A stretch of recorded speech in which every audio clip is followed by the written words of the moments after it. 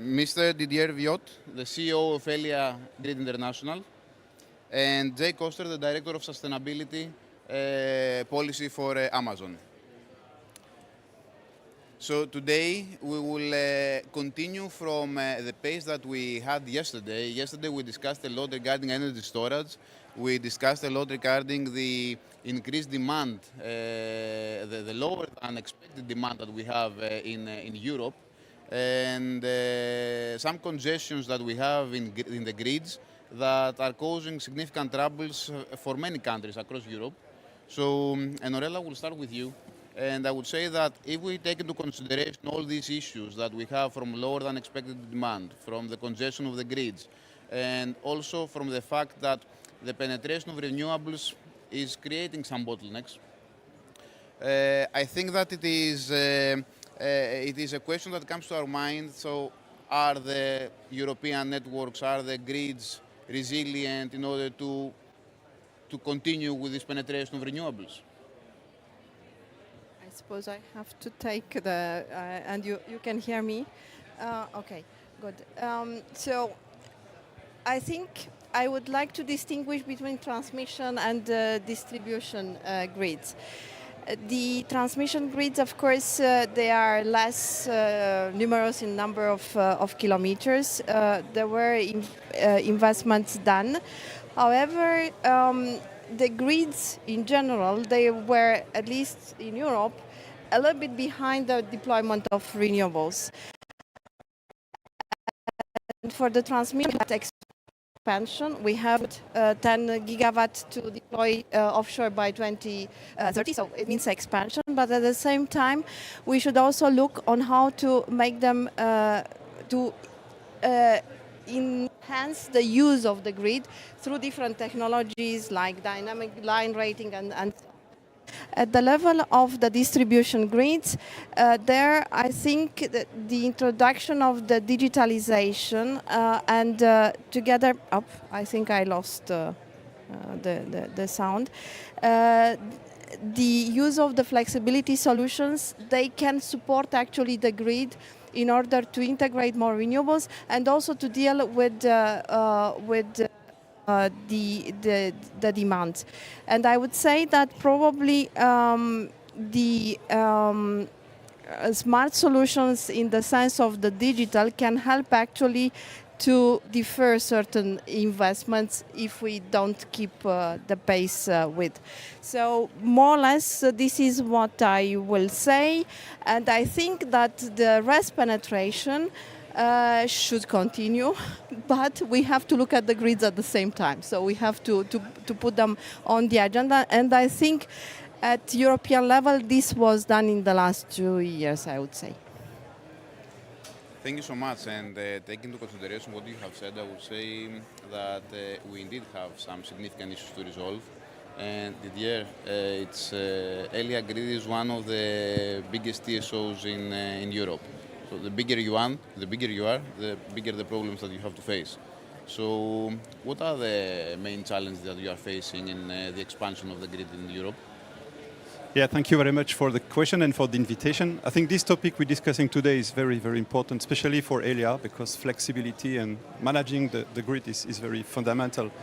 For years and years, even though Belgium is a small country, we were in the middle of Europe and we saw flows coming from north to south, east to west, and we had to manage those big flows. And so very soon we were facing these congestion issues on the system. So Elia is really pushing hard to develop more interconnectivity in Europe and developing these solutions. I think the challenges we're facing, as was mentioned already, is probably it takes a lot of time to develop new grids. It's really a long-term approach. It takes years and years to get the permits, to design things. It's a very complex project, very expensive as well, that we need to be financed. And so I think our challenge is really to anticipate the need, is to discuss cross borders, because typically, an interconnector, you need to discuss with many different countries, and you know how difficult it can be, so it takes a lot of time. And so anticipation, I think, is the key. That's one issue. Another issue we're facing is of course, the market rules. We need to have good market rules to make sure these investments are profitable at the end of the day, or they're not costing too much for the users. So affordability is a key topic at this COP, and so I think we need to work more on making that affordable. At the same time, interconnectors, and we'll come back to that, they come with a lot of advantages, certainly when it comes to flexibility. So it really helps to integrate much more renewable. Even though it's lacking, I believe that without interconnectivity, we cannot achieve the goal. So we have to develop those interconnectors. So it's urgent to work on those issues. And flexibility, okay, without flexibility, we will not achieve this. We all know that we need to basically, especially in our control zone in Belgium and Germany, we need to double basically the electricity load, and it will be massive. And at the same time, we need to feed that load with renewable energy. So we need on both sides to increase electricity demand and electricity production. And it's per nature an unstable source of energy. So the need for flexibility, I think, is the main challenge for the years to come, on top of developing the infrastructure. So why this topic is very important today, absolutely. Yeah. It is very important. It is very important across Europe, and this means a lot because it's not an issue that only one country faces. It's something that everybody is facing. And starting coming to Greece, you are one of the major stakeholders when we are discussing about the energy transition of the country. However, you have managed very, very well. I think that HEDNO is one of the success stories of Greece over the last years. So please share some insights how you managed to do all this transformation. And words, Konstantin, and thanks for having us here. Indeed, since 2018 and after years of has been on a transformational journey, trying to become, or on the verge to become a model company in the energy sector around Greece. The journey has stabilized on activities, developed new capabilities. It is now accelerating growth-wise all over the country. Key milestones for us that were important, we went from 150 million almost of investments in 2019 to last year where we closed CapEx close to 520, and then this year is expected that will be over 700 million, which is like 4 times the 2019 level. RES integration from 300 megawatts, we are close to 2 gigawatts per year connection-wise, and half of Greek RES is already connected to the grid. Smart meters, where we have since 2019, again, 55% of the Greek energy is now telemetered. And new connection time, where we were talking on days. Now we are trying to talk not necessarily on hours, but from 30 days we're down to less than 5 in many cases, or even 2 or 3. Crisis response, you all know that we had critical wildfires and floods last year in Greece. We tried to cope fairly well, so 98% of the network was restored within 36 hours on the wildfires of last summer. And then key enablers from the transformation, I would say regulation is very important. We have great collaboration with the regulator. We managed to change the regulatory period from 1 year to 4 years, which gives us a much better perspective of where we are heading, and trying to be capable of investing in a broader dimension or spectrum. CapEx delivery excellence, digitalization, which is coming to all the DSOs. I mean, things are just market-wise are developing very fast. Supply chain excellence, we have some 50-plus processes digitized already. And obviously, strong collaboration. This wouldn't be possible without a strong collaboration with the Ministry of Environment and Energy. While HEDNO has made progress since we're at COP, I think that we are trying to achieve net zero, bringing it down by 72% until 2030, SBTI backed up these days, and then climate resilience-wise, the network vulnerability is underway. So we're making some studies to see where we stand and actually trying to cope as soon as possible. Thank you, Stathi, and I think that you have made some significant steps, and I think your role is critical for the energy transition of Greece. We have many things to do, but we can discuss this later on in our panel. But I will use one of the words that you mentioned. You mentioned about digitalization. So, Jake, I'm coming to you because when we are discussing about digital, Amazon is on the spotlight. So you are deploying a lot of data centers. You have a strategy for digitalization across the globe. Uh, what happens when you are planning with a new data center? What are the challenges? What are the factors that you are taking into considerations? And how is the congestion of the grid or the availability of the grid is affecting your decisions? Yeah, so thank also for having us here and appreciate being part of the discussion. As you point out, conversations around grid of the future also have digitalization and digital technologies. And of course, glad to be here both as a data center operator, but then as a leader in cloud computing and providing digital tools to the power sector and to customers of all shapes and sizes, from startups to large enterprises to government institutions. I think before getting into the power needs, I think it's useful just also level set around how we design and build and operate our data centers, because efficiency is core to how we run the business and core to how we design our data centers. From as small as the chip up to the cooling system, we are designing our data centers with efficiency in mind and running them as energy efficiently as possible. And in fact, a recent study by Accenture found that our utilization and energy efficiency leads to running optimized workloads on AWS can be 4.1 times more energy efficient than on-premise or traditional data centers running those same workloads. That, of course, to get to the core of your question, is what does it mean to go site a new data center, build a new data center, locate a new, what we call an AWS region? And of course, power is going to be a big part of how we look at that. And being able to access and connect those data centers or that cloud region to the grid is an important part of how we go out and look for where there is availability to help grow our business and help make future investments around where we're going to grow our business. The reality is there are certainly delays in grid expansion now that are impacting how we are thinking about growing our business and where we identify to grow our business, because investments in the grid have not necessarily kept pace with the growing trend of digitalization, digital needs, but also the overall growing needs of electrification overall. I think it's very easy to think about electricity, increased electricity consumption, and ask questions around data centers. But we zoom out and think about it both from the perspective of data centers, from the perspective of building electrification, and from the perspective of transportation electrification, all of which are part of Amazon's business, and transportation electrification being also a big part of how we use electricity. So the reality that demand growth is outstripping the ability to grid keep up is certainly a challenge we want to figure out how to address. We're working closely with grid operators, TSOs, DSOs, regulators and policymakers in the jurisdictions where we have facilities already in order to help encourage expansion of the grid, modernization of the grid, and investment of the grid. And then we're taking tangible steps ourselves. We're obviously investing in carbon-free energy. We're working with grid operators to deploy smart grid technologies.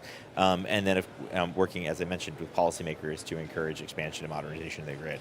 So I know we'll get into some of the details around some of that other work, but it's absolutely a big part of where we put our focus and attention and driving where our business investments and growth are in the future. So many things to consider, and I understand that power is and energy efficiency is one of the major ones.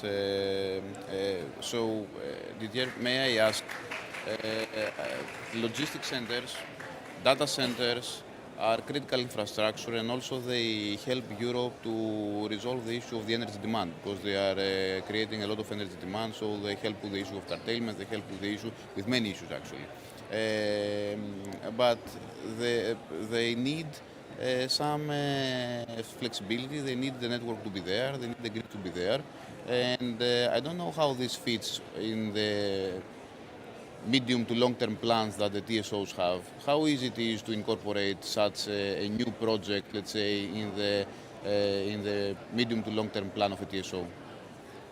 Yeah, it's an interesting situation we are in, because we see now the data center coming massively to the system, not only in Europe, but globally. We see that coming everywhere. It's not only high demand in terms of electricity, but you also like to be fed by green electrons, right? So it's the double challenge of feeding those systems, which are massively big in terms of loads, with green electrons. And that's perfect for us in one sense, because when you have green electricity, then it's good because you have those loads which want to be using those electrons. But at the same time, data centers, they are not very flexible today as a load in the system. So again, one way to make sure we can feed the loads is to make the system flexible as much as we can. So you know, some loads, they are not flexible, so you can feed them, and the ones that are very flexible, then you can activate the flexibility. The problem we have today in Europe, it's not always easy to activate that flexibility, and then you create a bottleneck in the system, which is a little bit stupid, because you know, we're investing billions and literally billions to develop the grid, but at the same time, we're not enabling the full flexibility. So at Telia, what we try to do is we have a concept of, let's say, two levels of flexibility. There is what we call the horizontal, which is developing interconnectors globally, different countries sharing, you know, the green electricity and importing and exporting where it's needed. And that's what we're talking a lot here in COP. But the other one, which is for me very important as well, is what we call the vertical flexibility. Is the one going down to the system, down to the distribution system, down to the PV, to the heat pump and things like that. We have a lot of flexibility over there, and if we manage to activate that flexibility, then of course we can secure the load and the electricity to the data centers, which have a little bit less flexibility. So for us, the system becomes more and more complex to operate. We need a lot of digital solutions to do that. We are developing our own solutions to do that. But on top of the technical solutions, what I would insist on here today is like we need, again, a smart market. We need to make sure that people who are willing to activate that flexibility will get paid for it. So I have a rooftop on my home, so if the market is willing to pay me to provide flexibility, okay, I'm happy to play the game, but for that I need a market. So we're pushing a lot there, so technology is needed, coordination is needed, but the market is critical to activate that flexibility. And I think demand response is part of that. Just a point, in Belgium, for instance, we pushed hard this flexibility already at, let's say, high load levels, so the industry. We already have a lot of flexible contracts, so some loads, they agree basically to pay a bit less the bill, but providing some flexibility to the system. And our goal is really to go down to the very low, let's say, user in the grid to activate maximum flexibility. And yeah, we're open to discuss those solutions with neighboring countries, because I think this is core for the future of the power system. Yeah. Yeah. And the collaboration between the countries will be a major issue, because we have to see the plan across Europe and not 27 different plans, because in reality this is an issue that is shared between the countries. But you mentioned, and also Jake mentioned, you mentioned green, and all the consumers at the moment, they need green energy. They have their targets, they have ESG targets, they have everything. So, Norella, what we discussed yesterday in another panel was regarding storage. So we can use storage, many different means of storage. So it was batteries, it was pumping storage, it was long duration energy storage. We had many different, we discussed about many different options, but batteries seem to be a solution regarding the flexibility of the grids and the flexibility in general of the energy market. But at the moment, we are lagging a bit behind. So I'm not discussing about Greece, but also at a European level, almost all batteries that we have are for utilities, and we are not, let's say, in the position that we would like to be as scheduled some years ago. Do you think that we need to do something more with batteries? Our batteries are going to provide the flexibility that we want? What do you think? If I may continue on, I think what I was saying, but also to assess the flexibility, short duration and long duration, and taking this, then of course we have different solutions which can provide different services, being frequency control, being ancillary services, being voltage control, and so on. Batteries, of course, they have, so they can supply these services, not for everything, because, for example, if we need to, we need long duration storage, probably the batteries will be less a solution, but for most of the services, they can provide indeed requirements. I think what is important is to have actually, I would say, the connection requirements. So this can actually stimulate the demand for the batteries, the connection points, and I would say market readiness. So this would be actually element to have. Sorry, I have a noise in my no. Don't use this area. Okay.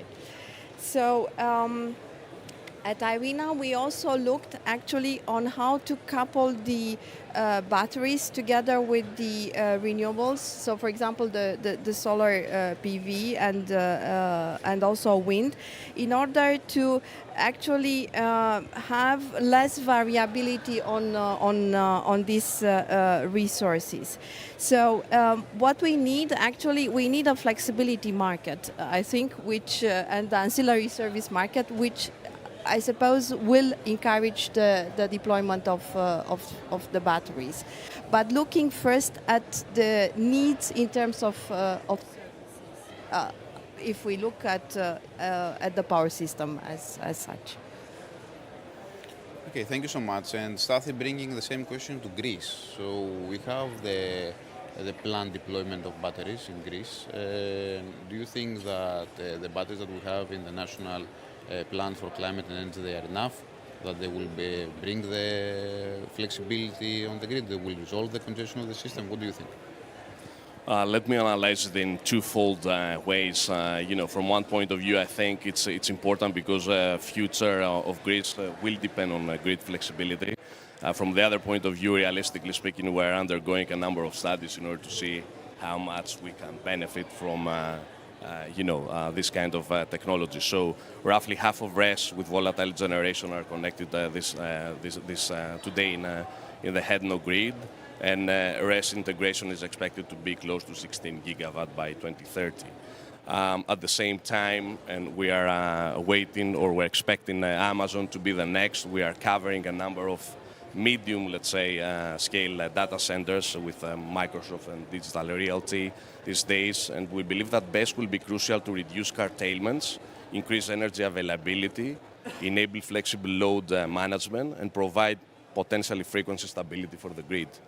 Now, we have, as I mentioned earlier, we had the proof of concept with BESS benefits at selected substation, let's say, where we saw that curtailments is cut by 87%.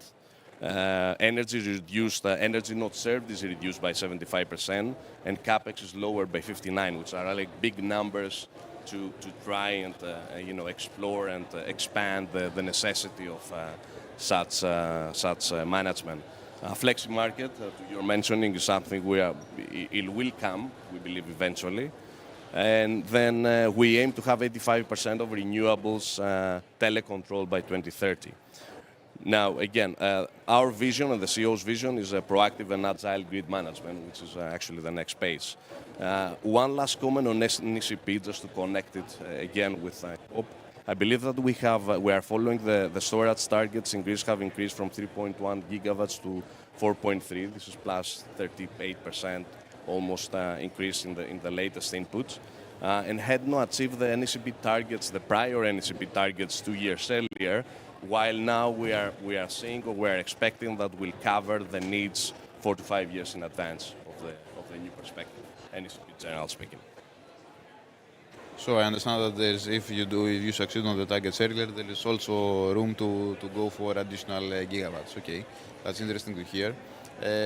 But I think that we can all agree that technology has to play a significant role on the flexibility of the grids and on the smart grids. So the grids need power, but in order to have a smart grid, we need also technology. So Jake, the technology providers are critical for this. And I don't know how you plan to help with all these grids becoming smart and efficient and resilient, but Internet of Things and artificial intelligence, there will be, I think, the tools to go towards that direction. What do you think? I think yes, but I think you want a longer answer than that. Yes, no, obviously, digitalization, IoT, AI, machine learning, all of these are going to be critical to the grid of the future, and they're also critical to the grid of today. These technologies, many of them are already in place today, and helping drive towards sort of cutting edge smart grid technologies to optimize energy distribution, to predict demand, to balance the system. IoT devices or Internet of Things devices, they're enabling real-time monitoring and control of the grid now. And they're promoting energy efficiency across all levels of the grid. And smart grids are empowering consumers. They're allowing consumers to take control of their usage, to think about their consumption and when to time their consumption. And they're also helping operators manage and identify restoration from power outages at a faster pace, enhance grid resilience.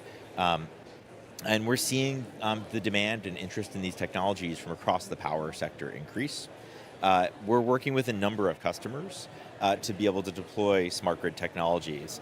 So for example, Iberdrola, the Spanish-based energy company who I'm sure most of you are familiar with, are using AWS machine learning tools to help manage the energy system and helping reduce customer energy consumption costs by between 10 and 30%. We talked a little bit before, you mentioned demand response. I often like to paint a picture when talking to me about flexibility and demand response of trying to get people to imagine how demand response would work without digital technologies.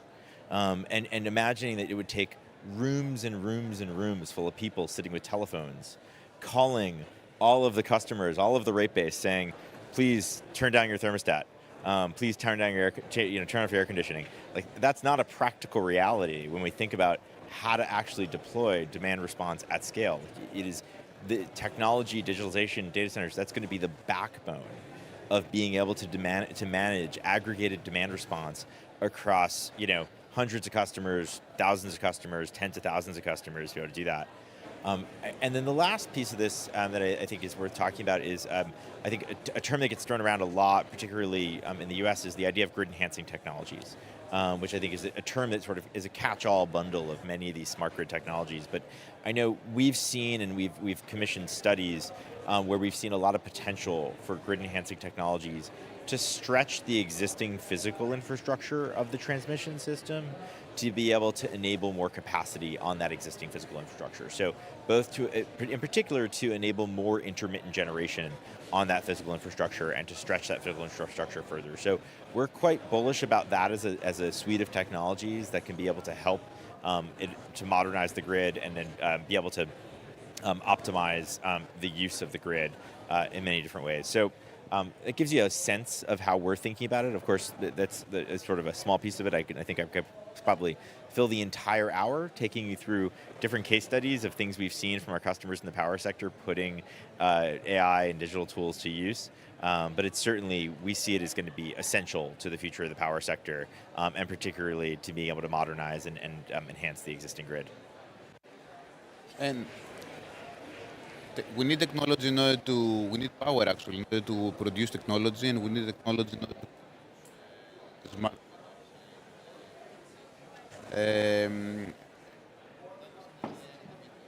So can you use this flexibility?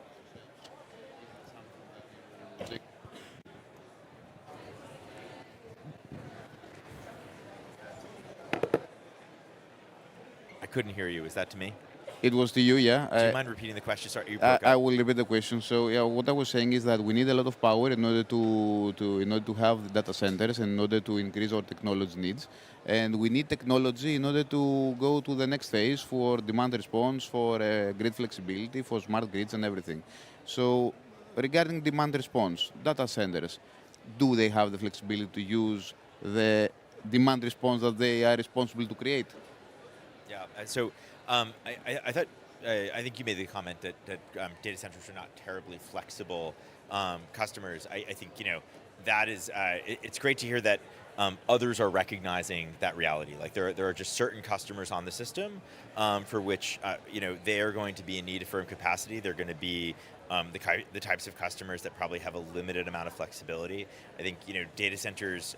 We are the AWS cloud is hosting financial service companies, hosting agencies of government, hosting critical services from the financial services sector to the health sector to ministries of defense. All of those customers expect AWS to be on every hour of every day.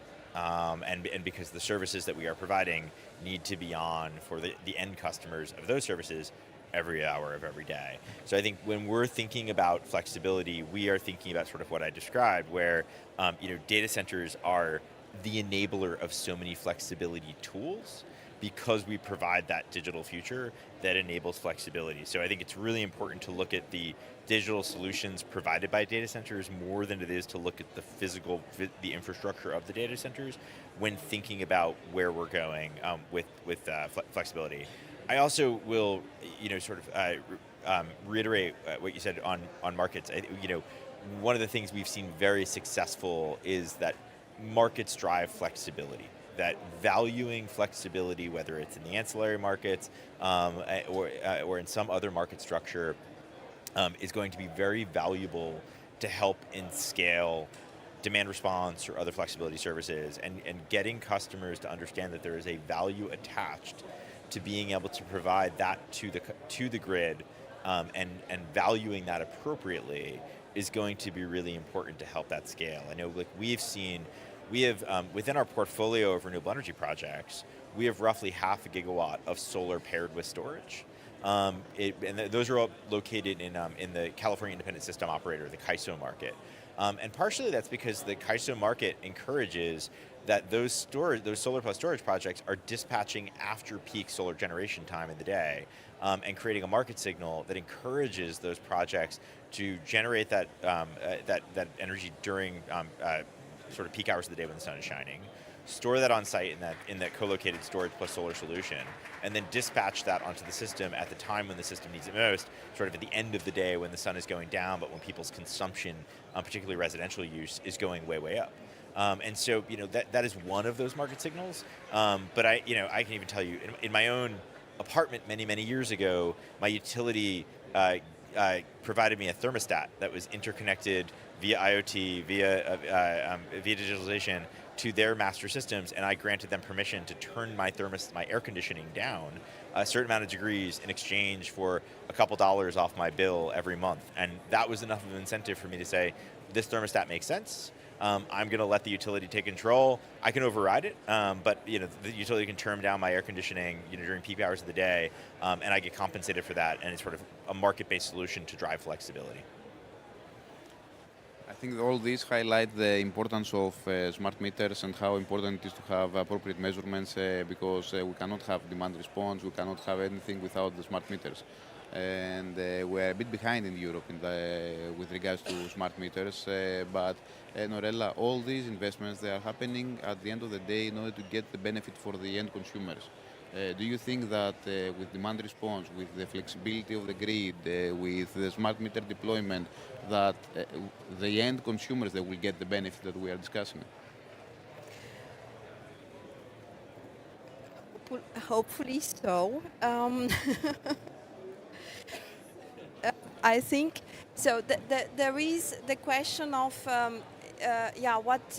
what the residential consumer can do, and indeed by providing this type of flexibility, being because of the electrical, or being because there is a power wall or whatever they have. So if they have, for example, installed smart meters, and then they have all the optimization behind the meter, so with the battery and the PV, of course they will reduce their energy consumption and probably the bill. The same with the electrical vehicles. In general, the demand response and the flexibility market, which can value actually this can be returned to all type of customers, being residential or being, for example, industrial. Data centers, yes, maybe they are not flexible, and you need all the time the electricity supply. So the security of electricity supply is very important. There are other industries, like for example, cement industry, where there are core processes where there is how to say, they have to run all the time with the demand, but then part of the processes can actually be run in a different time schedule, and then they can stack actually to what they produce the value of flexibility. So it's a kind of source of revenue for the companies or for the residential sector. So more we go with the renewables, so of course there is the need to invest. I think I lost it. There is the need to develop at the same time flexibility together with the market, which is coming behind. So I didn't like the hopefully yes at the beginning, but it became better when during your answer. But this hopefully yes, Stathi, we have a huge investment plan in Greece regarding smart meters, and all energy consumers in Greece, they expect to get a significant benefit out of it. Industrial is the same. So where do we stand with the investments? Do I have to go from hopefully yes to definitely yes? All right. Or something in between? Or something in between. Fair enough. I mean, look, in our case, things are moving in a fast pace, especially in the last few years. So we are closing the year with almost 1 million smart... Here? It's off? Like that. All right. So we're closing the year close to 1 million of smart meters being installed, and we have a full plan of deployment by 2030 of having the full 7.5 million smart meters, which will help us on dynamic prices and comprehensive energy monitoring. Obviously, at the same time, we are implementing the targeted initiatives to reduce commercial and technical losses, which are, an important aspect for us in Greece. So we have a technical loss reduction program which focuses basically on asset replacement, smart grid technology, and network optimization. And we are looking into new types of technology, including AI, of how we can, we're still in pilot basically, but how we can get better results and improve ability to detect losses versus a manual process that would take, almost much more time. So we've seen that will improve potentially by 200 or 300-fold the speed of understanding. Now, investments very quickly. I think that IT, digital, new technologies, and obviously resilience, and again resilience. I think that we are planning, or we have our business plan indicates that investments by 2030 will be close to 37% of it will be resilience-based. We are behind Europe. This percentage in Europe is currently 42%. And if you take into account the underinvestments in Greece for the last decade, we need to go close to 50 in order to make things cover and come up to speed.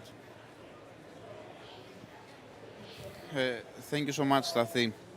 I think we have a lot of things to do in front of us. We have done enough, but I think that there are many to come.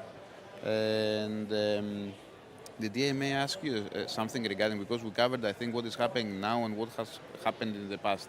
So if we may ask some things, and we may add some things about the future.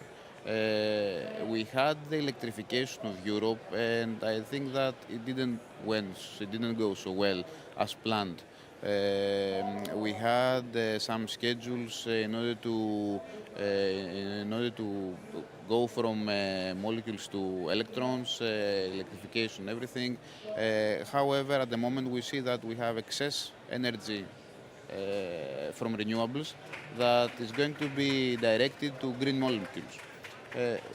what do you think? What are the trends? So are we still electrifying Europe? Are we going for green molecules? What are the trends? And Stathi, also yourself, how you see also these trends coming to Greece? Yeah, very good question indeed. So hopefully, yes, we continue to go to electrification for sure. It's not an hopeful yes. It's yes, we go for electrification for sure. And you see all the trends, and definitely we go for electrification. That's the only way to decarbonize the world. So we need to push for it. Now, you're true. It's like we have been pushing for the integration of renewable energy. We've been talking a lot about flexibility, and I think there's still a lot to be done to activate the flexibility. But now we're talking, and that's a new concept, and especially in Belgium, Germany, we're talking a lot about incompressibility. Yeah? That's a new concept, which is at one point you have too much renewable energy on the system, and you cannot curtail it. So you have to do something with that. So you cannot start to stop this generation from coming in. You need more in the long term. So the big question is, what do you do when you have too much at one point of time capacity in terms of generation? And that's a good point. So you could curtail, or you could say, no, I'm using it to do something even smarter than that. And hence the question of using these green electrons to produce something of value, which could be green hydrogen or ammonia, for instance. So again, this incompressibility issue is a problem. We can solve it partially with storage. Looping back to the storage solution, I think storage provides this kind of flexibility in terms of, preventing to lose those valuable green electrons. That's one way. The other way is to smartly use them to produce molecules. Yeah? And I think on the long term, if you look long term, Europe needs also to import molecules to replace other industries, like they are using CO2, like the steel industry and others. They are definitely going also to this kind of energy. So it's not a bad thing to use that energy to produce hydrogen. At the same time, these processes, they're not very efficient, right? We know that producing molecules is not very efficient. So instead of trying to produce them far away, which is expensive, and then import them, maybe, and that's what we are looking at today, is like using this extra generation of green electron to produce them locally, the hydrogen where it's needed. So in our view, hydrogen comes as another flexible means on top of all the rest to make sure Europe can meet the demand in energy on the long term.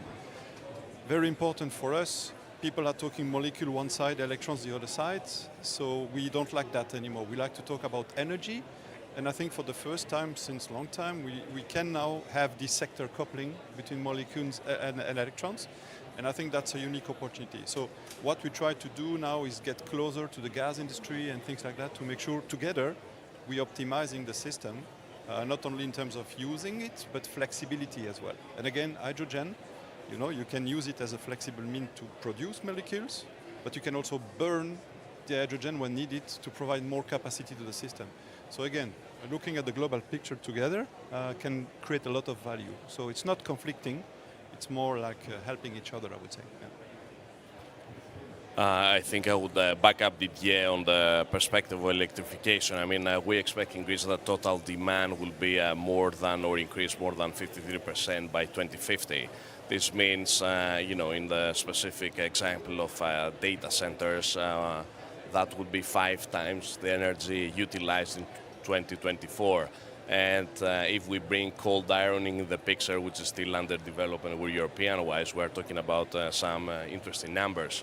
Obviously, all these investments need to be done with cost awareness and making sure that the total bill doesn't necessarily fall to the end user or the end customer. And rest and increase from flex are some trends that we are seeing in general.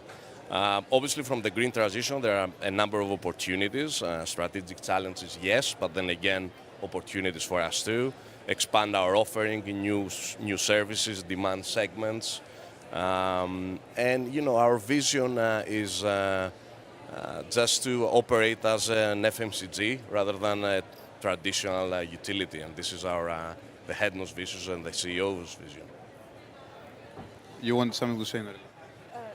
Yes, what I have heard, it's actually also what we estimate in IRENA. So by 2050, our projection is that the electricity will represent 52%, 53% from the total final energy consumption. So yes, this is the path. And maybe, probably yes, it was, of course, yes, if we do that investment, we should have actually a return on those investments. And Irina, once again, did a kind of estimation regarding the use of demand response and being aggregated or being different in different forms, and we estimate that this can reduce, for example, the day-ahead market price by 25% if this is applied. So yes, of course. So, continuing on what we are saying, so I understand that we can use the flexibility of the grid and the demand response techniques in order to regain the competitiveness of the European companies, correct? Correct, because if you have we did the electricity market design reform in order to decouple actually the way the marginal price was setting. So if you have less fossil-based units, the renewables, the marginal cost of renewables is close to zero. So we put in place contract for difference, but this means that we try to actually reduce the wholesale price, and I think this is going to be the future. Yeah. I like this answer even better compared to the previous one. So we have only a few minutes left. So Didier, last question for you and Jake. We have many projects coming regarding interconnections, regarding networks coming from Middle East, from Africa, based on what we have discussed and based on the surplus of energy from renewables at the moment. Do you think that these projects, they are viable? They are competing with each other? What's the status? Yeah, for us it's clear. So everywhere where we can develop green electricity, we need to do so. And then once that's done, we need to exchange those electrons across the globe and especially across Europe. So yes, Europe needs to import energy, globally speaking. So from the north, from the east, from the west. So in our control zone, we like to develop offshore wind in the North Sea, in the Baltic Sea, and we do so. Massive investment. But the same happens in south of Europe. So importing electrons from North Africa, from even the Middle East, make sense, a lot of sense. Especially because they have the potential to develop those sources, or the markets, going back to the markets, make sense. So, you know, the time zones are not the same, so the peak load will not be same time. Sun is not coming the same time, so all of that makes a lot of sense. So for us, it's a big yes. We need to further develop those things, but we need to market again, so we need to continue working on those things. Europe has to make sure that we can import green electrons from remote countries. And even as a group, Elia is also open to invest in those projects and de-risk them to make sure it's a sound investment, not only for local consumer, but globally for Europe. So it's a big yes, yeah. Great, thank you. And Jake, last question. We are at COP, so we should close with a statement regarding sustainability. So you are the responsible person for sustainability in Amazon, and your sustainability strategy, I hope that it passes also through the investment in Greece. What do you have to say about your sustainability strategy? Yeah, so first of all, I'm only one of many people at Amazon involved in sustainability at the company. Otherwise, I don't think we would make nearly the progress we've made. Amazon's been the world's largest corporate buyer of renewable energy for the last 4 years. One of the projects we've announced in October of last year was our first renewable energy project in Greece. And so that project will have roughly an annual generation of 36,000 megawatt hours. And I think some of the policy changes that have happened in Greece have been critical to be able to do that. So decoupling the requirement for there to be load in the country to enable to invest in PPAs, Greece joining the AIB, those have been really essential. So we are excited about the potential to keep investing in renewable energy both in Greece but also across Europe to help drive towards the goals that the EU has set around renewable energy and then sort of linking it to this conversation. Grid is going to be necessary for all of that. The conversations we've had a little bit around curtailment, around the need for flexibility, all of that links in to us being able to enable and deploy more renewable energy projects across the European grid, both to support our business and our sustainability goals, but then also to support at the same time Europe and the member states' individual renewable energy targets that they have as a result of the EU directive. Great. Thank you so much. Thank you for all the answers. I think that we had a very, very good discussion. Thank you all for listening to us, and I think that we are ready to pass the floor to the next panel. Thanks again.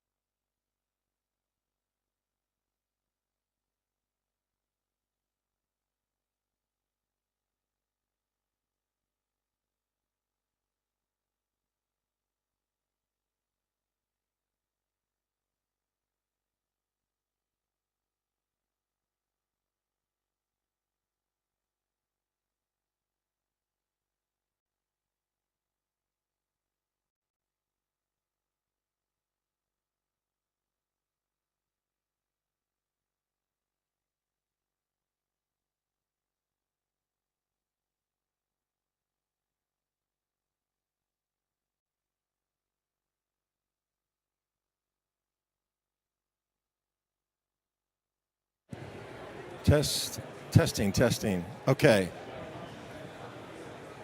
Can everybody hear me okay? Not yet. All right, I got a thumbs up from the back. Trying to speak in the mic. Yeah, test. Not yet. Testing. Okay. In and out.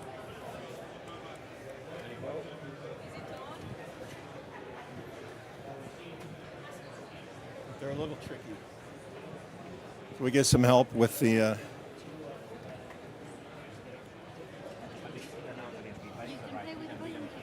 thank you very much.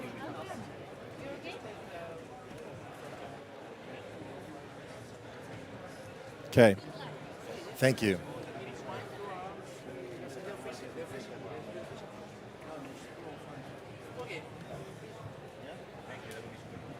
Okay, we'll get started. Good morning, everybody. Welcome to the Next Generation Energy Solutions panel as part of the Greece Pavilion. My name is Mark Ermo with S&P Global. Today's panel is going to focus on emerging technologies and next generation of energy solutions that will help shape a pathway to a sustainable and greener future as the energy transition around the world continues. Let me introduce our panelists, which is a great panel with a wide variety of experiences and inputs for us today. First of all, Bertrand Piccard, who is the founder and chairman of Solar Impulse Foundation. Welcome, Bertrand. Alberto Toril Castro, who is the manager with Breakthrough Energy out of Europe. Al-Karim Govandi, who's global head of public affairs with DNV Energy. And finally, Aurora Adino, who is climate and youth advocate representing the EU Climate Pact ambassador here at COP29. So welcome, everybody, and we appreciate your inputs. With the topic being next generation energy solutions, and actually, let me start with saying that there's a range of topics that we're going to try to explore over the next 45 minutes. We're going to talk about the challenge of decarbonization within the power grid. We're going to talk about innovation and new technology in the area of power storage and power generation. We're going to talk about the role of policy and how public and private financing can work together. We're going to talk about efficiency, not only of production, but also efficiency of consumption, the role of AI in digitization, and again, sustainable financing and advancing climate policy. So to get us started, bear with me. I'm actually going to turn to Alberto first. And Alberto, first, tell us a little bit about Breakthrough Energy, share the work that you're doing in your area, and how you guys support next generation energy solutions. Well, first of all, thank you very much. Thank you, Mark, but thank you for the great delegation to hosting us here for this very interesting discussion.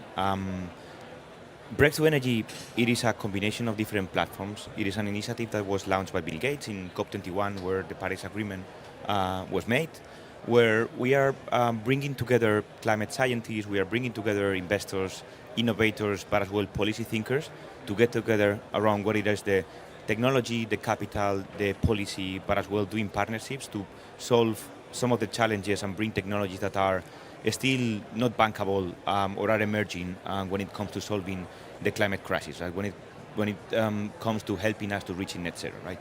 So we are addressing the challenges of scaling up these technologies three ways. So we are working to discover technologies that are out there in the market, that are in the garage of many researchers and innovators that they don't know how to put them out and they don't know how to bring them to the market.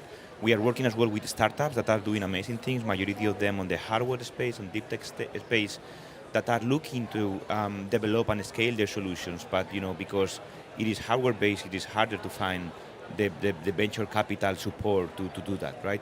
And then of course we are helping on a project level to projects that, because of they are new, they are not standardized, they are new alternatives to the way that we do things today, they have higher cost compared to what are the solutions, right? So we have a set of different platforms, capital providing platforms, philanthropic and private ones, that we put together forming up a funnel of acceleration, if I must say, again to bring those ideas up. So on the very early stage of commercialization, we work with grants, and that's non-dilutive funding that is helping to making that bridge from lab to the market, and that's pre-venture. On the venture side, again, we have a venture fund. It's a 4 billion raise. So far right now, we had 110 startups across what we call the 5 grand challenges, and that is the technology priorities that we see in the world. And that all challenges that are linked to the way that human beings behave nowadays and the actions we do, and therefore they have an impact. So it's the way that we connect ourselves. So that is the power sector, right? How we generate, transport, distribute, and store the electricity. The way that we move around, transportation, the way that we eat, agriculture, how we live, the buildings, and finally how we make all of the things that we use, right? The manufacturing sector. So, and we have solutions that can help us on bringing down the cost, right? Of course, in parallel to what it is, the competitive already technologies, and trying to copy in that successful story that it would happen with the solar PV and what happened with the onshore wind and others. So trying to replicate that successful story with other technologies that we will need.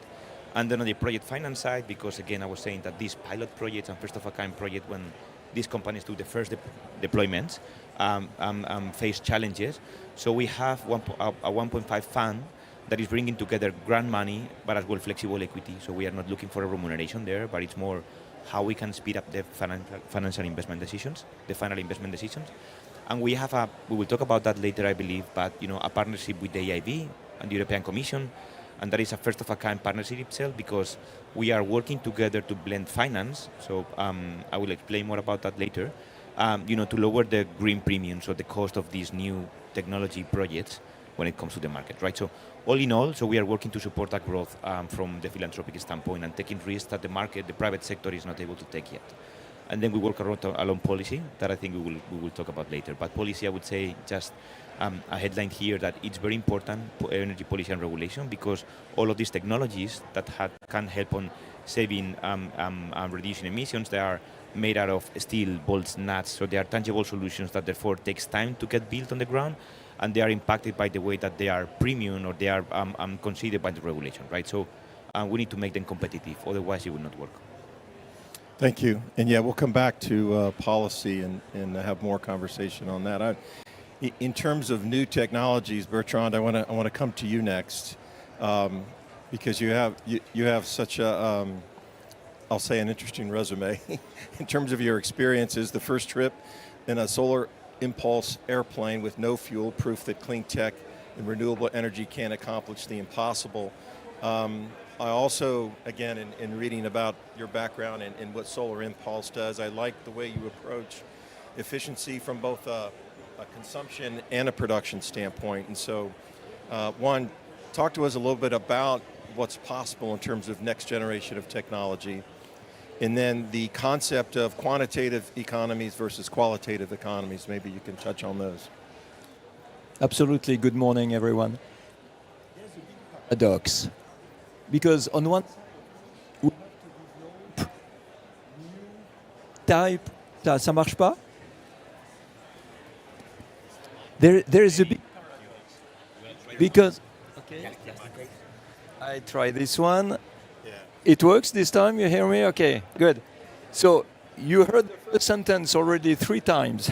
So you will remember that there is a big paradox, because on one side, we have to develop new technologies, and the next generation technologies, of course, is important. But we are not using in the world the technologies that already exist. And this is really strange. And with the Solar Impulse Foundation, we have been working in the last 6 years to identify all the existing technological that are not used enough, although they protect the environment, they fight climate change, and they're economically profitable.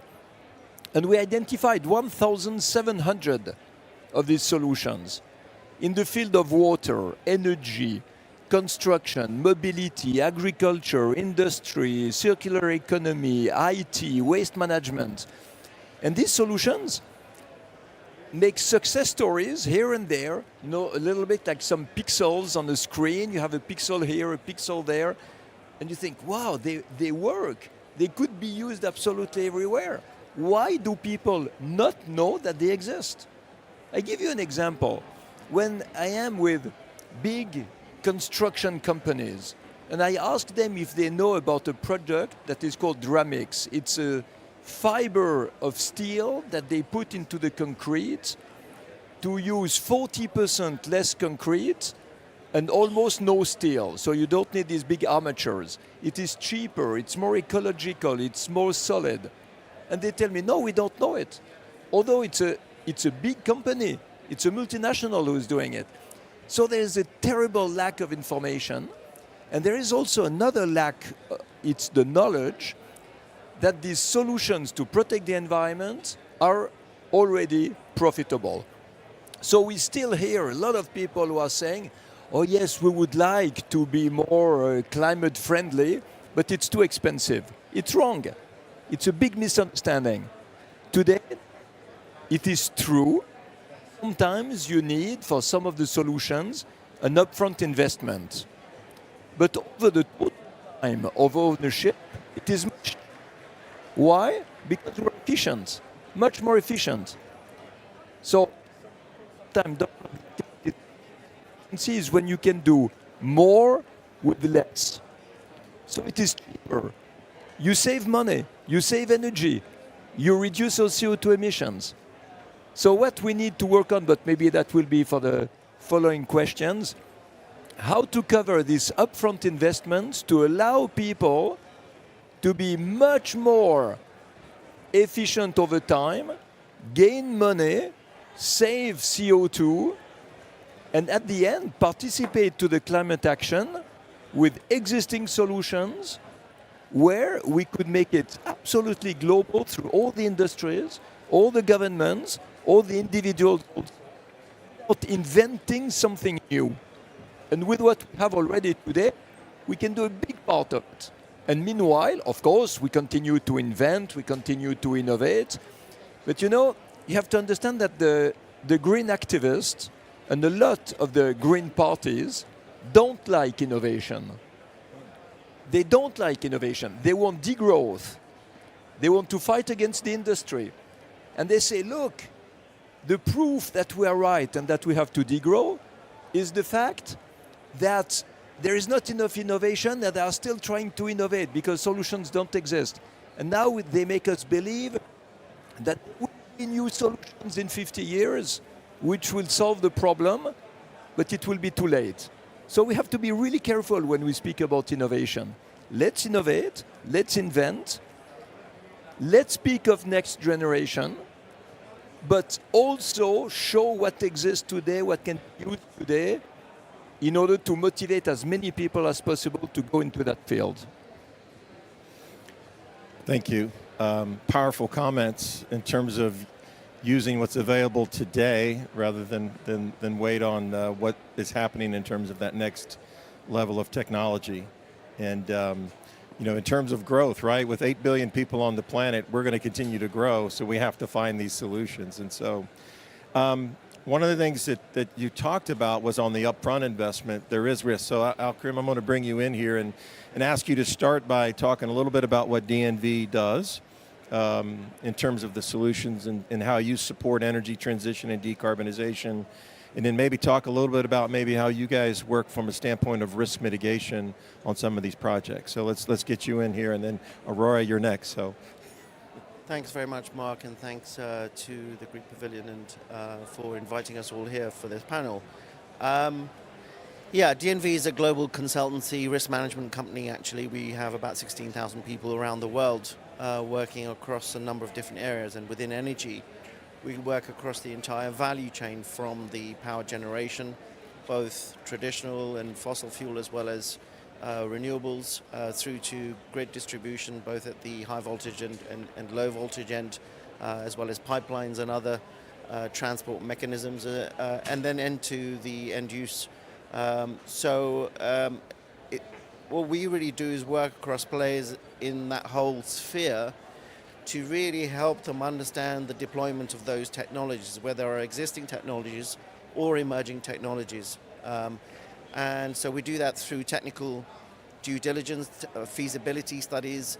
We're often an owner's engineer for a particular asset, but we can also work for a bank or a lender who's looking to finance some of these projects and work on their behalf to assess a particular deployment to see if it's bankable, which often is needed before banks invest in significant assets. So we work across that whole piece to do that analysis. Part of that is the safety part, and I think something we take very seriously. So DNV's mission is to safeguard life, property, and the environment, and so safety is a really crucial element of all of that to make sure that whatever assets being deployed is being done in a safe way. The other part of that is maximizing performance, ensuring the assets will give you the maximum yield if it's energy, for example, or if it's a grid, to make sure you transmit the most grid without any losses.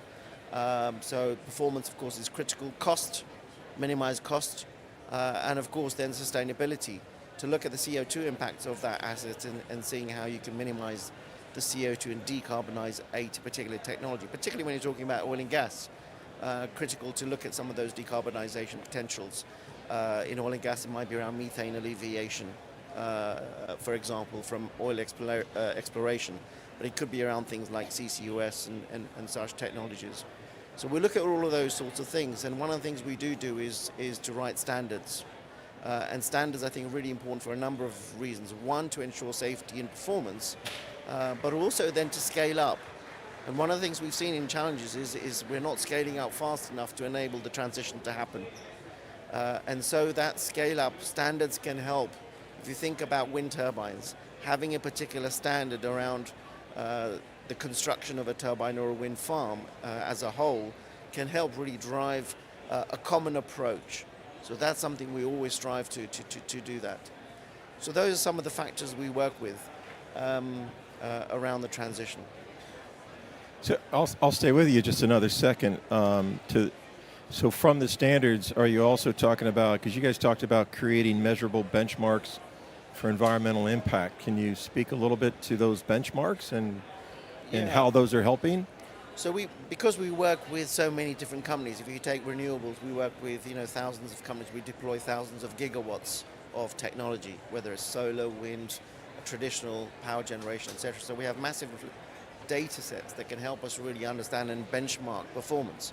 So we can see actually across wind farms, for example, or solar is probably a good example. We have something called Green Power Monitoring Services, which is software that can be deployed on solar farms to assess performance, and we've done that over 50 gigawatts of solar around the world. So that gives us a rich amount of data to work with to assess how should that solar farm be operated, what are the maximum conditions, how can you enhance performance, but also, I think importantly, maximize life.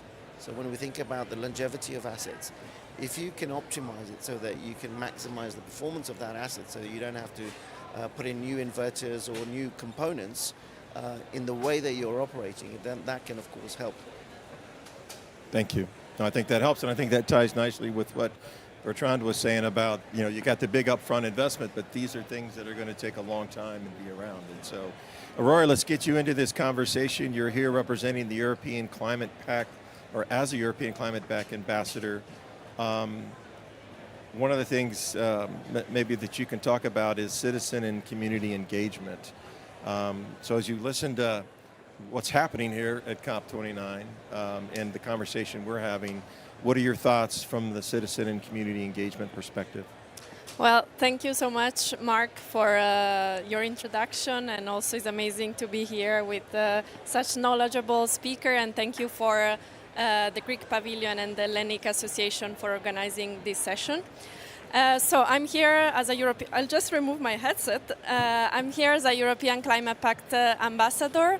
This is an initiative by DG Clima, the Director General of Climate Action from the European Commission.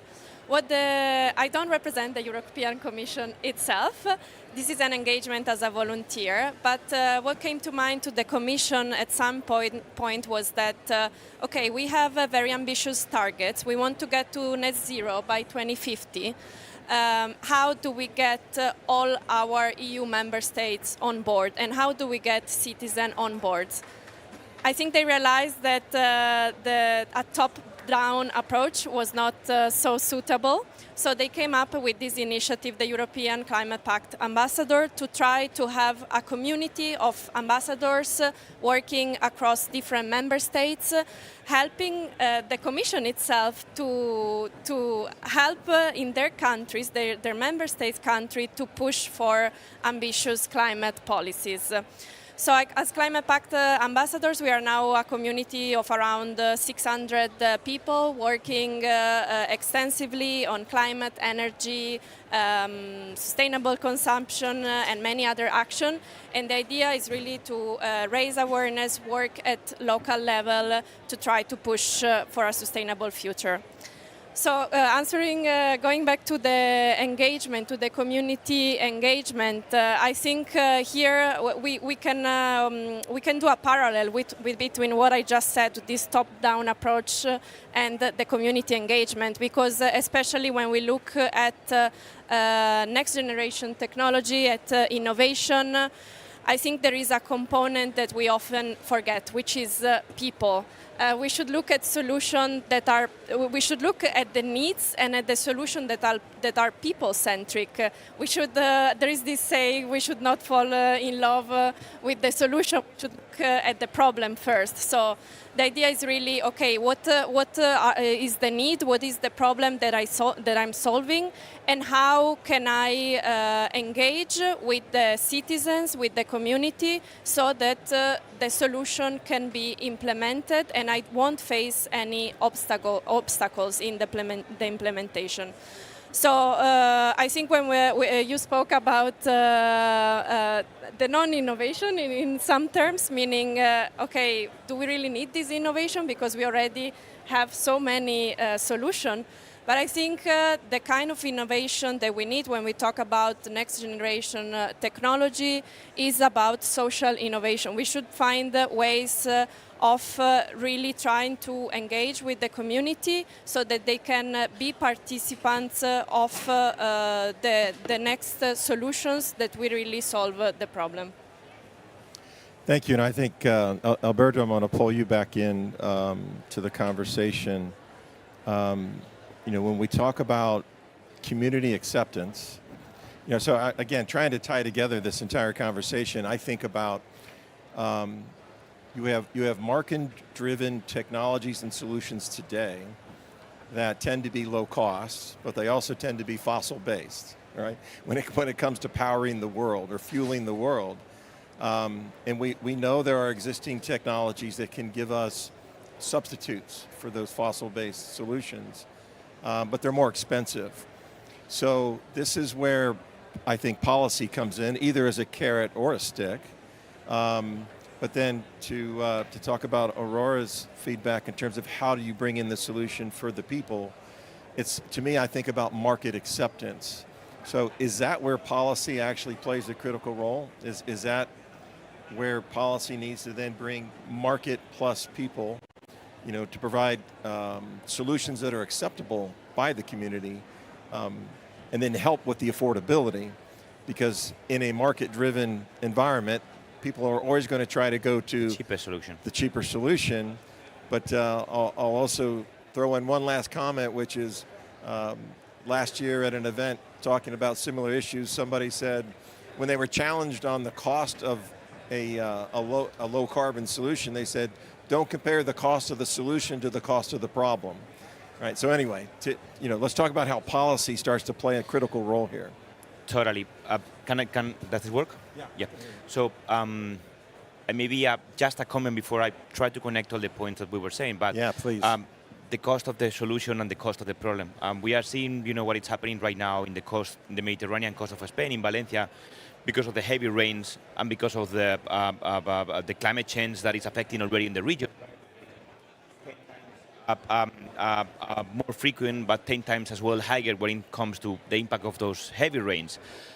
We are seeing that the cost of inaction here it's going to be higher than the cost of if we have had an action plan for mitigating or for adapting to that climate change. So totally agree with what is actually the trade-off in between how much we need to invest up front for some of these technologies and how much we will gain in terms of value down the road.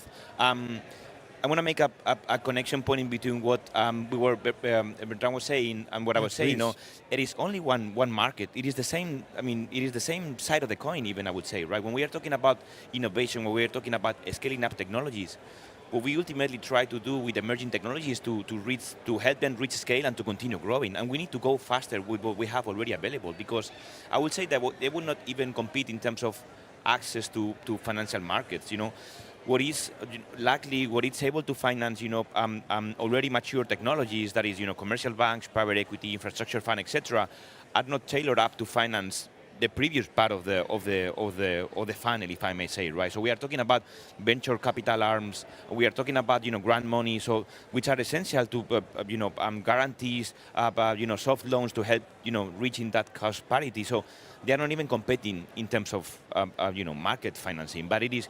We need help to get them, all of them to the line where private capital, which is the one which really drives, the scale up of technologies and the chain. Is ready to chime in, right?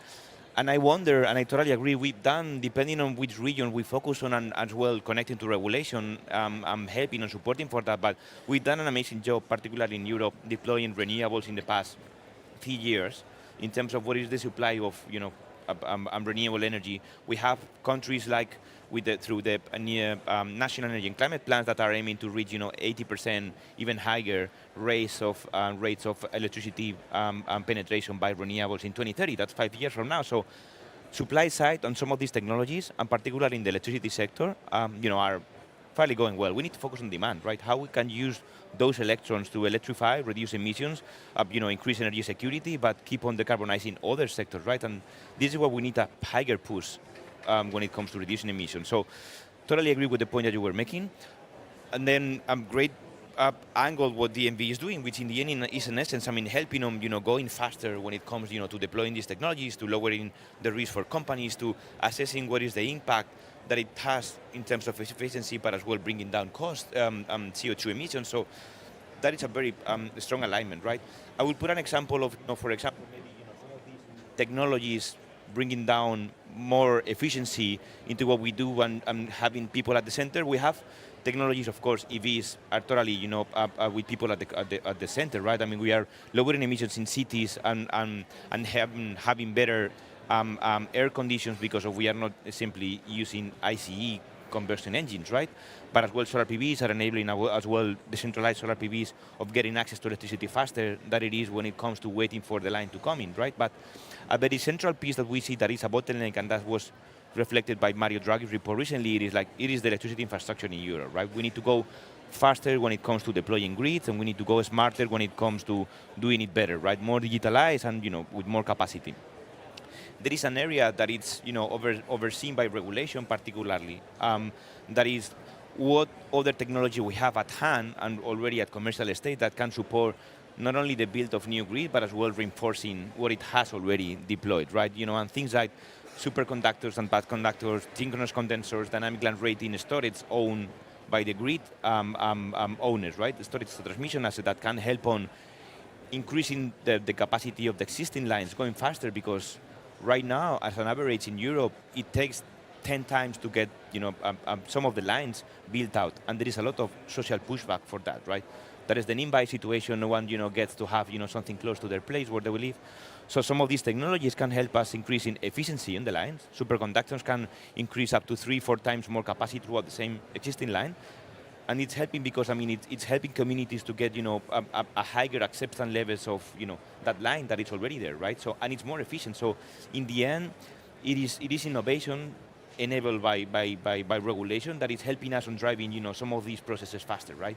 And of course, regulation needs to allow for these business models to get some of these revenues, right? Otherwise, I totally agree.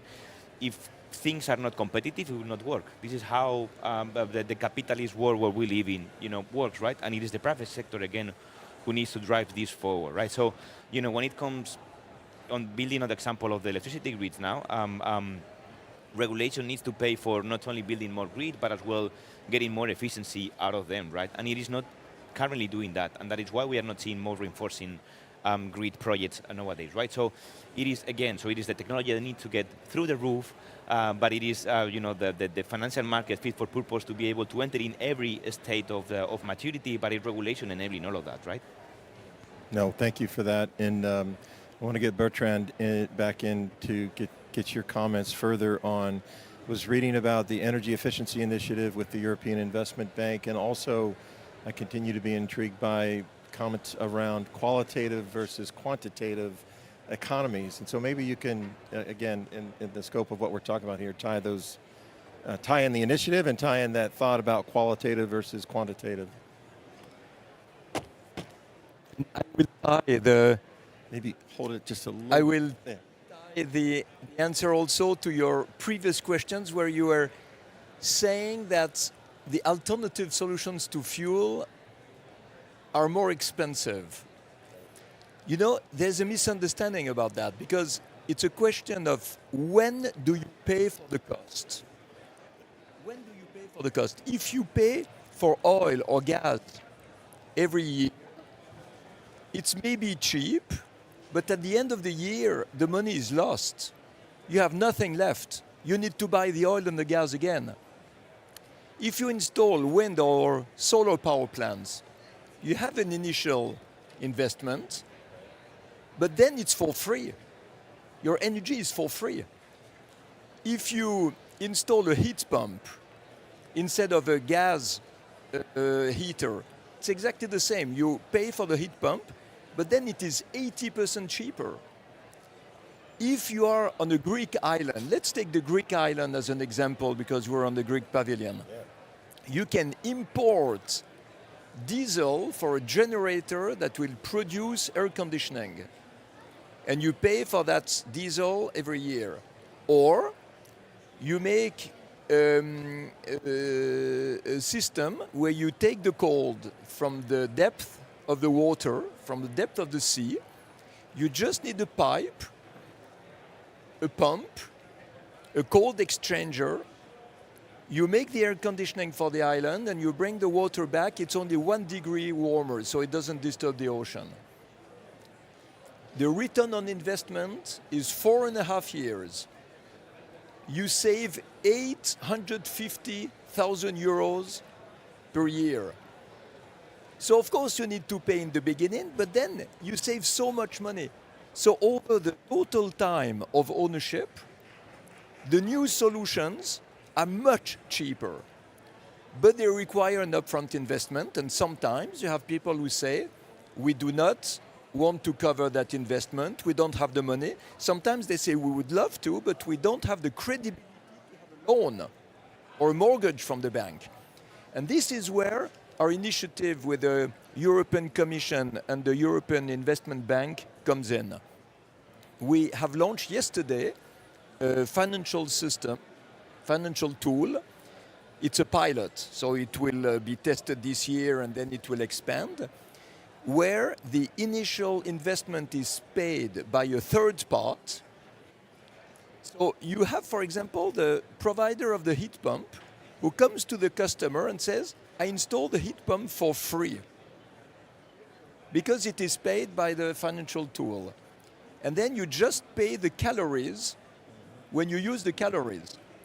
You can sell the use of an electric truck, a company, by just providing the truck for free, and you get the money for every kilometer that is run by the truck. You can do that for air conditioning, the seawater air conditioning, for the calories also that you use. It is so efficient that there is enough money to pay back for the upfront investment to the third party. And how does it link to qualitative economy? It's that the provider of the solution installs the solution at the place of the customer, and if you do not have a long duration for the product, the owner has to change it all the time. It's too expensive. So there is no space for planned obsolescence. It has to shift from the quantitative economy, where the goal is to sell always more, to the qualitative economy where the goal is to last always longer.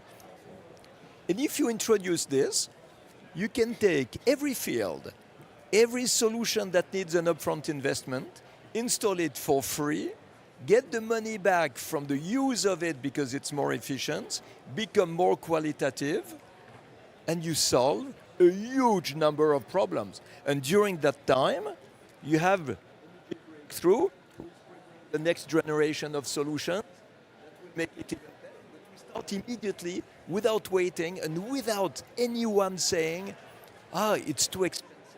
It's not too expensive, we give it for free. No, thank you for that. And I love the theme of we don't need to wait. There's technologies today that we can use. Al-Karim, I'm going to come back to you. I think a lot of what we're talking about here also involves collaboration with energy providers, technology providers, and manufacturers, because that collaboration is the way we get to scale. Can you talk a little bit about that from the work that you guys do on how that collaboration really is important from scaling these solutions at a faster pace?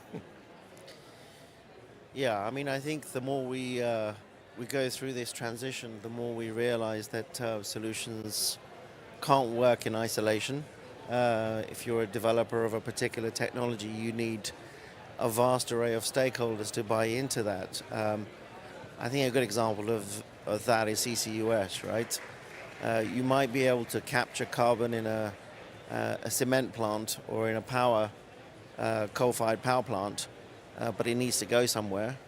So you need a distribution mechanism to transport that CO2, and you have to find a mechanism to either use it or off-taker to use that carbon, or for a particular product, or to store it underground. So you can see that you can't just develop that technology. That whole value chain needs to be created, and not only created, but value has to come from every part of that.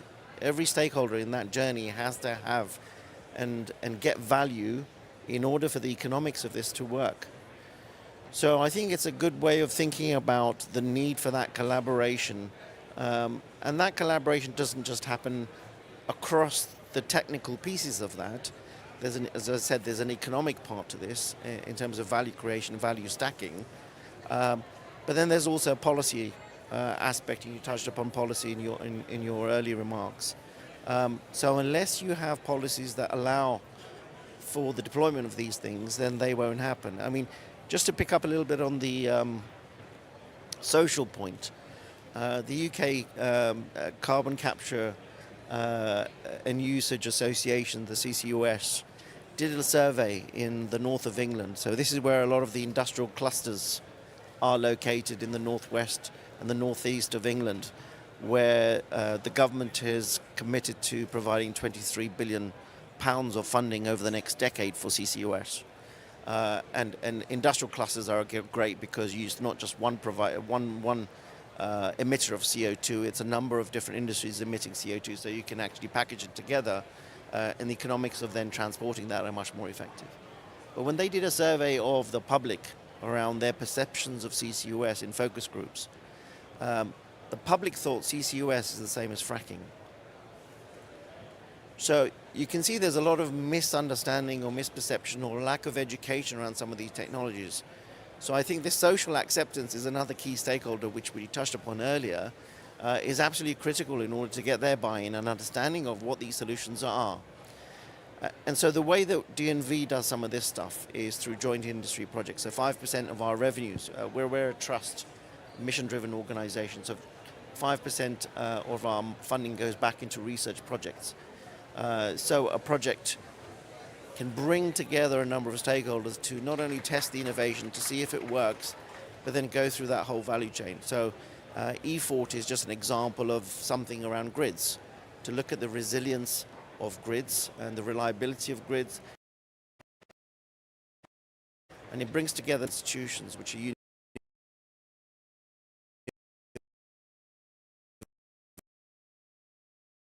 universities. And so that collaborative effort to see how you can develop, in this case, a standard for the EU to deploy grids which are more resilient to cyber attacks and such, is a way of bringing parties together to bring solutions to bear. No, thanks for that, and that's a great lead-in. I'm going to give Aurora the last word here, and I'm going to ask you about when it comes to these new technologies, it's also about the next generation of younger people, right? So not only how do we empower them, but also how do we get more younger people motivated to come out and participate in this conversation and be part of the solution?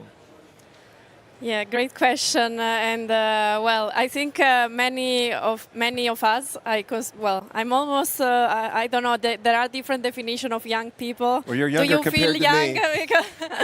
Yes. But I think there are many people that are already very motivated. I think there have been huge steps we can see it especially at the UN level in including more and more young people. First of all, creating spaces, creating more opportunities for interaction, more intergenerational discussions, and so forth. And there are really great examples. I think what is needed really, talking about also policy push, is really the policy creating the opportunity and the space for young people to collaborate with the private sector, but also the public sector. And I want to talk about an example, an initiative. It's called the Youth for Climate Initiative. This is was created by the Ministry of Environment of Italy, and then subsequently it was co-created with the UNDP, the United Nations Development Programme. And what they did is that starting from a policy manifesto that was created by youth at COP26, which was saying, okay, young people need also the resources to implement their solution. So then they put actually the resources for young people to create the solution through this initiative, the Youth for Climate. With this initiative, young people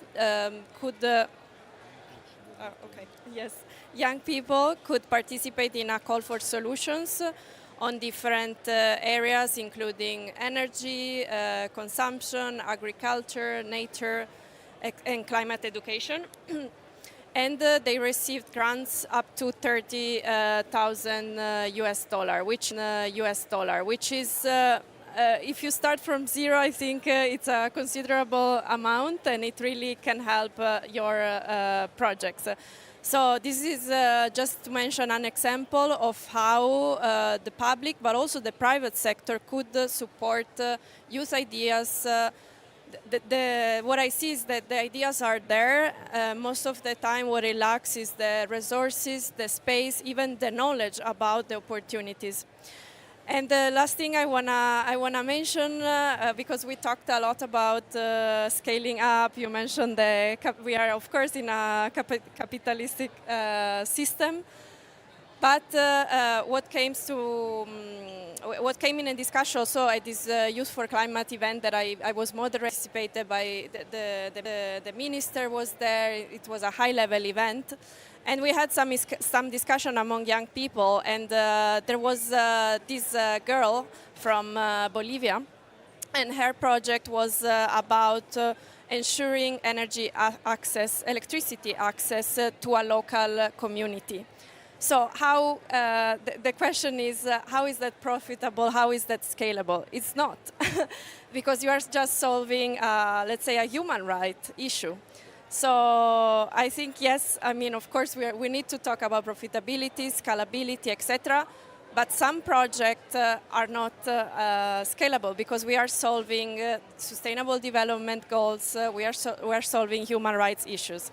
And right now we know that 700 million people across the world have no electricity access. So how do we combine that with the next generation of solution? Thank you. That's a great comment and a great place to end. Bertrand, Aurora, Alberto, Elkarim, thank you very much. Appreciate your contributions to what was a great discussion. And so please join me in thanking our panelists.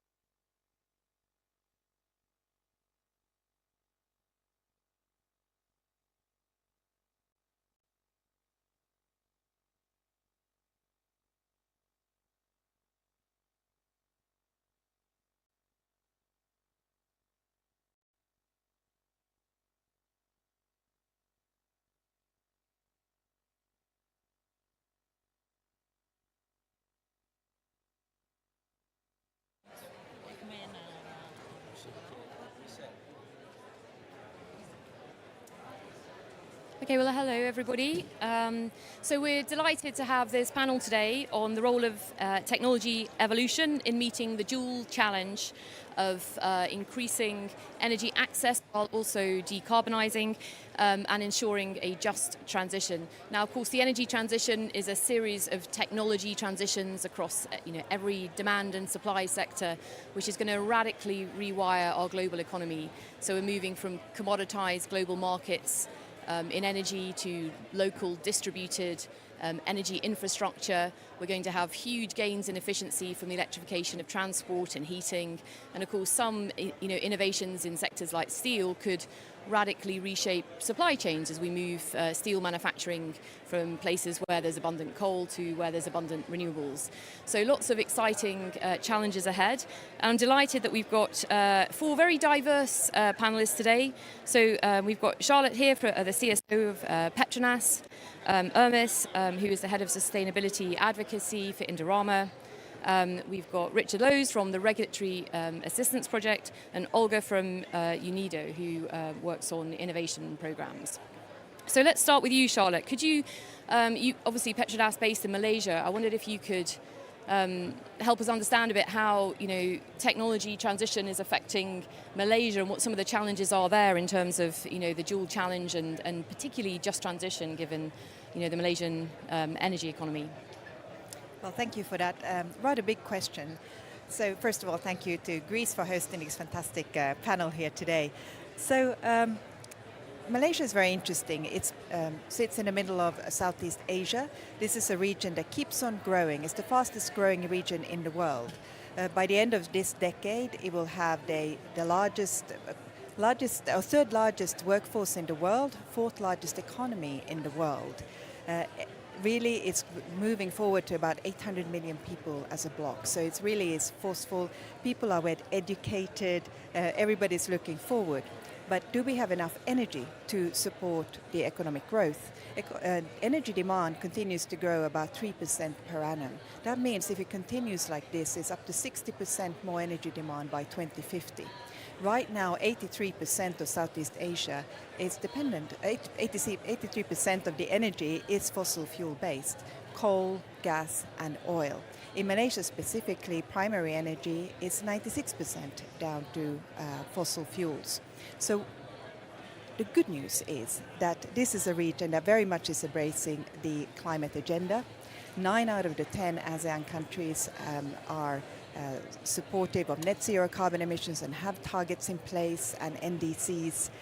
But we do need to have unique pathways for various countries. What's interesting in Malaysia, and something I must admit I didn't know, did you know that the wind doesn't blow on the equator?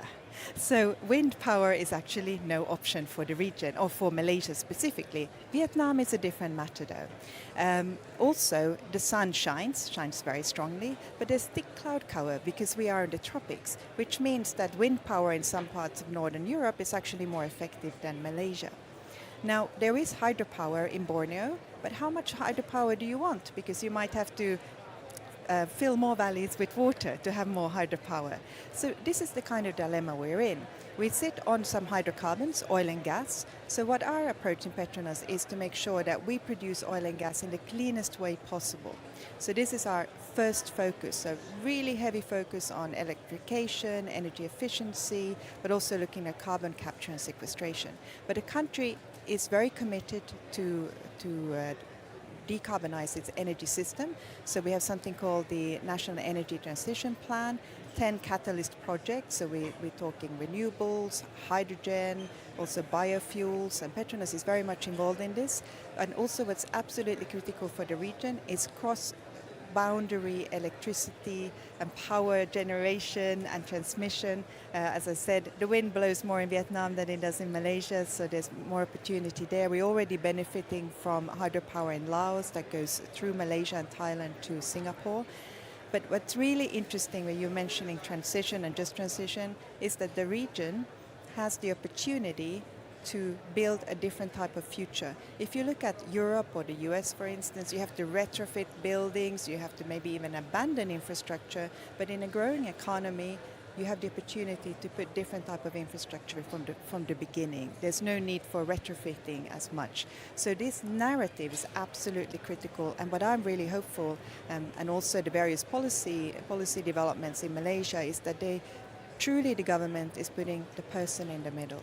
What is the best for well-being, for education, prosperous and progressive growth for all the individuals of the country. So it's all embedded into the energy systems, and COP, if I may add, is such a great place on seeing what's worked elsewhere, what did not work, because when the economy is growing so quickly, we might be using too many resources that we can't put back in. So it's very important we are on the right trajectory. So I leave it at that.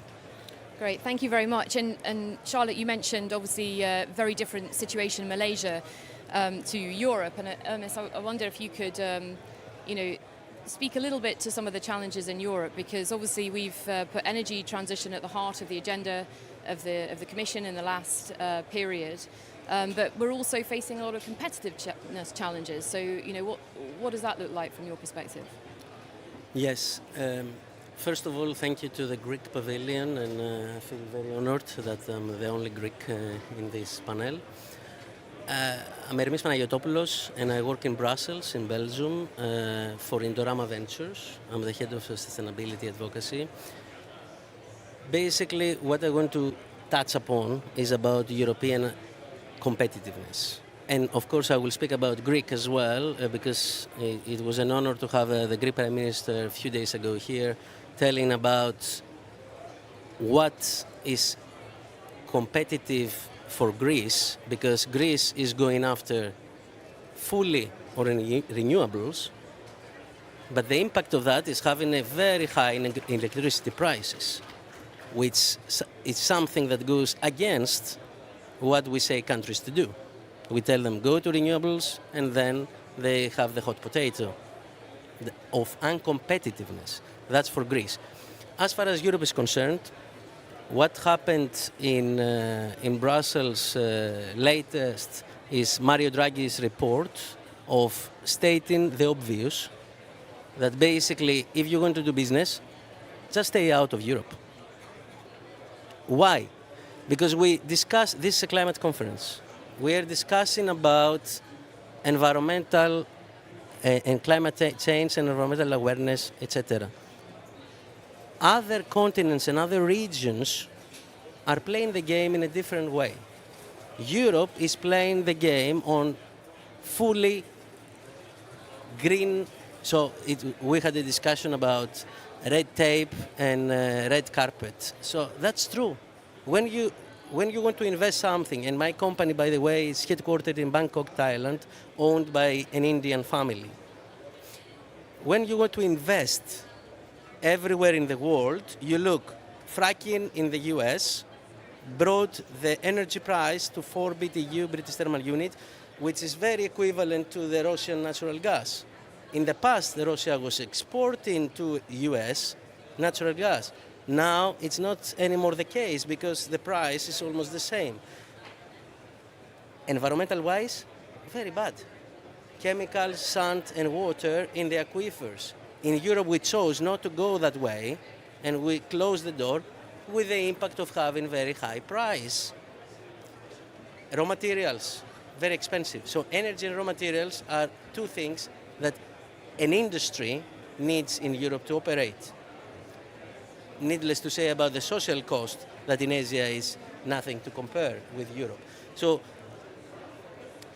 the Mario Draghi's report said the obvious, that we need to move into more competitive, that we need to see the trade-offs of yes to we are the second to none as far as environment is concerned. We have so many environmental legislations in Brussels. Being implemented is another question by the member states, but in Brussels are being, and this has a problem as well. From what perspective? In Europe, when you produce something, you pay for the CO2 that you produced. When you produce it, not in Asia, in the periphery of Europe, Egypt, Turkey, and you export it to EU, you don't need to pay this CO2. This is CBAM for the sectors, of course, that they are in the CBAM plastics is not. I will leave it to that, but just my company is focusing on PET resin and recycling PET.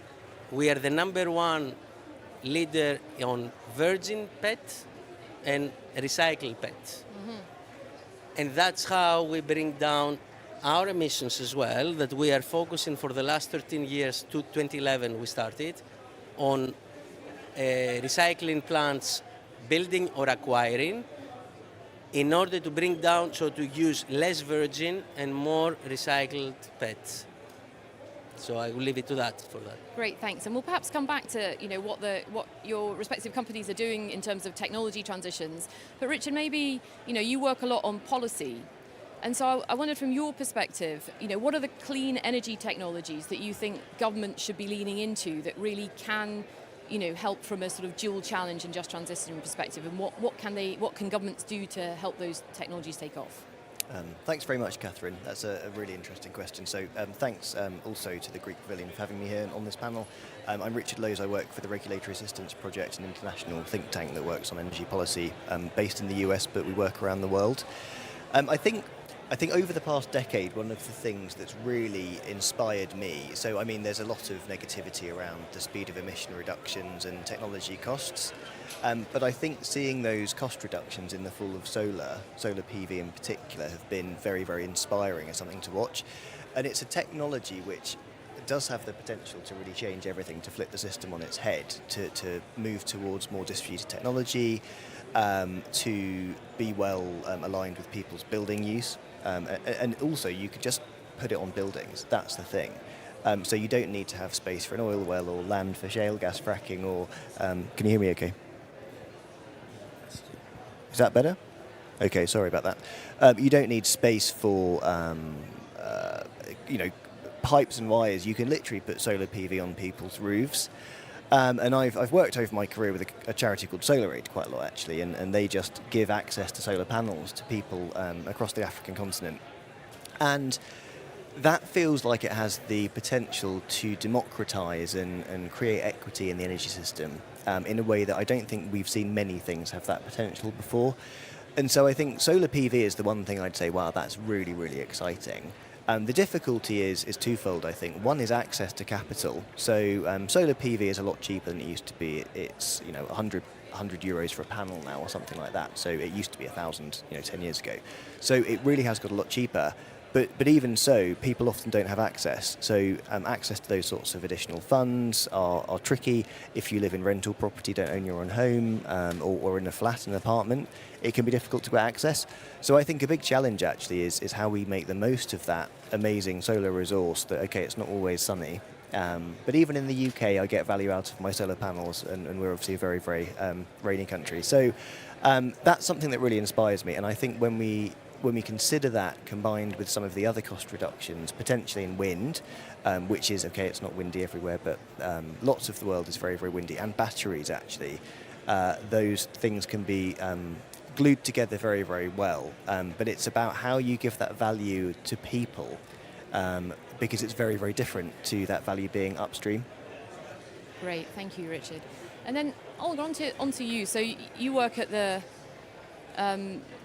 I think you work at the cutting edge of innovation, right? So you're funding a lot of innovative technologies, and I'd love to know what you're seeing at the frontier of the energy transition and how that's, helping create a more just transition.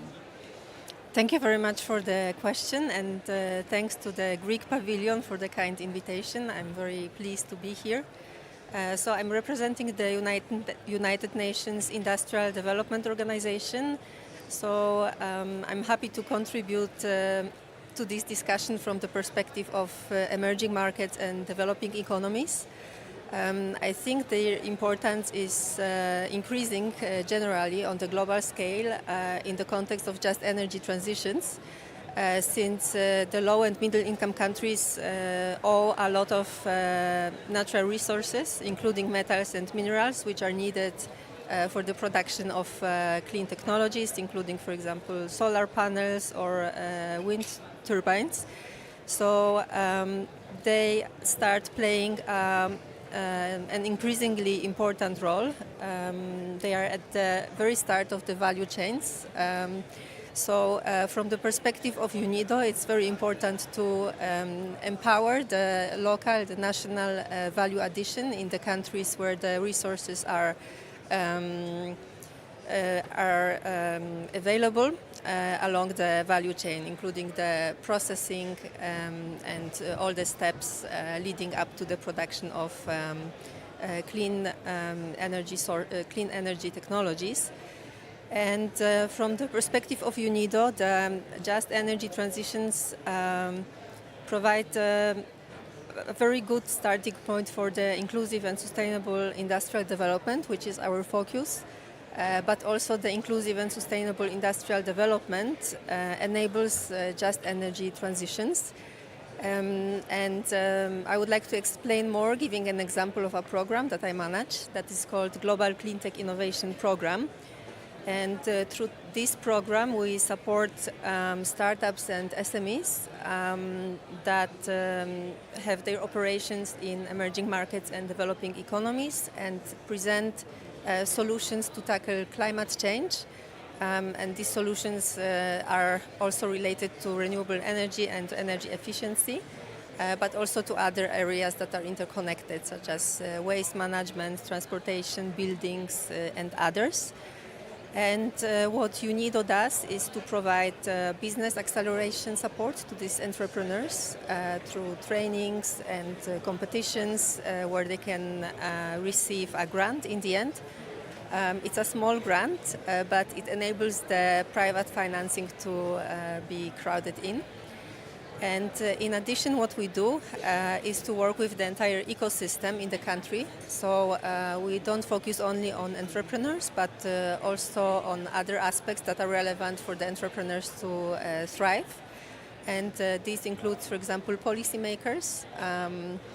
And we also provide capacity building to them to better understand the demands of investors and to provide conditions in the policy and regulations that enable the private investment. Thank you. Great, thanks. And it'd be good in a moment to hear maybe about some of the examples of technologies you've been supporting and how they're changing people's lives. But maybe back to you, Charlotte. I mean, Petronas has got... it's a tremendously important, economic company, and for Malaysia, and it's a big employer. And I wondered if you could say a bit about how the technology transition and renewables is kind of being harnessed by Petronas. I mean, we at Bain have been following the story of Gentari very closely, and it's great to see all of the investments that are going into clean technologies. But I'd love to hear what it feels like from the inside. Sure. So maybe first to say we are indeed a very diverse panel and probably a diverse audience as well. But what is so great, we talk about here at COP, it's all about global policy, global this and that, but actually the nitty-gritty in how do you deploy these big, lofty policies at the local level. That's where the rubber hits the road. And what I love about COP nowadays is that it's real discussions, real details. So let me share a little bit from a Malaysian perspective. So Petronas is Malaysia's national oil company. But we're not just there, we shoulder broad responsibilities. So first of all is to provide energy to industrialize the country. It's also to provide income to government. And if you find any other countries with national oil companies, they have this important role. And it's also to develop a supplier industry for the oil and gas industry. But here we are in 2024, and we need to move on to a different type of a future from the sort of energy past that we're leaving.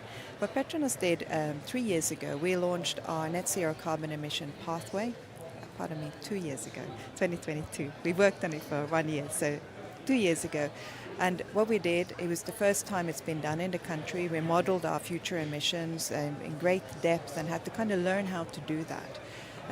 We had a all-company engagement, so it wasn't something a consultant wrote and we took the report. No, actually the whole company got very, very engaged. We had a big project. We had over 100 people working on this day in and day out.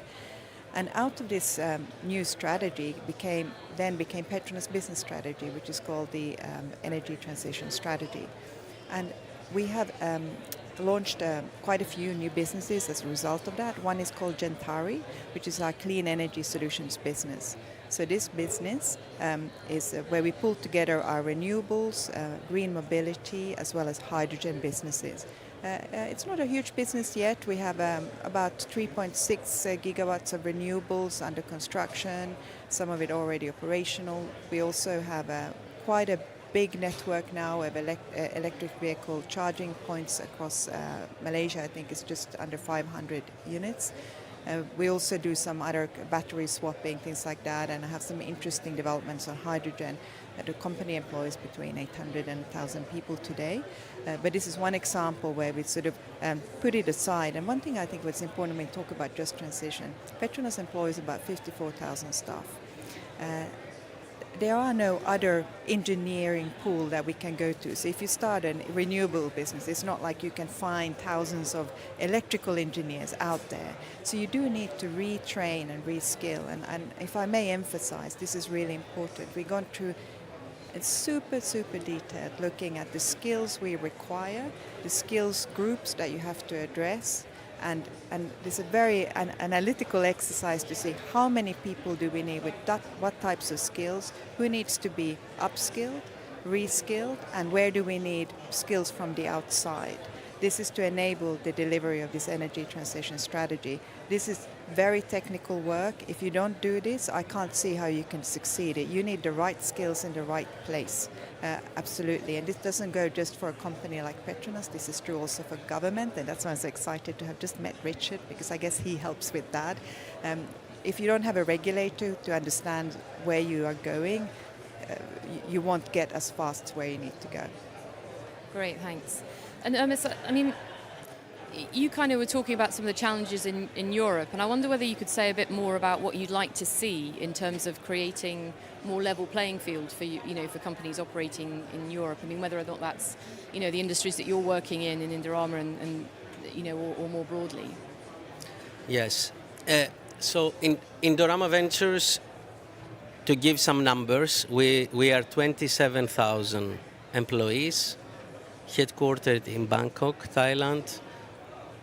We have 148 factories in 35 countries, mainly PET, virgin and recycled. We are the largest recycler of PET in the world. But we have also fibers that the belt of your car, the seat belt, is made from our fibers. Airbags have our fibers. Inside the tires, there are also our fibers. There are many applications, but the main thing is soft drinks, beverages, and water, obviously.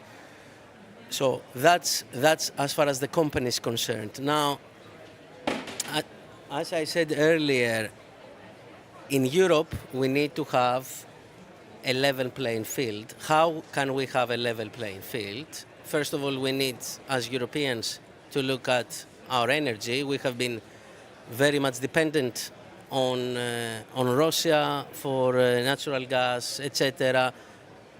It's not anymore an option. So it's a good time in order to go to renewables. Indorama Ventures, in its plants, has a lot of renewable. So it has solar panels almost everywhere, small turbines, windmills, etc. So this we do.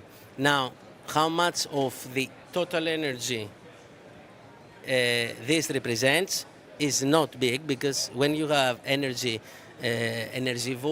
and even though we are not very much energivore, because we are 200 to 250 degrees Celsius to produce PET, while when you want to produce glass, you need to go to 2000 to make from sand glass. Now, coming to your question about what do we want to see, it's clear that Europe needs to play in a smarter way, and also all this environmental legislation that is, we are full of green tape in a way, needs to apply to imports. We are a global company, but we have assets, a lot of assets in Europe, factories. So that means that we want to protect. If we didn't have any factory in Europe, then we would be full for open trade, whatever the sustainability, the labor force, child labor, forced labor, etc. We wouldn't care about in a way. But in Europe, we pass environmental legislation. Example, free trade agreement. Europe has free trade agreements with bilateral agreements in a way with other countries. There is in FTAs sustainability chapter. But this reminds me of what legislation is in Brussels. We have it, Single-Use Plastics Directive. Is it being implemented? Not really. So, sustainability chapter, it mentions clearly that all these products that come into Europe need to be not from child labor, and many, many parameters that we do not control in practice in Europe. So we set a framework for Europe which is very stringent, but we do not require, if someone is, and even in I'm talking about the periphery, no need to go very far away from Europe. Even in the periphery, you can do it without. It's similar to ETS in the past about carbon leakage, etc.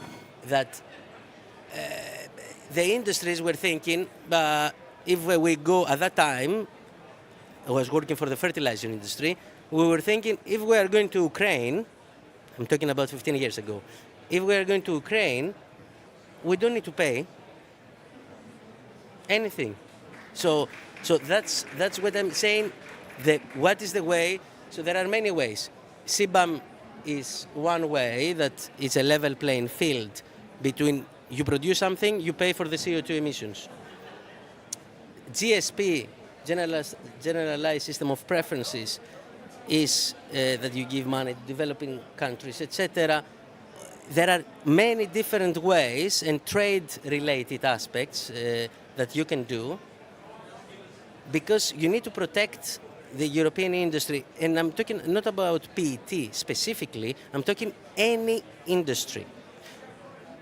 Having had the war I'm going a little bit geopolitics now, but having had the war in Ukraine, we stopped receiving the products from Russia. Russia didn't stop producing and exporting, but choose different markets. A friendly country, China, is producing very cheap products, not PET, every kind of product. In the past, it was China was buying from Iran energy. Russia went Iranian minus in order to get the market, and in 2023 was the largest provider of oil and gas to China. The difference between Europe and China, as far as energy is concerned, is huge. So that's why, for me, it's very important. If we want to have a level playing field, we need to play the game in a smarter way as Europeans. Not that they are doing something bad, they are doing very well for their competitive advantage. The question is what we are doing. Well, these are pretty tricky issues to handle at the international level, and I wonder, Olga or Richard, you both work in the international policy environment, whether you see there are, brighter spots for, international coordination and policy coordination, and where you see, that happening in a productive way. Shall I go first? I'm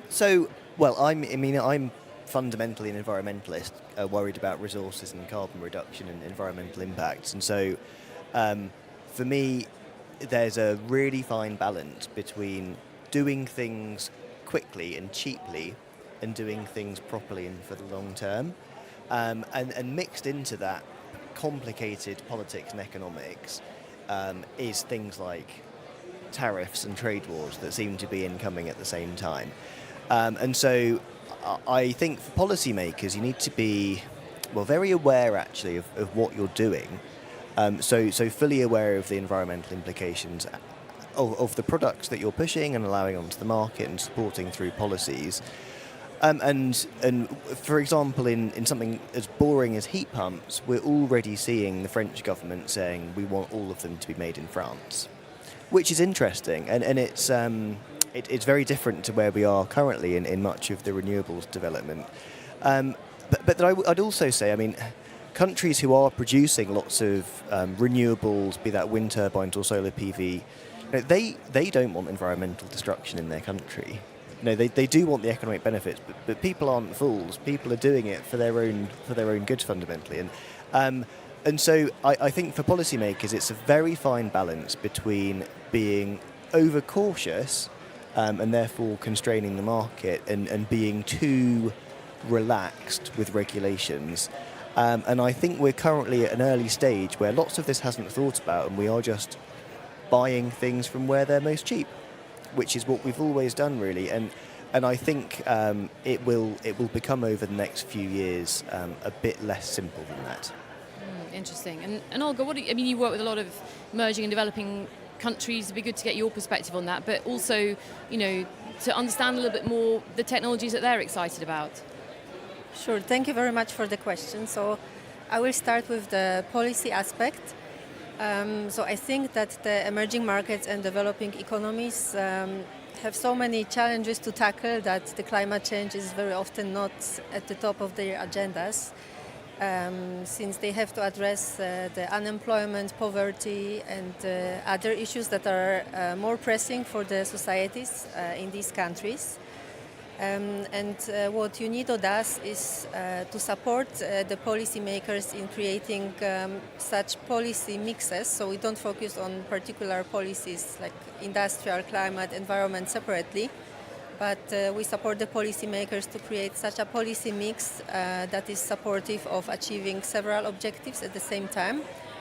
So, for example, creation of new industries so that new jobs are available and income can be created. But such industries that are also environmentally friendly and do not contribute to generation of extensive GHG emissions.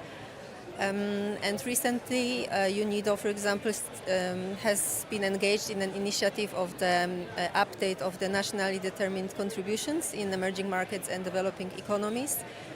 So we support the government to update their NDCs in such a way that they take into account these trade-offs between different policies and do not pursue certain objectives at the cost of the others.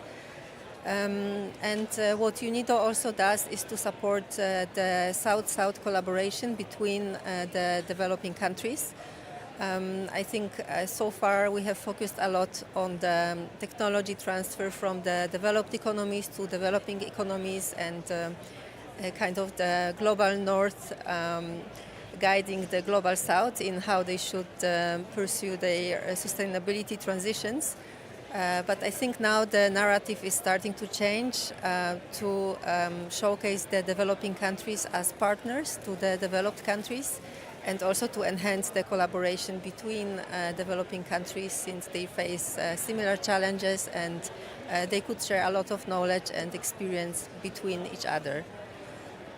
So this is on the policy front, and on the technology front, I wanted to connect to my fellow speaker that was talking about Malaysia, and also present an example of a company that UNIDO has supported in Malaysia, because this company will also be present here at our event on the 18th of November. So you are very much welcome to pass by and meet the entrepreneur in person.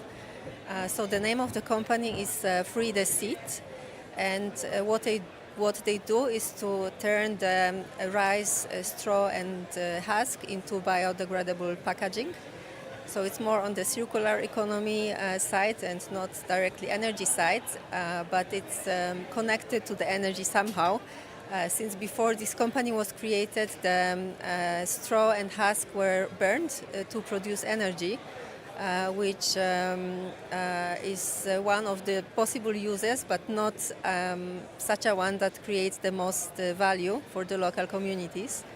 So thanks to this company led by Ramanes, this is the name of the entrepreneur, it was possible to enhance the income of the farmers since they were able to sell the straw and husk to the enterprise. So they didn't have to burn it anymore and just for free.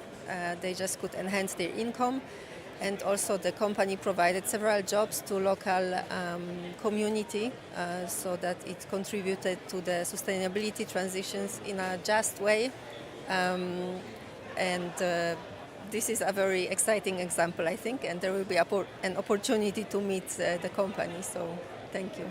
Great, thank you very much. Well, we've just got a few minutes left, and I thought maybe just as a final kind of round, maybe everyone, I mean, Richard, you've already done it with solar, but maybe you could help fill in any gaps. But it'd be interesting to hear what the panel think about the most exciting technologies, you know, for energy, energy transition, and the technologies that are really going to, enable energy access from poorer communities, or that, that help democratize the system, or that indeed will help us meet that dual challenge that Charlotte started with, of kind of making sure that, these emerging and developing countries can grow their economies whilst also again becoming more sustainable. So I'd love to hear perspectives on technologies, but let me pass the microphone this way.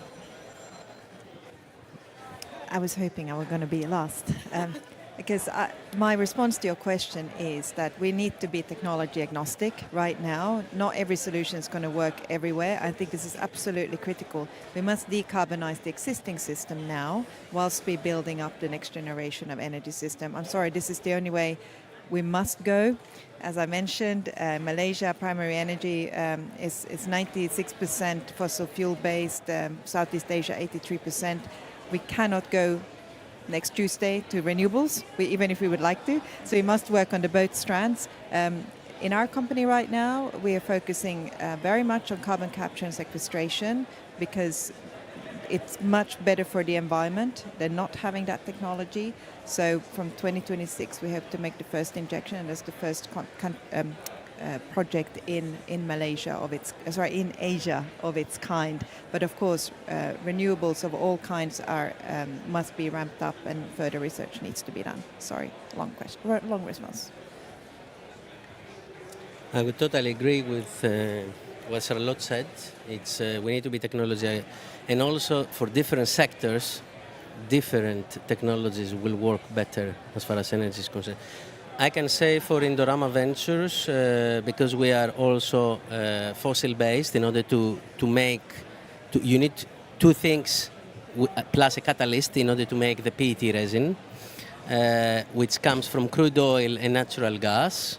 I will not tell you the technical things, but this, for us, because we are mechanical recyclers, but now we are investing in recycling from enzymatic depolymerization. This is a chemical recycling which will give us recycled and bio feedstock, and we want by 2030 16% to have bio and 23% from recycling. So basically, this technology, which is now in the making, in the next 2 years will be the plant ready in Carbios in France, with enzymatic depolymerization, will give us the possibility to reduce the fossil fuel, because we have a mandate as well to go fossil fuel. So for the technology, it's very important to be agnostic and work in different sectors. I think you get the Energy Geek Award on the panel there, Ernest. Thank you very much. But Richard, can you out-geek that? No, but I'm going to say I think I'm optimistic about the speed of transition, actually. And we know that solar PV undercuts market power prices in many countries. And I think that is going to rapidly change the system and lead to deployment. The specific thing that I think has got the potential to be great, particularly in hotter countries, actually, partly reflects the need for cooling, which we don't talk about very much, but heating demand around the world isn't going to grow, it's going to be growing cooling demand. But the combination of cooling and hot water is a really underexplored system. And when you combine that with solar as well, you can get locally produced, extremely efficient heating and cooling at the same time. And I think we're just on the cusp of that one, actually. Very interesting. And Olga, I think you get the last word for favourite technology of choice for 2024. Thanks. And I think I will be a bit provocative because I think that, of course, we need technologies, but technology is not the only form of innovation. So next to technology, we also need societal innovation, and I would like to underline that. It's particularly relevant in the context of current global challenges, which are systemic ones. So we cannot really make a divide between climate change, biodiversity, the resilience of value chains, or even the armed conflicts. So I think this is all interconnected and requires engagement of several actors from different disciplines, countries at different levels. So I think in order to be successful, we have to find ways to coordinate with each other and so that everyone can understand the value of engaging in just energy transitions. So I would call for societal innovation next to technological innovation as well. Great. Well, thank you very much. Well, what a tremendously diverse set of experiences and views here, and I think just shows that, you know, the transition, as we started with, is going to affect every sector of the economy in different regions in different ways. And I think, you know, the four panelists here have shown how, you know, there's huge challenges both at the local level all the way up to the geopolitics of how you make the transition and technology diffusion across global markets fair and equitable. So thank you very much to everybody. Thank you to the Greek Pavilion, and thank you for joining.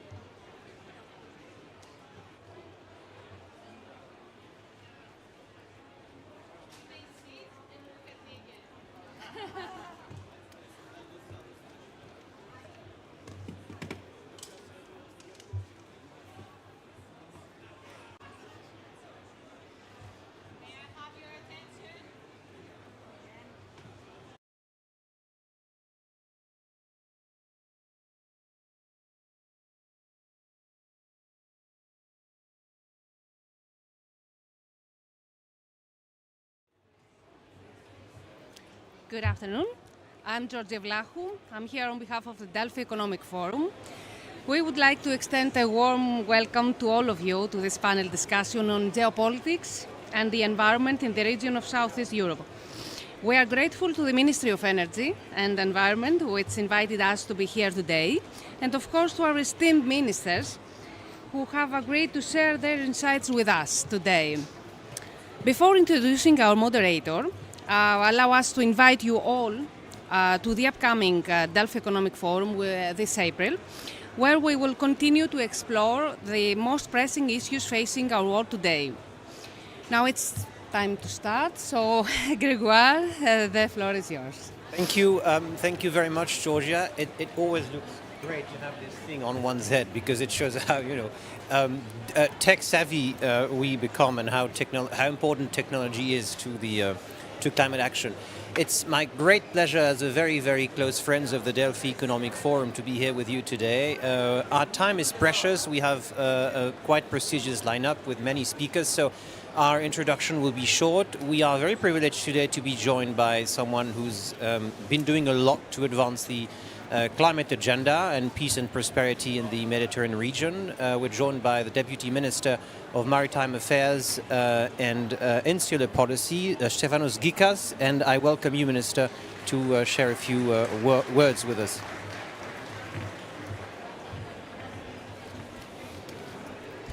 Thank you very much, Your Excellencies.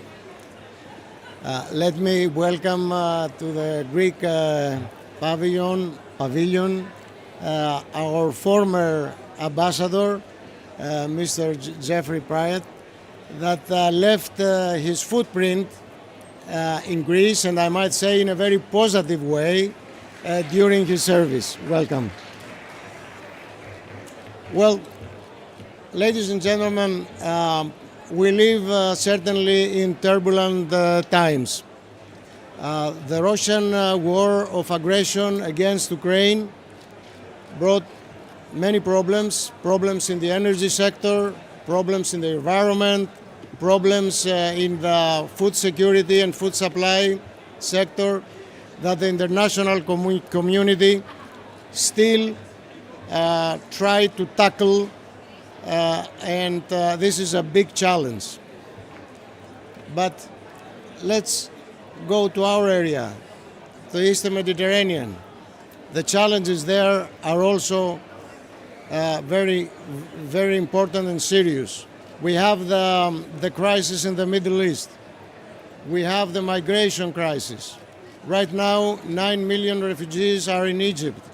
Close to 4 million are in Turkey. Greece faces this challenge every day.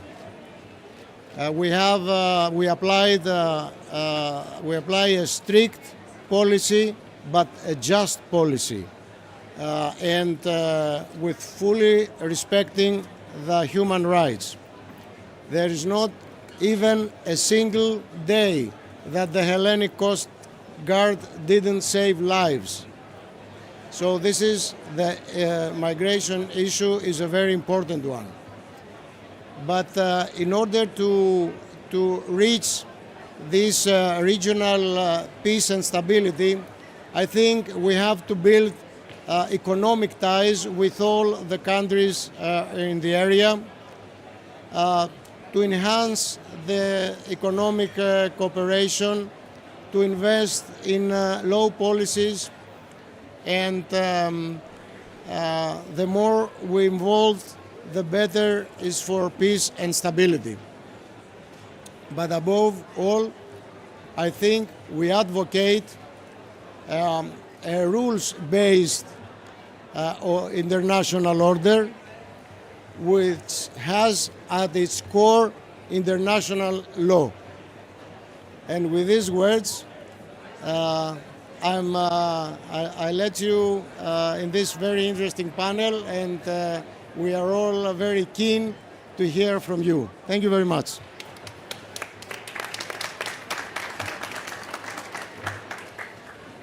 A great many thanks, Minister Gikas. I think in a few things you said resonate so much with what we're about to talk. First of all, you stressed that there's such thing in this world as leadership.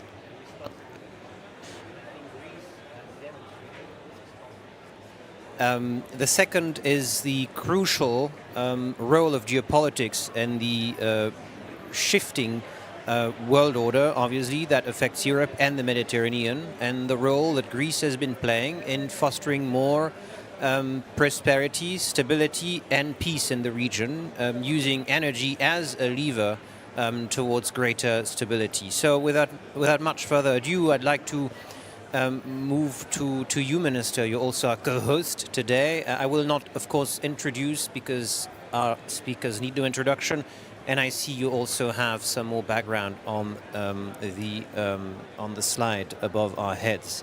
So it's no that the past 10 years have been a bit hectic around Greek waters, let's say, with some neighbors. There is such a thing as escalation between, for instance, Turkey and Greece, especially in the summer of 2019. I mean, everyone remember the clashes between the navies.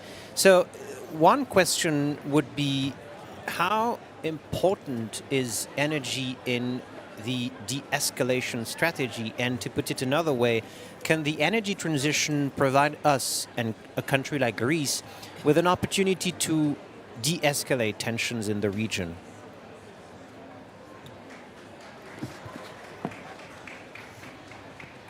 Thank you very much for the question. Listen to my voice a little bit. Anyway, thank you all for coming. I'll go straight forward to the question. We're discussing here about energy security and climate change, I would add, and how both they affect the perceptions of national security in the region. And let me start differently. What I would like to say first is that climate change poses for sure a serious threat to national security, both directly and indirectly. Directly, it's obvious. We've seen how it impacts economic stability, how it impacts human security. For example, we have large droughts, and large droughts can destroy crops. And when you have this situation, this leads to food shortages, even famine sometimes. And this ultimately can create political instability. Talking of which... And then what it comes next, when these droughts are often followed by severe floods, for example, which can destroy infrastructure, agricultural systems, even take lives. Why I'm saying this? I'm saying this because extreme weather events are becoming more frequent. That's why I insist first on the climate change and its connection to national security. So we see even more frequent extreme weather events, and more and more countries, even the developed one, seem to be unprepared to that. Take Greece, for example. Just last September, the region of Thessalia experienced a big flood. That happens actually one in 1,000 years. And these floods caused massive economic damage and also displaced maybe hundreds of people. We've seen, obviously, what has happened in Valencia. So I think that this situation is reshaping national security. And it can affect also everything from urban planning, also sometimes to military readiness. So individually, when we talk about climate change, it can obviously affect regional security. And I think this is a big issue. Another big issue is the rise of climate refugees. I think this has become a challenge in Europe. It has become a challenge in the Mediterranean. But I think, and now I come also to your question, I'm finishing with that. I think the greatest challenge the climate change brings for regional and global stability is the reshuffling, I would say, it creates on energy potential and energy resources. So what is true is that our current geopolitical status, the borders and the unions, the tensions and the alliances, they were largely, if not predominantly, I would say, defined in the last 150 years around the traditional energy resources. So that was the case. Now that those energy resources are becoming at first supplemented and eventually replaced by new climate-friendly energy resources, I think that the existing geography is also challenged.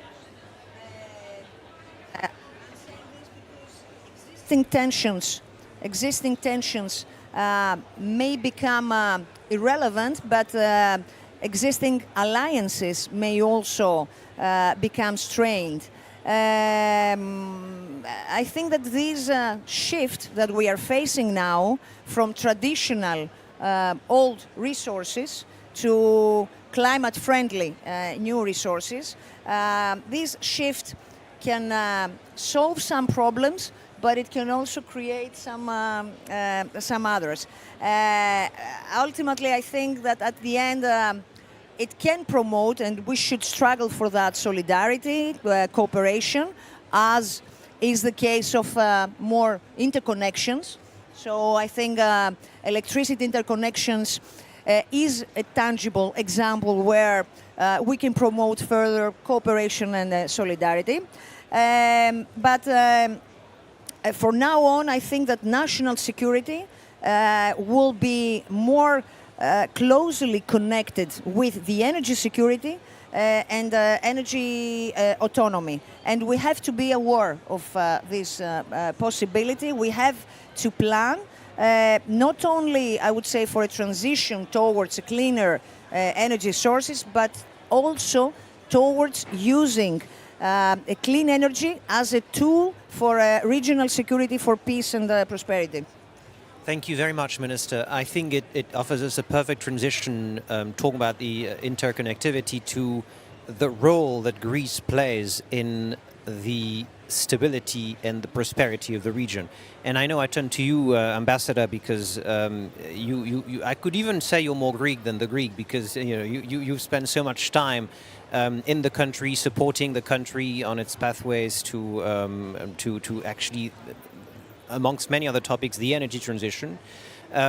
One thing that we have seen about Greece is the role that it will play, and even more over the next few years, with this so-called vertical corridor. And this vertical corridor is that pipeline that is actually already existing, but that will increase its capacity 5-fold within the next few years, and that will connect Romania, Bulgaria, Hungary. It goes even up to Slovakia, and through Romania to Ukraine and of course Moldova. So how can partners such as the United States, through its leadership in clean tech, but tech as well, because Microsoft and Amazon have been really crucial players in Greece, can actually support accelerating the movement in support of the greater region stability? Good. Well, thank you for the question. And let me start by saying thank you to Delphi Forum, to Georgia for inviting me here. It's great to be here at this wonderful Greek pavilion with a group that I really consider to be a dream team of European energy leaders, especially Deputy Minister Sadoukou, but also Minister Barduka, I want to be really clear in response to your question in terms of the United States' very strong support for this vision of building regional cooperation, both through, and I will return to that in a second, but also in the Eastern Mediterranean. And Admiral Gikas, thank you for your generous comments about my work as ambassador. Let me assure you that the Eastern Mediterranean remains front and center in my work now as Assistant Secretary for Energy.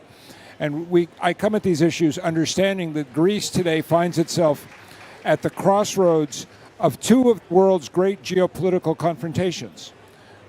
First, of course, Russia's invasion of Ukraine, its weaponization of its energy resources, and the vertical corridor is part of the answer to that.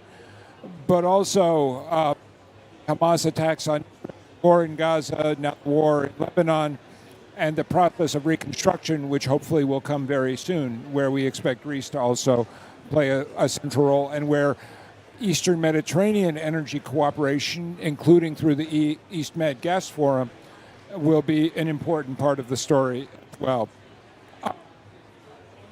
Corridor. One thing, of course, everybody here at COP has been asking me, well, you've just had an election, the Trump administration is coming back. What does that mean? The short answer is I don't know. I can't speak for the incoming. I would make the point that one of the fundamental elements of the vertical corridor is the Alexandropoli FSRU. That is a project that began during President Trump's first administration. And I have no doubt, especially in the context of an Alexandropoli FSRU, where we now have an American company, Venture Global, invested as a 20% or 25% capacity holder for the next 5 years. This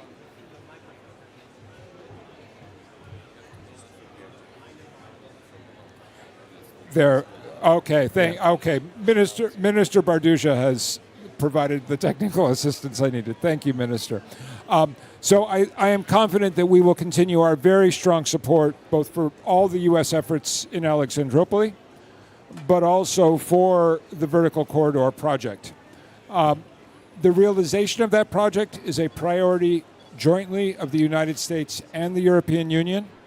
I was glad yesterday to speak to both Director General Jorgensen and Director General Koopman, both of whom recognized the important role that Greece is playing, but also the strategic interest that we all have in helping to address the energy security requirements of Ukraine, of Moldova, and then the commercial details that need to be worked out. And the last point I will make in this regard, in my global portfolio, I spend a lot of time looking at very expensive, very complicated regional energy infrastructure investments.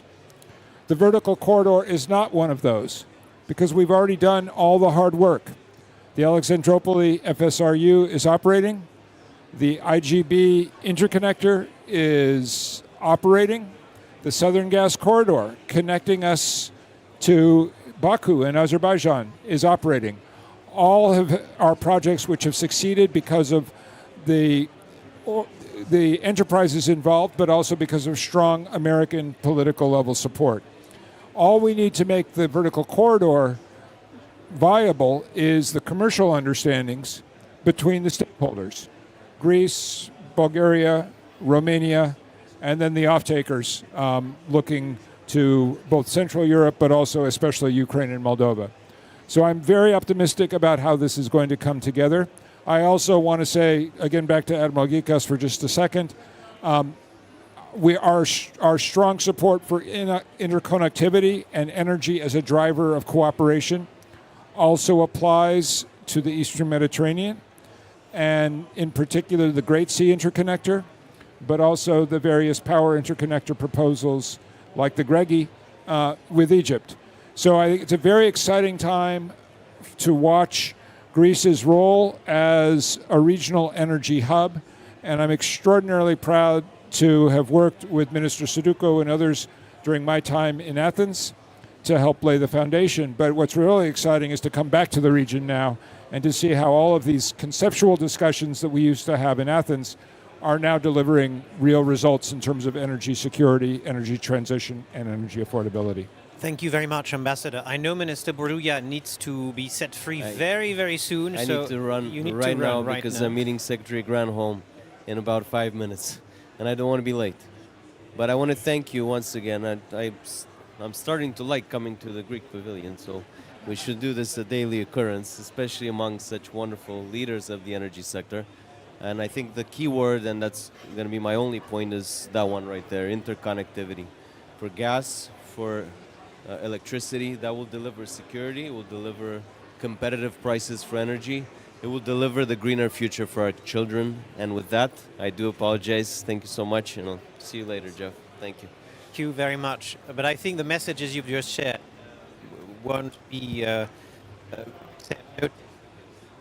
I think one point that I wanted is that it's the huge potential of a country like Romania, and I guess you will concur, Ambassador, to actually increase exports and become a key hub in the European EU CEE energy. And that's where interconnectivity enters in the game. And for that, international partnerships to speed up the development of clean tech and infrastructure is of course crucial. And the Draghi report in this regard, I think, pins down some extremely important and relevant recommendations when it comes to increasing the level of how pathways to increase the domestic consumption of energy coming from renewable. But I will now move to Minister Petrova. Your country has also been playing a key role in the geopolitics, of course, of climate, but also energy in the region. It has been undertaking tremendous efforts to diversify the supply of its energy sources. In this regard, you've built much stronger relations with Azerbaijan, who has now somehow filled part of the space left by Russia in terms of gas supplies. If I'm not mistaken, currently 40% of your gas needs come from Azerbaijan. So those are significant figures. And you have been increasing the supply to Romania and Moldova. So here we really see the importance of interconnectivity. You've also joined the Black Sea submarine cable project, one of the many projects on renewable of Azerbaijan. So the question is, and of course the LNG terminal in Alexandroupolis is key. So how do you see this? How have you faced and adjusted to the acceleration of geopolitical shocks? Because policies of that kind are long-term policy, are long-term plans. It's not like in 2 years, it's 5 to 10 years at best. So how have you managed to move unscathed along I'd say your list of priorities and milestones in these development? Thank you. Thank you for the question, and thanks to Delphi Forum for putting this actual topic on the agenda. In the specific situation of Bulgaria, when we are talking about energy security and of course national security, because this comes directly from the specific market and political risks of the region, the first choice was diversification of supplies from reliable partners and reliable sources. And of course, if we look back, the game changer for Bulgaria for diversification was of course the ICGB interconnector, of course now the FSRU in Alexandroupolis, and the investments that are under the vertical gas corridor to come in order to provide for diversification and from there security and reliability of supplies, not only for Bulgaria, Romania, but also for the whole CESEC region, in fact, because these are infrastructures of regional impact. And I would like also to make a point, since you referenced also the green corridor, actually from our perspective, these trusted partnerships that were built along the southern gas corridor that materialized then in the vertical gas corridor, now they scale up in the green transition challenges, in these green corridors that we are all aiming to build, following the same path of interconnectivity built on cooperation with the regional impact of the infrastructures. And of course, when we are talking about decarbonization and transition, we all should take into account that actually the net zero technologies are in focus of strong geopolitical interests and strong competition globally. So for me, it is very important that we continue our collaboration, but we also combine our efforts to work on the availability and free access to technologies, free access to improve the access to funding in the region to support all these investments, and also to pay attention to the legal and regulatory framework, because these bilateral or multilateral projects with a regional impact, they need also an enabling environment to make them happen. And as Ambassador said, to open the way for the market and for the market integration and for, because they are not infrastructures, they are market for all of us. Thank you. Thank you very much, Minister. I just mentioned the phasing out Russian energy, oil and gas, and of course I'll turn to you now, Minister Parlikov. Getting away from energy dependency vis-à-vis Russia has been a, one could say, constant challenge, if not struggle, for Moldova for the past 20 years at least, and we've seen for the past conflict in Transnistria. That's a crucial region because most of the gas was coming from Transnistria with the Gazprom infrastructure there. And there's been somewhat of a stranglehold on energy supply coming from Russia. But of course, the war in Ukraine has been a turning point for you. A significant part of your electricity now comes from Romania, but with a price that is 3 to 4 times higher than the price of the gas that was coming from Transnistria. So a concept that Skuru stressed, electricity, energy poverty. According to the NDP, I think around 60% of Moldovans live in energy poverty. So that means 10% of your bills are related to energy, which is quite important. So how have you dealt with that, sudden soaring in energy prices? Because here we see the immediate implication of geopolitical crises. Well, first of all, thank you very much for inviting me for this forum. It's a pleasure to be here. And indeed, probably nowhere as in Moldova can you have such a concentrated experience, both in time and in magnitude of transformation, and the connection between geopolitics and energy as in the last years. Now, just some background. Moldova has been relying on the energy from east and has been part of the former Soviet electricity system, and all the gas infrastructure was designed so that the gas comes only from one source. Now, in terms of geopolitics, the main instrument through which Russia de facto financed separatism in our country was by providing de facto for free gas to the Transnistrian region. And that kept an illusion of stateship, an illusion of stability in the Transnistrian region. Now, what became a game changer is when Russia started to weaponize the gas, particularly the gas, for the entire EU, and there was a retaliation, or not retaliation, but everyone had to adapt. And in our case, it had been immediate. We had to do something immediately.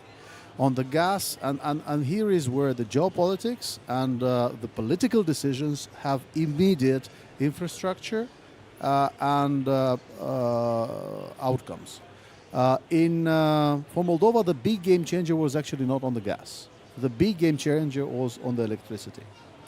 You might know that on the 24th of February 2022, there was a planned disconnection of Ukraine and Moldova from the former IPS-UPS grid to do the winter test, so-called, in preparation for synchronization with NSOE. That process usually takes more than 10 years. But because in several hours the Russian Federation invaded Ukraine, Ukrainians, for obvious reasons, refused to reconnect back. And then we were stuck basically with we were in an island, energy island, for just 3 weeks because a political decision has been made in Brussels, and we had sleepless nights around the region in many capitals, which allowed Moldova and Ukraine to connect, to synchronize with NSOE in an unprecedented manner. That is what kept the lights on in Moldova when Russia started to bombard the Ukrainian energy infrastructure in 2022, in 2024. That's what allowed us to cope with the crisis in a situation when in November 2022 we had a perfect storm. Gazprom limited the volumes of gas supply to Moldova. The power plant located in the Transnistrian region that we do not control refused to supply electricity to the main part of Moldova. The prices were on their top, and the Ukrainian system was bombarded, so we could not rely on that. And that interconnectivity, that connection and that synchronization that we had with NSOE, and the fact that we could bring in technically and physically gas corridor and substitute the contract with Gazprom, with Gazprom on the international market, that is what kept us running. And that would have not been possible without international support. Is it is it an experience that we liked? I don't think so. Because at first it was extremely painful. Extremely painful. Our prices for gas skyrocketed sevenfold. Our electricity prices went up fourfold. We had to design on the move compensation mechanisms to compensate the vulnerable consumers. That's where the figure comes from. Now it's less. Now we don't have so many vulnerable consumers. But when the prices were at that top, yes, we did have it. But it is the solidarity of the partners in the EU and transatlantic with the US. It is the infrastructure and the interconnectivity that kept the lights on and allowed us to go through this crisis with at least alleviate the pain of the most vulnerable consumers. Now, what we need to do in future is we need to make sure that this is a continuous and permanent effort. Again, for now, rightfully Jeffrey Pyatt mentioned very correctly, the problem of the issue with the vertical corridor today is not a technical issue, is rather a regulatory and pricing issue, commercial issue. Unless we ensure proper coordination between all the countries along the route, we will not get this route competitive. And this one thing I want to mention is geopolitically again, one of the reasons why Gazprom was very appreciated as a supplier on the European market previously was because it was almost the only one who had the capacity to quickly boost the supplies when needed. And one of the ways through which they did it was by making use of the gas storage facilities located in Western Ukraine, which are huge even compared to all European gas storage facilities. Now, if we manage to operationalize properly and find proper commercial conditions for functioning of the vertical corridor, we can substitute the business model that was used previously and available previously only to Gazprom, and make it available for all traders internationally, so that the gas can come and fill the storage in summer, in whenever, and then serve as a huge and a great buffer to stabilize the supplies and keep the prices stable in winter. This is exactly what we need to ensure. That's why the role of the vertical corridor is not just for a role of a physical flow. It's not just a connection that is helping Moldova or Ukraine. This is an important instrument of ensuring stability of prices and stability of supplies for the entire southern and central and even central Europe. Thank you very much, Minister. Madam Deputy Minister, am I correct in assuming that with the increase in more important part of renewable, we'll see the prospect of regional conflict go down? Because, around oil and gas, one would imagine that, of course, you have a kind of a race and sometimes very military driven to secure supply. But when it comes to renewable, every nation can be somehow, if not independent, more autonomous. Too optimistic. Nice question. Thank you for that. Well, my opinion. Okay, yeah. I will keep it like that. So, energy, whether it's green or it's not green, I think has always been a factor of power politics, right? And look, for example, the current competition for critical minerals, like lithium, cobalt, what else? Nickel. These are key for the transition, but they're mostly controlled by quite a small number of countries.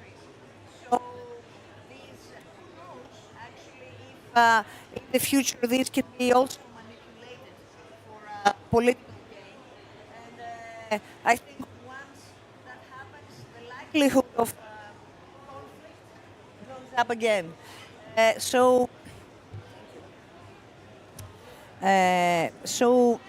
The answer to your question is that yes, maybe green energy is probably less prone to conflict, maybe, but I think this is not a guarantee, especially when it comes to midstream infrastructure.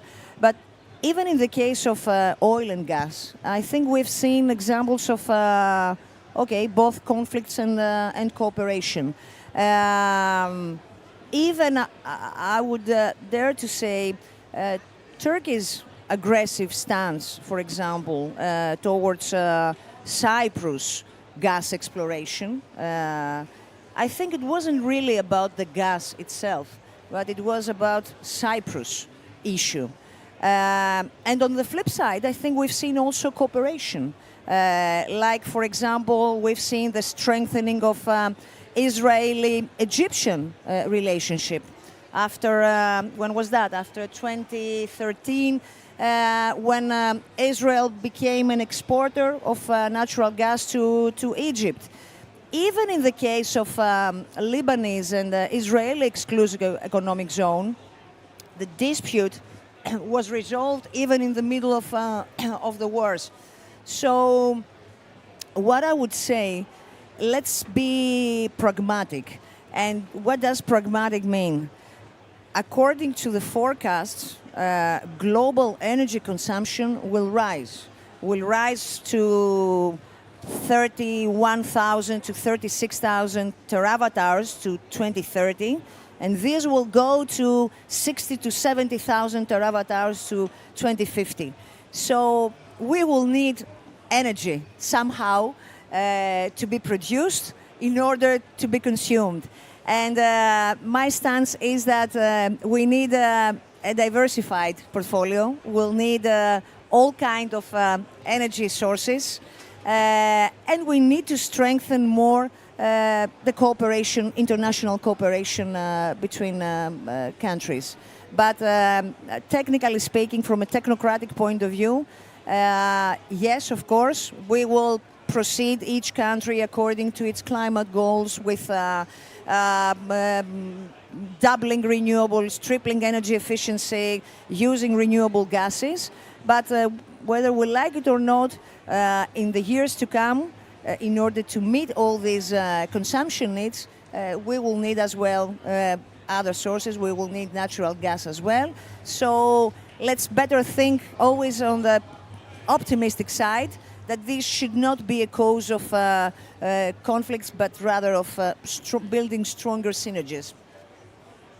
Thank you very much for that. I think we need much more of that kind of not free optimism, but positive narrative, because that's also the fuel of leadership. Ambassador, something that has also topped the Greek energy agenda has been the Great Sea Interconnector, that is, in a few words, connects or plans to connect Cyprus, Greece to Israel with the world's largest and deepest submarine power cable. And it's the first time that we connect so many national grids. To what extent, and this again, as I was saying a bit earlier, it's not a 2-year plan, it's a 20-year plan. So to what extent are the current developments in Israel and Gaza impacting such a tremendous infrastructure project?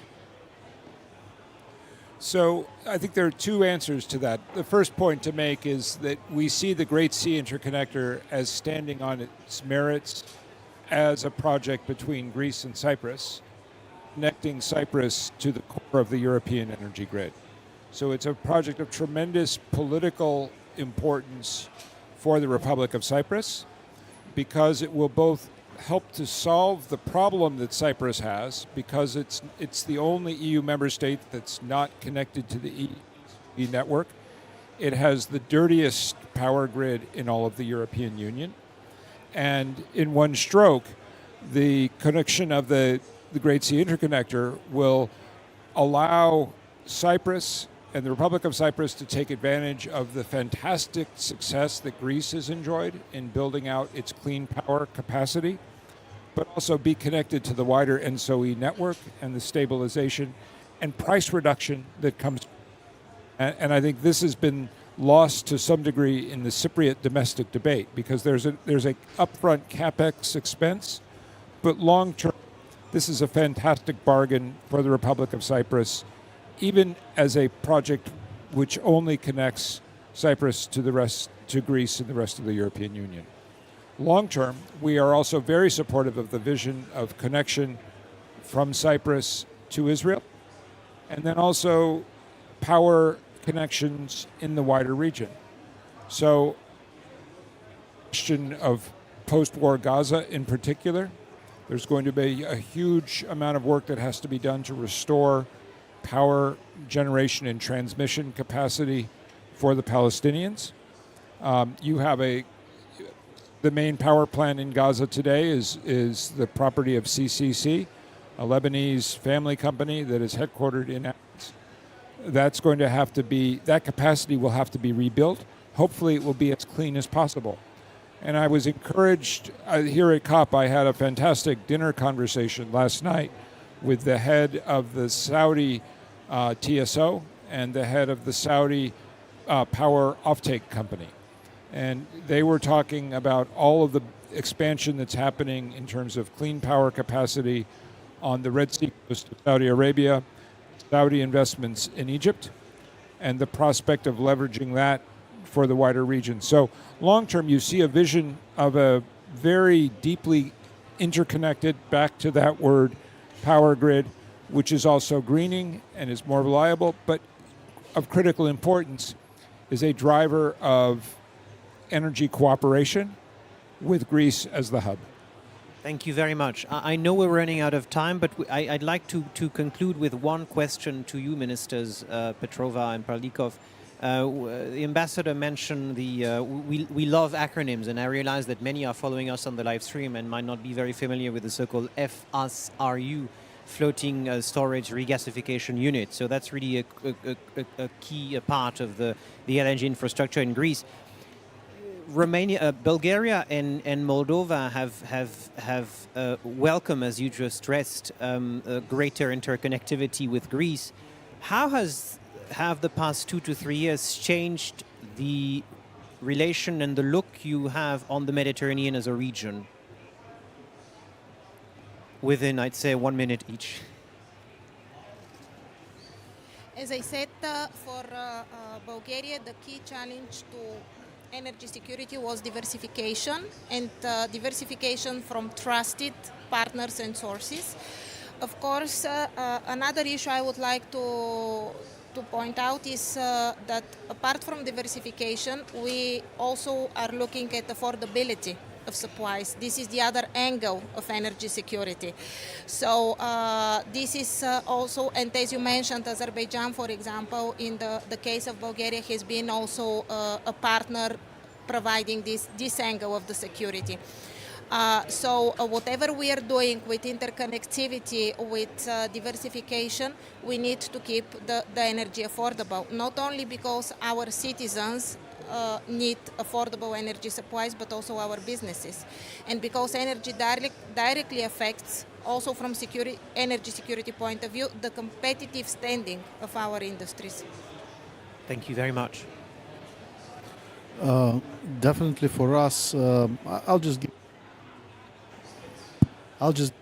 examples instead of philosophing a lot. First, this year we, for the first time, bought a small part of an LNG cargo from the US to bring natural gas from the US to Moldova and prove the case. It was very close to market price. It was on a competitive basis. We still have to resolve the problem with the transmission prices, but it is making the case. And second, today Moldova is exporting green energy through Romania to Croatia. Now, if somebody told me any of these 2 or 3 years ago, it would have been an incredible statement. Today, this is a reality. So how do I feel about Mediterranean? I feel closer. I think there could not have been a better word to end that very inspiring discussion. So great many thanks to our senior speakers who've taken time to be with us out of a very busy schedule. Thank you, Deputy Minister, for your warm welcoming words, and thank you to the Delphi Economic Forum and the team of Georgia for hosting us today, and I look forward to staying in touch with most of you. Have a great COP.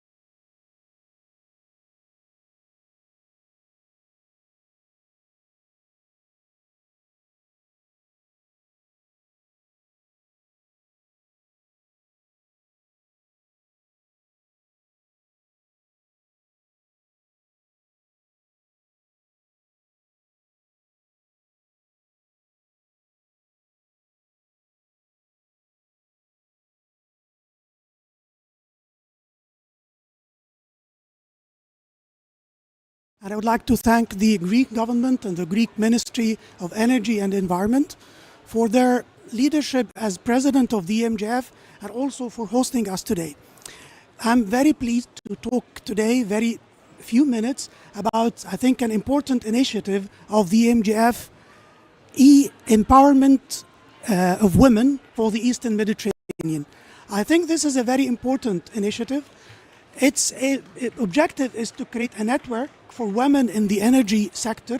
I believe an industry that has been usually dominated by men. So that's why I think we need this network, but it has not always been the case.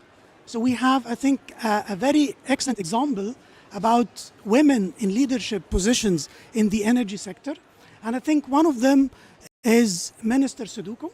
So I think this is a very good transition to give her the floor to talk a little bit about this initiative. So please. Thank you so much. Thank you.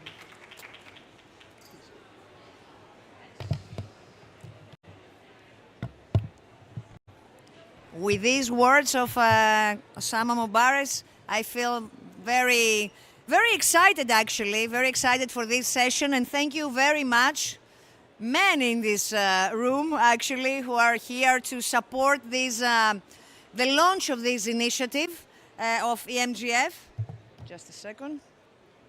And I think that this is, it is an issue, it's a topic, actually, that goes beyond, I would say, just climate and environmental issues. It's especially exciting because today, as my good friend Osama said, EMGF is launching this groundbreaking, allow me to say, initiative, the Empower Med Women Network. What is all this about? I think it's a big step towards empowering women in the energy sector. And it's true that the energy sector is mostly a male-dominated world, but there are exemptions. And we hope that this exemption won't be an exemption, but it will become the new normal. So I think as ENAS, are we going to have ENAS Sabana? I guess so. She will explain virtually. This network is actually dedicated to empowering and supporting women in the Eastern Mediterranean energy sector. And what we hope to do with this initiative is to foster the collaboration among women, professional growth also for women, and leadership opportunities, I would add, with the goal to create a strong and supportive community for women in this field. Here she is. Hi, ENAS. I want to really emphasize that women's leadership in our region's energy sector is vital, as we all work to balance these unique climate challenges and opportunities. And allow me also to say the following. Usually the energy transition and the fight against climate change, they're often framed around technology, infrastructure, regulatory framework, market design. And I don't agree. I don't agree because I believe that's more to it. The true action for me also requires a focus on social and political factors, especially gender. And here the case is clear. Women's leadership in politics, in finance, and the industry, I would say, is very critical for climate progress and the advancement of the energy sector. And I think this issue is so important that on the opening day, actually, of COP29, the European Union and its member states, they issued a joint statement emphasizing the need for an ambitious outcome on gender and climate change. Hello, welcome. Thank you very much for coming. And why does this matter? I'm not going to delay. I just want to say also this insight. Research shows that countries with more women, let's say, in parliament, are more likely to support environmental agreements. In non-public also, research shows that women-led firms often achieve higher scores in environmental, social, the so-called ESG metrics. I don't know if some men here in this room agree with this, but I think that this fact highlights the positive impact of women's leadership in climate goals. And despite this acknowledgement, we see that women still remain underrepresented in traditionally male-dominated industries and green industries as well. I was trying to find some data. I saw, for instance, that women make up 40% of the solar workforce in renewable energy. This is significantly higher than oil and gas. But women's skill, I think they are essential in the workforce, especially as we work to fill actually 24 million new green jobs by 2030. And if I can translate it on climate finance, this amounts to about 800 billion per year. But we will need $4 trillion annually by 2030. So making this finance gender, I would say, responsive, I think it would drive both climate action and gender equality forward. So this is the aim, the purpose of launching this initiative, to empower women that are work in the energy sector in the broader region. We very much believe that with this network we will be able to empower gender responsive financing to drive climate action and also empower women to lead sustainable projects. And now I want to hand the floor to my good friend. She's a female pioneer from the energy sector, and she will share a little bit more about this initiative.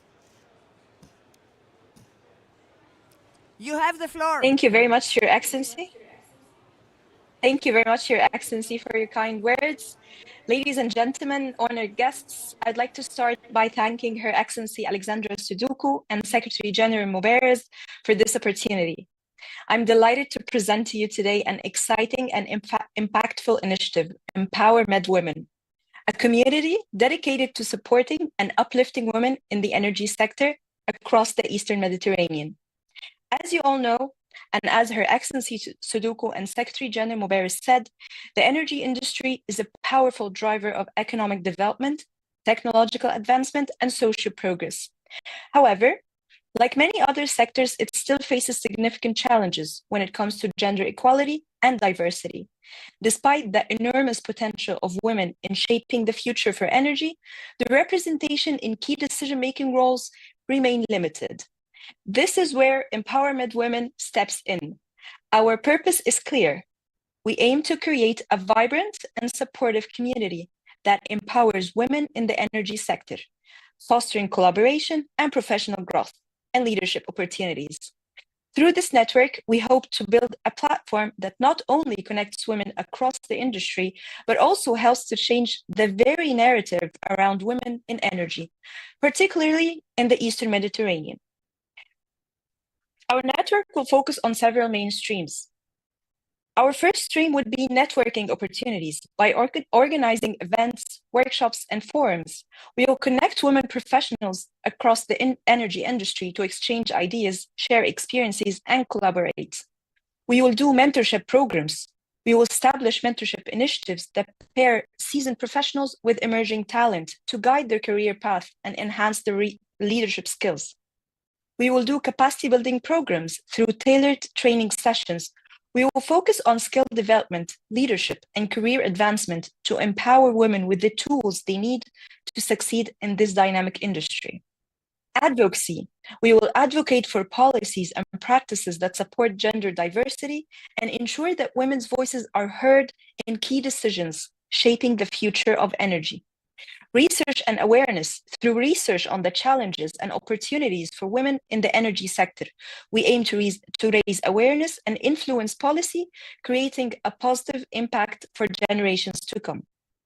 Additionally, we will be implementing proposed activities such as innovation challenges, where women-led teams can showcase innovative solutions to energy sector challenges. Storytelling series that highlights the personal journeys of women in energy, providing role models and inspiration.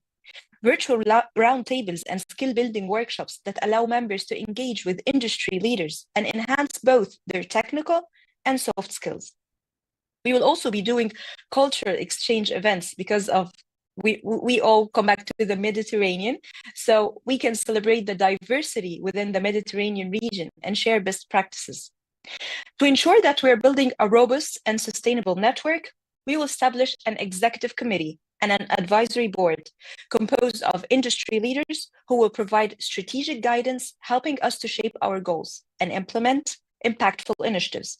And of course, we will be having different working groups. I would like also to emphasize that Empowerment Women is an inclusive network open to anyone working in the energy sector across our 8 member countries, as well as our 3 observers and members of GIAC and RAC, the international companies, of course, and the regulators. Whether you are an engineer, project manager, researcher, or a leader in this field, this is your opportunity to join our community. We're committed to advancing gender equality and diversity in the energy sector. So how can you join? It's simple. If you're interested in becoming a part of Empowerment Women, just scan the QR code that will appear on the screen, or you can go to the EMGF social media LinkedIn account. This will take you to a very short form where you can provide some basic information, your name, address, phone number, your home country, and your current location, and of course, your professional background. We also will ask you about your motivation for joining. Why do you want to be part of this network? What are you hoping to gain and how you can contribute? In addition, we would love to know your areas of interest, whether you'd like to focus on mentorship, capacity building, or advocacy. You can also express interest in attending workshops, webinars, or events to further your professional growth, or even get involved in committees and leadership roles. We believe that by creating a dynamic and engaged community, we will not only elevate individual career, but also shape the future of the energy sector by ensuring that women's voices are heard at every level.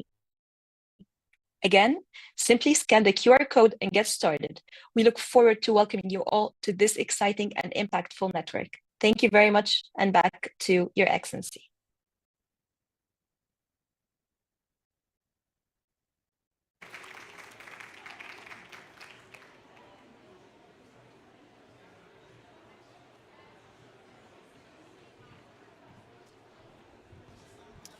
Okay, we will shift a little bit here and begin moving on to our panel discussion today. And we have an opportunity to have a continued discussion in some ways on gas industry reinvention. And Minister, you began the discussion of reinvention with people and the role of people. And now we're going to talk about the reinvention related to energy transition. And it's exciting when you think about it. when EMGF was started, everyone began to wonder what kind of organization it can be. And in fact, it became an organization that brought many countries together, but brought a perspective, a technical perspective on how to excel in the energy transition, how to use gas as a resource for energy security, and how gas could be integrated into a network of energy that also supports sustainability. And today we want to focus attention on questions that are particularly related to carbon intensity, the certification for carbon intensity. It's an initiative that EMGF has begun around the region. We want to explore its importance, how it's a tool for increasing export and economic activity, how it can be a tool in energy security, and how it's fundamental to the environmental goals of the region. So to be able to do that, I think all of you already know the people that are participating on our panel, and if I can ask each of you to come up. Alexandra Soudoukou, the Deputy Minister of Environment and Energy from Greece, the Secretary General of EMGF, Osama Obaris, Matthias Rigas, the CEO of Energian, and Sagri Ganot, the Head of Regulatory and Commercial Affairs from the Israel Ministry of Energy and Infrastructure. So it's a pleasure to have you all here.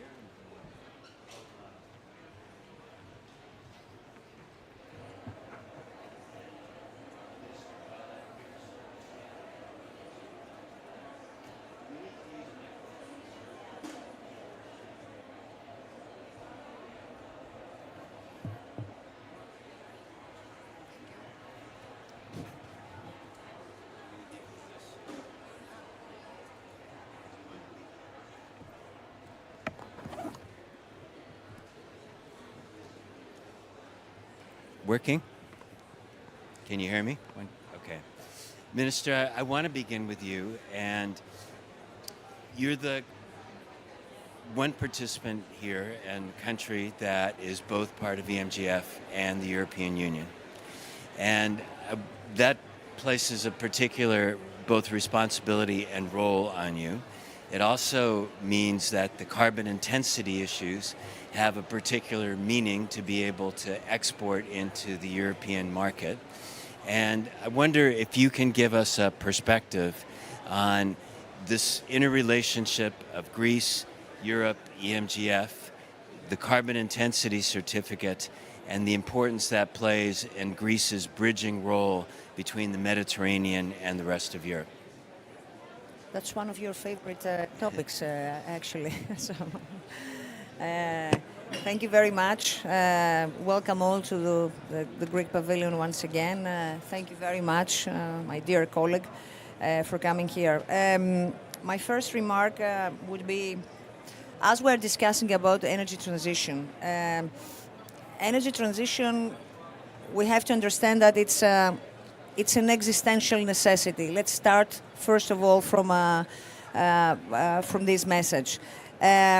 It's an obligation for us, and also it's an obligation for the fossil fuels industry to follow. But since we are discussing here about EMGF opportunities and what the countries are doing under the organization of EMGF, what I would like to add is that the energy transition is not a sudden change, but it will be a journey that will take time, right? And in this route, natural gas, which anyway is the cleanest fossil fuel, is going to play an important role as a transitional energy source in industry. So we want it in industry, we want it in heating and transportation, we want it in hard-to-abate sectors. We want it also as an on-demand fuel for the electricity supply. So we cannot, being in this region and working together, ignore the fact that energy transition will not be possible without natural gas. That's why we support the exploration activities in the broader region, and also we support the diversification of gas supplies in southern eastern Europe. I think that the natural gas market should continue to be liquid and well-functioning all the way, maybe until 2050, I would say, because security of electricity supply also calls for maintaining several gas units in backup operation. And this is why I strongly believe that one of the goals of also EMGF organization is to promote.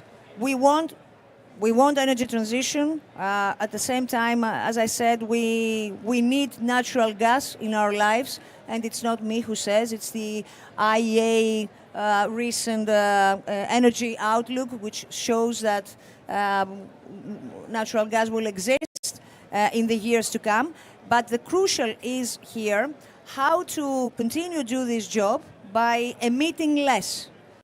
And here is the role of the industry, the role of oil and gas producers, whom personally I trust a lot to find the way and become less emitters and also achieve the climate neutrality goals they have.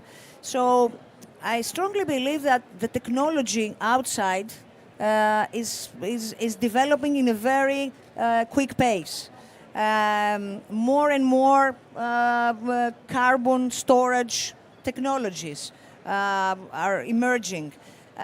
Also, the companies themselves, they try to adapt to this climate new normal. And if we collaborate, the governments, region itself, and also the industry in the oil and gas sector, I think that we can achieve both targets. First, energy security for our region, and second, achieving the climate goals. But this should come also with the help of the market and the industry. So, Matthias, the minister in many ways has given a perfect introduction to you. She's made the case for natural gas, its integration into energy systems, for security, that it can be compatible and blend into an energy system that lowers overall emissions. But now let's come back to the role of industry and its production. And does transparency on emissions create greater acceptability for natural gas and the role that it can play in our energy systems? In one word, absolutely yes. And I will give you an example and how we conduct ourselves in this reinvention of the industry. December 2019, Energean was the first E&P company in the world to commit to a net zero strategy. The first. There are bigger companies than us, but we took a very bold decision at the time. And people were asking me how an oil and gas company can get to net zero. The honest answer was, I don't know. But I know that that's the path that we need to take. And the whole organization aligned behind this strategy, and we managed to reduce our carbon intensity, which is topic of today's discussion as well, by 85%, from 70 kilos of CO2 per barrel to what is today 9, and will become probably 5 next year. Now, we did this through a number of different steps. First one was to focus more on gas than oil. We were a 100% oil producer. We are a 90%, we're going to be a 99% gas producer going forward. We did it by becoming more efficient. We did it by putting KPIs to the management team, and that actually is what focuses everybody's mind. When you tell people You will get paid based on how much the company improves its carbon intensity and how much it improves the transparency that you asked me about. Then that brings the organization behind the vision. Transparency, we've been publishing our numbers, which have been audited through our sustainability reports, and our sustainability reports have been getting a number of awards globally as being very open and showing to the world that we have nothing to hide. We're actually here to provide the energy that countries need, and today we're producing more than 50% of the gas that Israel consumes, which allows then the other producers in Israel to export gas to Egypt, providing energy security to the whole region, and we're doing it in a responsible way, in a transparent way, in a very open way. And that is exactly what the industry should be doing, echoing what Minister Zdoukou said. This is exactly the kind of role that we have to play, providing responsible energy and being very transparent, because we do need this gas. There's no way that we can live without gas today. Just a small example. Today, in the UK, that has 30 gigawatt of installed offshore wind capacity, 8 is only working, and it's cold. So what's happening? They need gas. Today, Egypt has rolling blackouts because of lack of gas. We need more gas. Today, electricity prices in Greece, this is the headline news in the country, are going up because gas prices are going up. So we need to bring low-cost energy in a responsible way. That is how we conduct ourselves as a business. Allow me one quick comment, though, because I want to say something off script. And I told you I wouldn't do it, but I will do it. You're always welcome. Coming back to the previous session, the previous comments about women, I'll give you a very small statistic. In our company, average pay for women employees is 11% higher than the average pay of male employees. Right? And we didn't do that because we want to differentiate. You can apply, of course. It just, we treat people equally. It doesn't matter if they're male or female. We give opportunities, and it happened that women are better paid because they are better than most of us in the organization. Sorry about the off script, but I had to make the comment. Did you want to comment, Minister, or were you just looking for a job?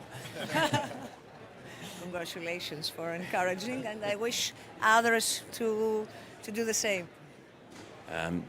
Sagi, I'm going to come to you, and I think it might be helpful if you could put into perspective the impact that now about a decade of natural gas has had on the energy security of Israel. And as you've done that, how you've tried to incorporate concerns about sustainability. Thank you. First of all, relating to Mateusz's comments, I'd like to say that I'm the only male member of the Israeli Ministry's delegation, so I'm proud of that as well. In regards to your question, I think a lot of you probably know that over the past 2 decades, the Israeli energy market has been transformed. We've moved from relying primarily on coal to mostly natural gas, and we actually had a strategy document published a few months ago looking at the 2050, looking at natural gas continuing to play a supporting role. Obviously, the big efforts are going to be around renewables and energy efficiency. But we are looking at natural gas as something that's available, and we're going to have to see how we figure out how we reduce emissions and relying on natural gas in a supporting capacity in order to reach net zero in 2050, which is the ultimate objective of this strategy. Relating to your question, we've always set very high standards for operators, as Mateusz knows very well. Energean is one of them. We're proud to have that. We've also had the recent study by the Israel Institute of Technology that showed that upstream and midstream emissions from natural gas operations are actually very low comparatively. And so I think the role of mechanisms like the CIC are very important because they can serve both to acknowledge the work that has been done and incentivize everyone to do more. And I'm talking about every member of the EMGF. And I think that in general, basic economic students know that transparency is good, that more information is good, it helps the market price things, it helps the market avoid risks. And I think that the MGF works best when it serves as a platform for knowledge sharing, capacity building, setting common goals. And then it's the role of each member to adapt this policy, to adapt these common goals to its particular situation, the legal situation, technical situation.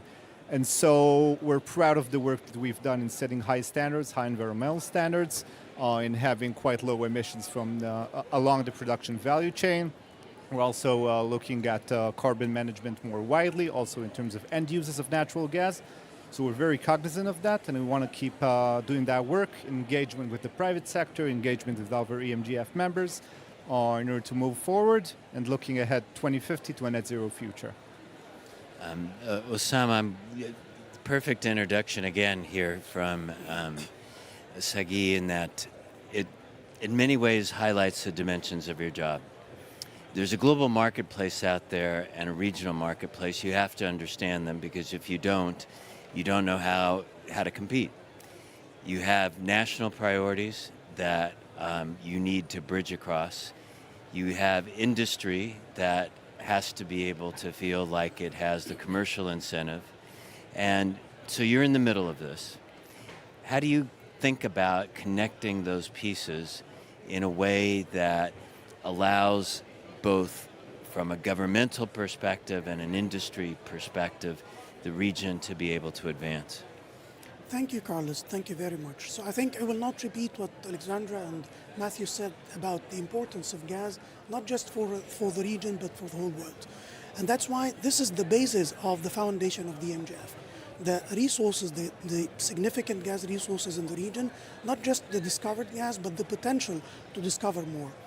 And definitely there are a lot of challenges. Some of them are regulatory, some of them are market-based. So our main objective is to bring the different stakeholders together, governments that are producers, consumers, and transit countries.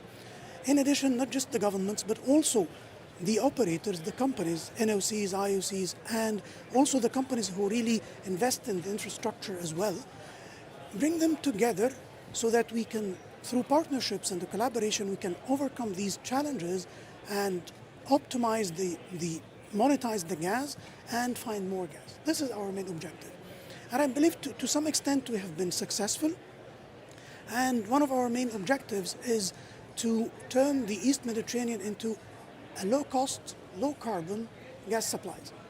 For low costs, our main track is, again, partnerships between the different stakeholders. How can we optimize the use of the existing infrastructure, or what kind of infrastructure, additional infrastructure that can be added to optimize this, the use of technologies in the different value chain.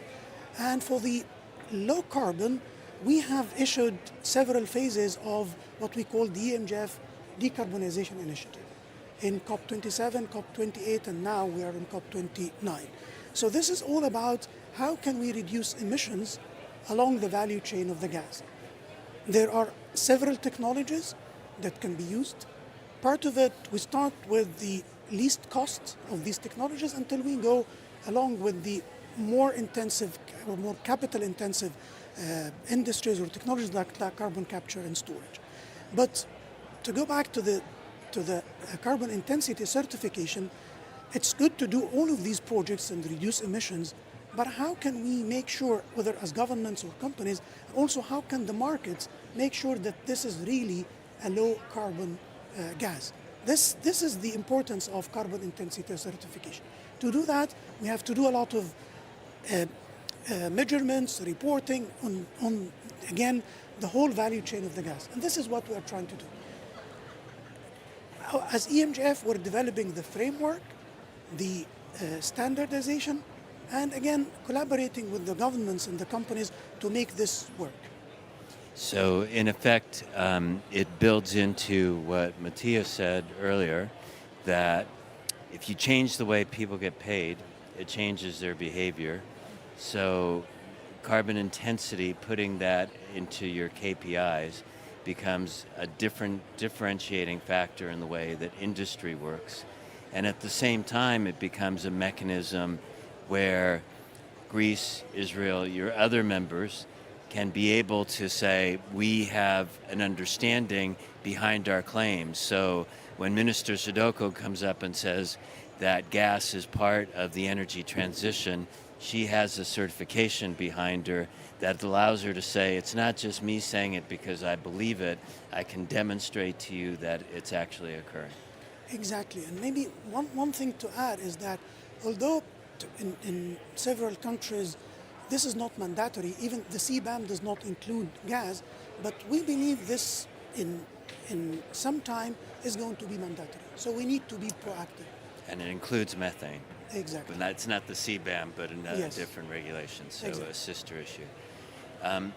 So let's turn to a slightly different issue. And you already started the topic of lowering costs and connecting that with best practices. And I want to come back to you, to Matthias, on what, from your perspective in the industry, what do you look for in a regulatory environment to be able to give you the confidence to invest and expand your position? Well, in a very simple answer and simple words. Number one, stability. And I will give you an example. Egypt has had a stable oil and gas environment for over 100 years. Taxes, high, low, it doesn't matter. They are what they are, but they have never changed. The UK, where we are listed, changes the tax rules every week. So what we want to know is to have the rules of the game very clearly set and keep them stable. Whether we like them or we don't like them, that's our choice. That is how we decide to invest. That's the risk we decide to take, but don't change. The second very important point that we look for in governments, especially since we're talking about energy transition, and one of the most visionary projects in the country at the moment is the conversion of our mature oil field in Greece, the Prinos field, which has been operating for over 40 years, into the first carbon storage facility in the East Mediterranean, is a government that acts fast. And a lot of governments, and whether it was in Israel or the business we've done in Egypt or Italy or Greece, people complain that governments are very bureaucratic and they're very slow. Our experience with the Greek government, since you are all ears and waiting, is that when visionary projects like the carbon storage project are in front of a government, they brought in regulation. I think Greece is one of the first countries in Europe that has a very clear regulatory framework about carbon storage.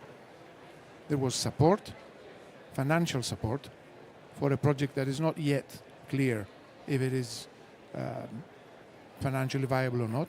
So we got 150 million euro from the RRF with the support, and many thanks the Greek government for supporting, to allow two things to happen. One, a mature oil field to transition into the future and have another 30, 40 years of life. And number two, which is more important, to allow the hard-to-abate industries of the country, the cement factories, the refineries, to find a solution that will allow them to exist. So the role of the government is extremely important on the tax side to have a stable environment, on new initiatives to move fast, to regulate, to be fair, and to support when is required financially to promote carbon storage, which is, in our view, one of the biggest and most interesting solutions to the problems that we're facing. And there's a lot of criticism. People are saying carbon capture and storage is the excuse of the oil companies to continue to produce and burn fossil fuels. In what way? Nonsense. There are companies, there are industries that cannot exist, not because they cannot electrify, because their process needs to release CO2 into the atmosphere. We need to find solutions for them. So that's the role of industries, and the countries that at least I've operated, Egypt, Israel, Greece, have always been very supportive when we were open and fair and honest with them. Minister Sudoka, I need to come back to you on this because you have a regulatory responsibility or a policy responsibility in Greece, but you also have to meet European regulation. And I can imagine at times balancing the two can be a challenge. How do you manage? What we have, we were mandated actually by the Greek Prime Minister back in 2019 when we first designed our national energy strategy for Greece by 2030 was to be visionary, but at the same time pragmatic.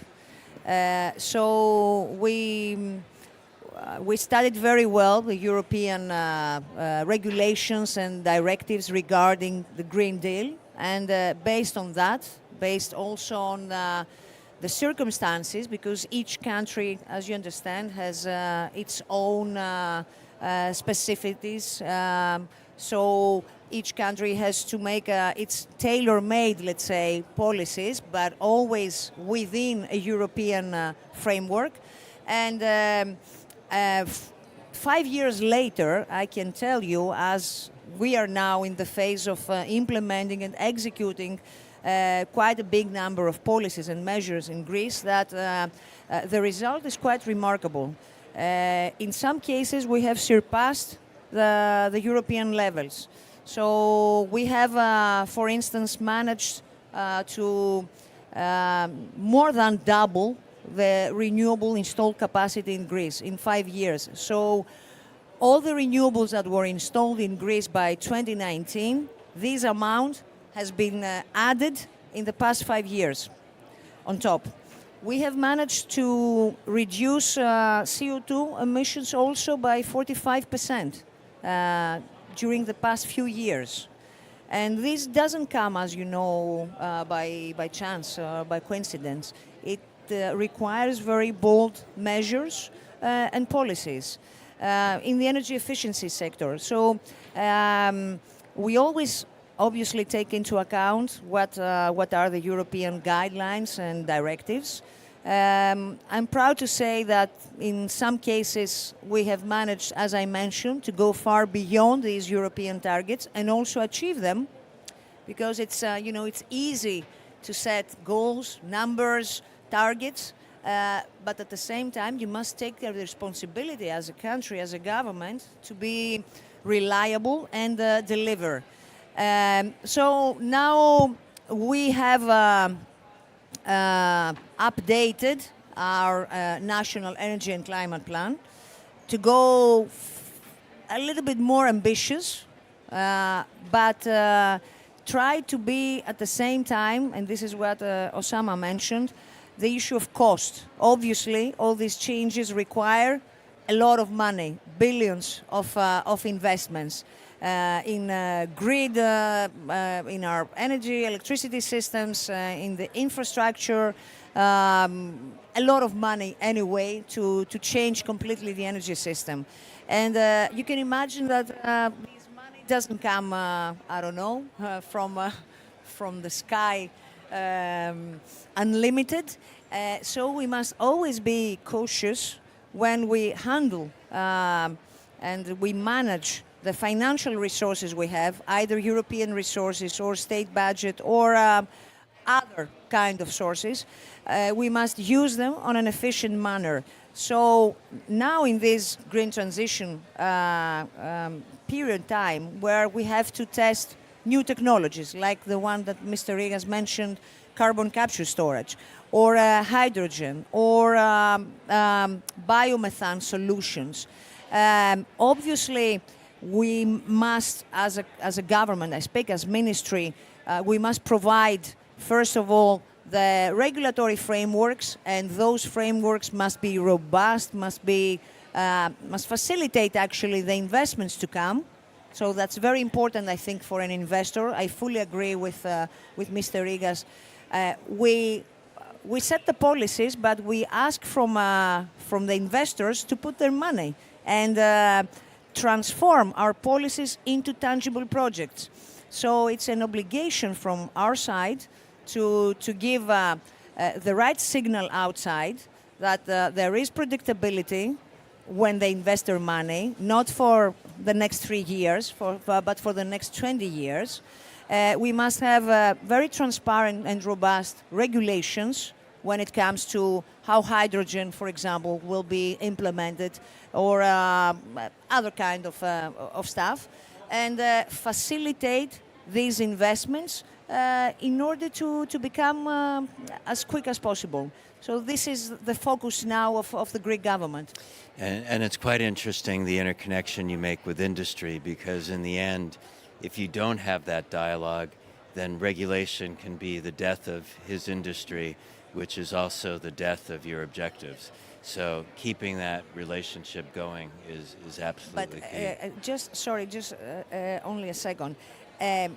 It's true that the European Union likes sometimes over-regulation. And that's why when we criticize, let's say, ourselves of how quickly we go with all our goals, one of the obstacles here is that we over-regulate. And these over-regulate make things moving slowly. So I think that this time, with the new European Commission, we must find smarter ways to go much quicker with not so much regulation. Well, you've already set one example of it, is the importance of the engagement of industry throughout the process. But we can come back to that in a minute. Sagi, I wanted to explore another aspect, since we've been going deeply into the regulatory issues. And EMGF provides guidelines on how to approach many of these questions. As you approach regulation within Israel, is the region and the guidelines and the standards and the discussions from EMGF, is it helpful to you domestically, or does it make it harder? Well, on the one hand, it's very difficult to compare the different cases. We have markets of different sizes, different levels of complexity. We're a relatively young market compared to, say, Egypt. But then again, we're all facing the same challenges. The challenge of reducing carbon intensity, the challenge of attracting investment, the challenge of regional connectivity, which is something that is very prioritized with us. And of course, we've done a lot of work with the MGF and individual members over. So the challenges are the same. The conditions might be a little bit different in each case, but I think we have a lot to learn from one another. And again, I think the EMGF works best when everyone brings to the table the problems that they have, the challenges that they have, and manage to solve them together, whether it is for ROC, the Regulatory Authority Advisory Committee, which I'm the vice chair of this year, whether through JIAC, engaging with the industry. It's not that we don't engage with the industry on a regular basis. I engage with Matthias' team in Israel almost every day. But still, bringing everyone to the table, talking about common challenges, everyone brings their own experience, their own solutions. I think it's something that is very, very valuable, even if we all come from different places, different levels of market development. Excellent. So, Osama, I'll come back to you. And one of the themes that has come up here, obviously there's been a regulatory theme, but there's also been behind it a theme that the minister put on the table, that how do things get financed? The costs are high. And I'm not going to ask you to, certainly EMGF is not a bank, but one of the things that you do is bring people together, and does that help share infrastructure, understand how to optimize investments in infrastructure? And at one point we talked about whether the carbon intensity certificate could be, in some ways, even a revenue mechanism for EMGF. Can you comment on that? Yes, definitely. I think this is a very important topic, and I guess one of the things that DMGF can support in. One example of shared infrastructure, for instance, is between Egypt and Jordan. Jordan has a regasification unit. Its capacity is bigger than what Jordan needs. So there is a shared use of this infrastructure. This definitely is good for Egypt and also good for Jordan. This is one of the examples that partnerships and collaboration between the different, whether countries or companies, is paying off. Again, also the infrastructure in Egypt for export, the LNG, which has haulage capacity in bringing the gas from the region, whether for the domestic market or for re-export, again, I think this is driving costs down. So collaboration between governments and also between companies is important. What also Sagi said is EMGF being a platform for bringing the different stakeholders together. Again, EMGF is not substituting the bilateral relations, but bringing all the different countries and companies together, sharing the best practices. And also this happened also in decarbonization. Developing projects that can be shared as well is quite important in driving costs and also optimization and acceleration of the process, whether developing gas or decarbonization. Excellent. So we're more or less at 4:15. We started a little bit late. I have one more question that maybe I can address all three of you, but you're the boss in terms of the schedule. Do we have a couple more minutes? Okay. So let's look at this issue of carbon intensity and certification and put it in a commercial context. And Sagia, I'll start with you, but if there's transparency on carbon intensity, does it help or does it hinder gas trade? Well, as I said, transparency, and this is basic economics, always helps. More information always helps. If you can measure it, you can account for it, you can manage the risks, you can even monetize it in certain situations. So obviously that is something that is beneficial to the market. You know, we've done work on increasing liquidity in the domestic natural gas market. We're just introducing our first carbon tax, and it all goes in the same direction. More transparency, more information in the market, and that can only stimulate trade further. Okay. Matthias, is there a trade-off here with cost? To be able to have this transparency, or does it cost you more? Do you spend more? And as you think about it, let me add another bit. Does it affect the cost of capital? Well, you can be honest. I'll be very honest. That's not my problem, you know. Well, you know, we have an audience here and we have a wider audience that is watching online. I have a key question. We're a listed company. Would you buy or not buy our shares depending on our carbon intensity? The answer is no. It is something we have absolutely to do to exist. It's our license to exist, to be able to responsibly produce energy. But at the end of the day, the reality is that investors put their money behind companies that produce results, that pay dividends, that provide growth. You know, we listed back in 2018. We've raised billions of dollars of capital to finance our projects in the Mediterranean that allowed us to grow from a very small base in Greece to be today one of the largest producers of natural gas in the region. We did it responsibly. We did it by reducing our carbon intensity. But at the end of the day, banks want to get a return. Investors want to make money. Governments want their taxes to be paid. So the market reality is that you have to be transparent, you have to do it, but you have to make money for your investors. That's how you raise money in the world. Excellent answer. And Osama, I'll ask you from the perspective of the mandate of EMGF. You've become fundamental to the gas strategy of the region. You've integrated into that questions of sustainability. And increasingly what we see is that gas is interconnected with power, with decarbonization strategies. Are there questions here that EMGF should be asking about where does the energy transition take you as an organization and your relationship to the region? So I think this is a very, again, important topic, and we are discussing internally with our member countries what would be, let's say, how can the EMGF strike this balance between energy security and energy transition. And this definitely might entail address that the EMGF would expand its mandate a little bit to include things that are also related to gas, maybe at the very near future, and also in the future to think how can we best serve our objective, which is developing the resources and at the same time making sure that it is more sustainable. So this is a discussion that we're having internally with our member countries.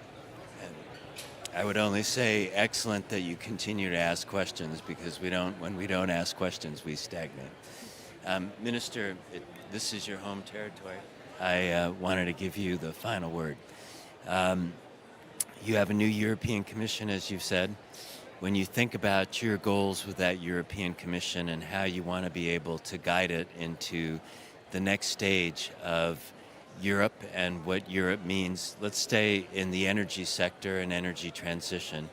What comes particularly to mind of the things that you want to try to influence that are going to be good for Europe, good for Greece, good for the Mediterranean region? Competitiveness. Competitiveness, I think, is the first issue, and this is something that already the Greek Prime Minister has raised to President von der Leyen. When we see how the United States have moved forward in the previous years, China as well, in the decarbonizing sector, and in so many investments happening, and in the initiatives that they provide to companies, right? I'm sorry to say, but Europe is lagging behind in that. So how is it possible to proceed with implementing, let's say, this agenda, the green agenda, and achieving the goal that European Union has set to become less dependent and promote more the green agenda without helping European companies stay in Europe and be competitive. I think here the new Commission, and this is what we are expecting, and I think that from the very first words that we heard, we are waiting to see a dedicated plan for this purpose. The second issue, and this is something that touches Greece and some other countries, is energy prices. You know what? We have a difficulty in explaining to citizens that what we are doing is for their benefit. We have a difficulty convincing them. We are proud to say that, yes, in Greece, for example, we have made such a tremendous progress with the renewables. But what's the outcome? Have energy prices fallen? Does a Greek consumer or a European consumer, let's say, pay cheap of its energy compared to, I don't know, third countries?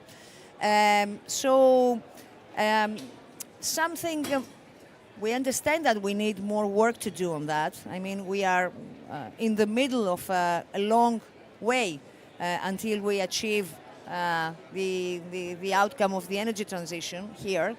But we must do something within the European Union in order to have a more integrated energy market. This needs more investments in electricity interconnections, for example. And this is something that I think European Commission has already set it as a priority to become more interconnected. So to make more investments in this sector and have a more integrated, system, so that, at least from my side, for European citizens to have cheap energy, but on a fair and equitable manner. I think when you look at this panel and the discussion, there are many points that have been made, but let's think about it.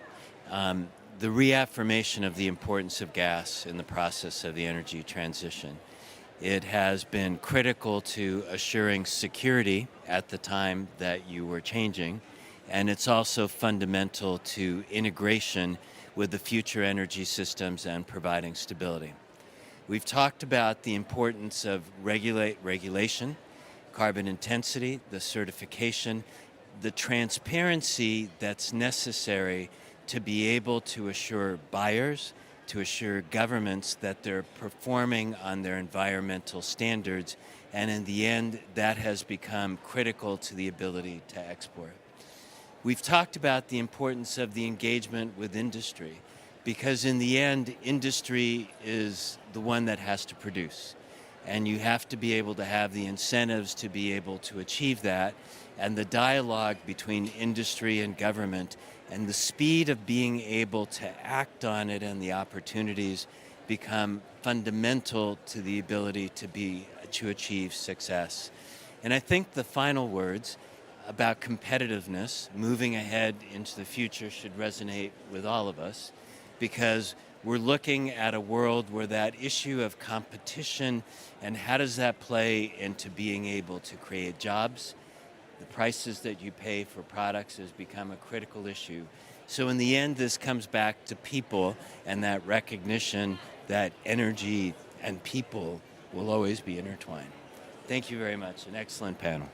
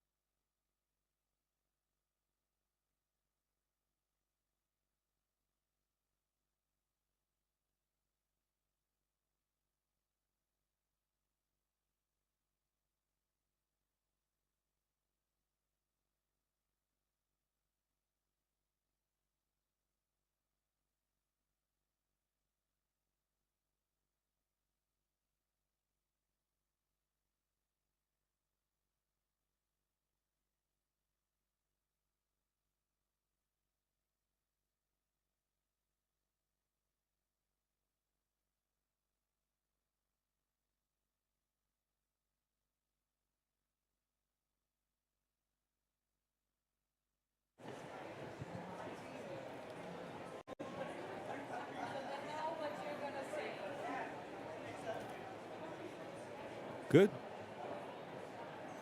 I think we're good to go. So I would like to welcome you all to our panel called Clean Energy Transportation, Aviation, Maritime and Land Transport. And I would like to thank the Greek delegation for organizing this panel first and foremost. And introduce the esteemed panelists, starting from Astrid Helene Rosas Christoffersen, the Group Director for Research and Technology at DNV. Proceeding with Mary Owens Thompson, Senior Vice President Sustainability and Chief Economist for IATA, and Jens Hügel, Senior Advisor to IRU in Geneva. And interestingly, of course, and deliberately so, we cover all modes of transport, air, sea, and land, which discuss.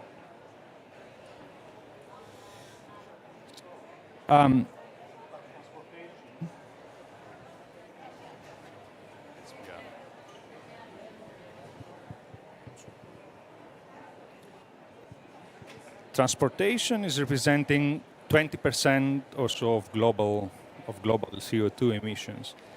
And this intensity is going to even grow in the future. I mean, by 2070, we expect transportation demand to double more or less across all modes, and car ownership to increase by something like 50%. So definitely, it's a very relevant topic when it comes to decarbonization and energy transition. In this context, I would like to start by asking an opening statement from each one of our panelists on how they see the progress in terms of energy transition and transportation more broadly, and in your particular sectors of interest. Starting from you, Astrid. Thank you for having me. Well, the global transportation system is already accountable for a quarter of global greenhouse gas emissions. And in the next 3 decades, the global vehicle fleet will grow from 1 billion to 2 billion vehicles. Passengers flight will increase by 130%, and cargo ton miles at sea will expand by some 35%.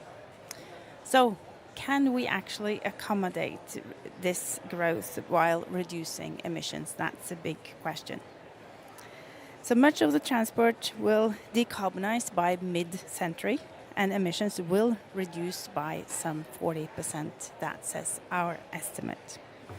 But by 2050, the relative contribution of transport to global emissions will have risen to 1/3, implying that the sector needs to tackle decarbonization in a much greater sense and urgency to help combat dangerous levels of global warming.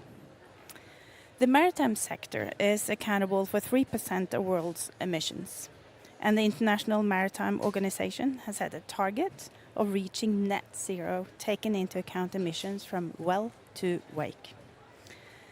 Short sea shipping has lately demonstrated use of electrification with batteries that has been able to scale. And this is a viable technology, and research in batteries may result in ability to use it over even longer distances in the future. However, most of the shipping industry is long-distance shipping and not feasible for batteries today. Long-distance shipping is experiencing a more difficult transition, as batteries is not a solution. In maritime, there are limited alternatives to decarbonize long-distance shipping that may lead to 50% share of hydrogen-based fuels such as ammonia and e-methanol by 2050. But significant uptake is unlikely to start before the mid-2030s. Still, the technology takes time to develop, and we need to start it now. In the maritime sectors, there have been several pilots and demonstrators of both hydrogen and ammonia, so we know that the technology does work. Höegh Autoliners has ordered 12 ships on ammonia dual fuel that will be running on ammonia from 2027. So it's not about technology in ammonia, but we need to see scaling and industrializing. But it's very expensive, and the willingness to pay is not there. But through this scaling and learning process, there's an ambition that we also can drive energy efficiency. And that needs to be happening at the same time as IMO needs to set new regulations for carbon pricing. Energy efficiency will remain important to bring down consumption of fuel, both for fossil fuel and ammonia. And these new technologies will meet digitalization. So we can use digitalization by learning and sharing of experiences while these new technologies are taking on board. Going forward, other opportunities to decarbonize is carbon capture and storage and nuclear propulsion. Carbon capture on ships is also a viable technology, has been and can be used today. However, we're lacking the infrastructure to capture the CO2 and to how to store it.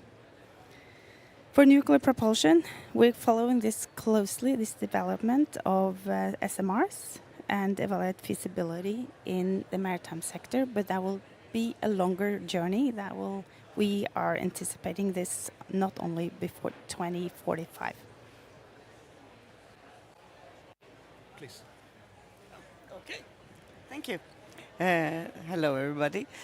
So I'm from IATA, the Air Transportation Association, and of course, as representing airlines, I cannot stop myself from saying that, of course, aviation is necessary, although not maybe sufficient for economic development, but certainly necessary.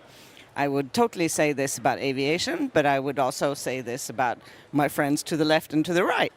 All forms of transportation are necessary, not always sufficient, but absolutely indispensable for economic development.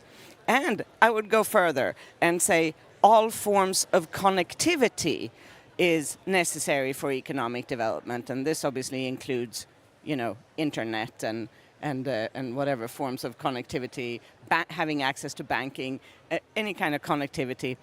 So all of us who are in the business of connecting people and transporting goods and transporting people, we are absolutely necessary for economic development. So therefore, it was a bit shocking to me when I, was privy to a document issued by somebody in the European Commission saying the quickest way to lower CO2 emissions is to fly less. Yeah. So then I'm like, okay, now we have another problem, because this is a lack of awareness of the hierarchy of priorities in the world. Surely the priority must be the SDGs and eradicating poverty. You cannot do this without connectivity. So therefore, it's not possible that the utmost and fastest way to reduce emissions would be to fly less. The fastest way to reduce emissions has to be to replace fossil fuel with a clean fuel.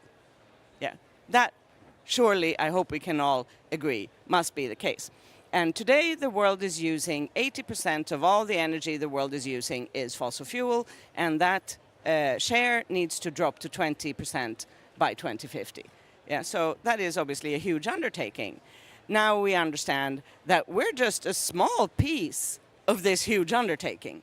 Yeah, because if we're using this much fossil fuels, it means that every industry in the universe is using fossil fuels. So are we going to be angry at the activity, or are we going to tackle the energy source? Obviously, we totally believe that we must tackle the energy source. And this we certainly do want to do with our friends in the transportation sector, but I think now's the time to understand that this is not an aviation issue, it's not a maritime issue, it's not a road transportation issue, it's not a transportation issue. It's a global energy transition issue that involves absolutely everybody in our global economy and on the planet and in what surrounds it, arguably. So we must break our shackles, with respect to our respective ministries, and speak to all the ministries and get these agendas up on the national action plans, the regional action plans, the global action plans, and approach this systemically. Now, of course, the human brain is not particularly well equipped to think systemically, yeah? and prefers to think in small little slices. But if we persist in trying to solve this problem in small slices, we will not succeed. So I think that's enough from me at this point in time. Thank you. Thank you for having me, and thank you for the good comments. And I totally agree with what you just said. We are providing an essential service. And just to give an example, to have a cup of coffee here at COP, you need 29 companies from 18 countries to have this cup of coffee. So it's an essential service that we provide. The challenge is to make it decarbonized. And here I think we agree it's all about the pathway. And for us, greening of transport is a marathon. It's not a sprint. And I know we have some colleagues here, marathon runners, they know what it means to go for the distance. It's all about the way. And we cannot wait for 2025 and say, there we go, all decarbonized.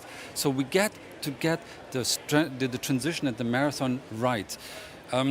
So from our side, from the RU side, we are fully committed to decarbonization by 2050. And we have 3.5 million transport operators behind us pushing for this goal. What we say is you need to have a dual approach. Let's try to see what we can do now on efficiency measures, maybe better logistics, and with that you can already decrease the CO2 emission by 50%. And at the same time, you work on the alternative fuel. What is feasible? What works? And here, what we say as users, we use everything available. If it's a biofuel, it is hydrogen, electricity, no problem with that. I mean, there are some challenges, but we're happy to do that. But the key is you need to do both at the same time. Don't put your focus just on one thing and go for electric trucks forever. You will not make it. It's all about the transition, the phase in between. So the dual approach, efficiency measures plus change to alternative fuels, that's what we're aiming at. And be pragmatic, be realistic. And I think that's also what I would like to deliver. Thank you. I think we will all remember about the coffee requiring 29 different companies. It's a good one. You are all representing very relevant organizations, institutions in the space of transportation. I think it will be very interesting to hear from you what are some of the tangible initiatives that you are taking to support the energy transition, organization-wise, and lead the way for the rest. Please, let's start from road this time.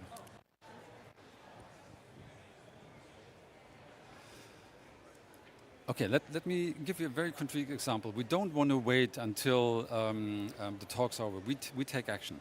And in fact, we have trained 5,000 taxi drivers serving COP delegates. So we did a training on fuel-efficient driving here in Baku. 5,000 drivers are trained, and they get a little award at the end, they get a little prize at the end. But that's something tangible. 10, 12% reduction in fuel consumption of these taxi drivers. Simple. And it's something that you can use and do now. And we're going to do it in other countries too. We train them, and with that you can reduce it. We're not waiting for electric taxis to be here. We do this now. I mean, there are a lot of other opportunities that we do. Eco trucks, longer vehicles. For us is one of the solutions. You can replace 3 trucks with 2. You just extend them a little bit, and then you have better logistics, and which is a win-win as well. And I have to say, transport operators, well, they do think with their purse. In the end, they say like, hey, what's in for me? Can I save the world and make money? You have them. If you just need to save the world, well, it's going to be tricky. It's going to be tricky. So with this challenge that we had for the taxi drivers, they also save money on the fuel. So simple example on action. Okay. I wish things were that simple in aviation. No. So in aviation, we have a little bit of I have to give you a brief history lesson, so to speak. Yeah. International civil aviation was created during and just after the Second World War, and the founding document is called the Chicago Convention. I really recommend that everybody reads the Chicago Convention. It's really inspiring. And it talks about how this global aviation industry is necessary for peace, connectivity amongst people, for economic development, and all these things. That just after the Second World War, I think, given the global geopolitical climate we're in right now, it's worth reading. Anyway, long story. So we were created just after, together with our UN body for civil aviation called ICAO, also came out of this agreement in 1947. And since then, these two bodies, meaning ICAO, the UN body, which has the member states as members, and IATA, the private association that has the 350 airlines as members and represents 85% of global aviation, we have been working together on everything. And we have been able to bring, thanks to, of course, the actual airlines, aviation to the point where it's obviously the fastest way to move around and also the safest way to move around, thanks to standardization, harmonization, and the vision of the founding fathers, in our case, for a level playing field to accommodate this uniquely global industry where, airlines fly to hundreds of countries, each and every one of them, all the time. So all of this history lesson just to say that ICAO in 2016 created the first market-based offsetting, carbon crediting system for international aviation. In 2016, 1 year after the Paris Agreement, so pretty advanced. And then IATA adopted the net zero by 2050 objective in 2021, and ICAO followed in 2022. So we are a uniquely aligned and a uniquely committed industry, together with our regulators and all the airlines.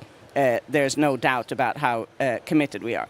So when the carbon crediting system was put into place, we adhere to that, and we're very happy to buy these carbon credits. We would be, but now the countries are not releasing them from their nationally determined contributions.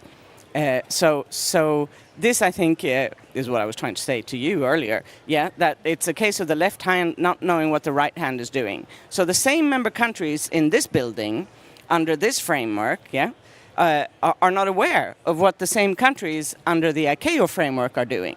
So therefore, we can get an obligation coming from ICAO, so we are obliged, but the countries have optionality, because these countries have not been told that they must release these EUs. So we are put in a conundrum where we today cannot know that we will be able to comply, even if we want to buy these things, because there aren't any. And there's exactly the same situation regarding the sustainable aviation fuel that we need to be able to fly airplanes. So we are very happy, with some kind of brackets, because we're also concerned about the purse. But, we're reasonably happy to buy the sustainable aviation fuel. But today there's only 1 million ton available, less than 1% of our total fuel consumption. And in 2050, we need 512 million tons. So there's an incredible scale up that has to happen. Today, people think that this stuff exists, but it doesn't, right? People are not flying on SAF other than a few drops here and there. And again, when we are obliged to buy it in the places where that happens, well, then we also have the same anxiety as to whether we can comply or not. So we are out here speaking to everybody here today and all the other days, speaking to the energy people, the agriculture people, and everybody we can make friends with and who lets us in about this, because we need the world to produce more renewable energy, and we need these countries to release these carbon credits for our use. Otherwise, we will fail. Thank you. Well, DNV is an independent foundation with the purpose of safeguarding life, property, and the environment. And 70% of our business is related to production, generation, transmission, and transport of energy. And 60% of that work is non-fossil, and 37% is still oil and gas industry related. We have the same organization as you're mentioning in the maritime. It's called the IMO, the International Maritime Organization, that is setting the rules for how we are doing everything basically in maritime, including CO2 taxes and so forth, and emission reporting and so on. It's quite forward-leaning, I have to say. So it's been setting a net zero target for 2050, and that includes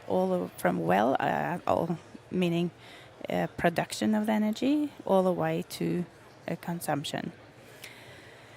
However, there is no actually investment in that right now. There's no incentives. It's just measurement. And that's what we need. And IMO is going to have a meeting in London with their, 157, I think, members, including the US, that will discuss how incentives and tax of CO2 can be done to help introducing more costly fuels.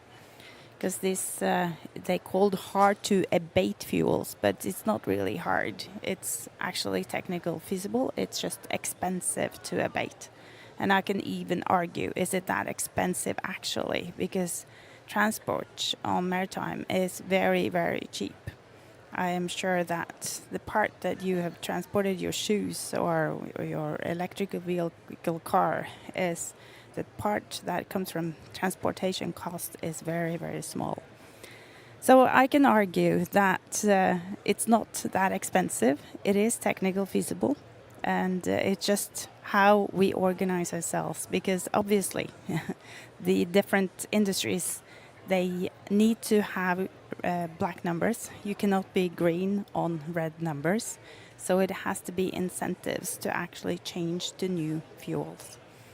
In DNV, we are setting standards and recommended practices in how to safely adopt new technologies. So that's how we help the transition. We're also giving out a yearly and energy transition outlook and the maritime forecast that describes how the energy is forecasting towards 2050.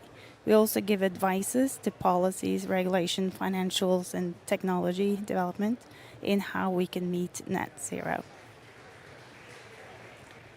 No, thank you, Astrid. And you mentioned, I find it very interesting, expensive to abate. I think it's a good phrase to coin, as opposed to hard to abate.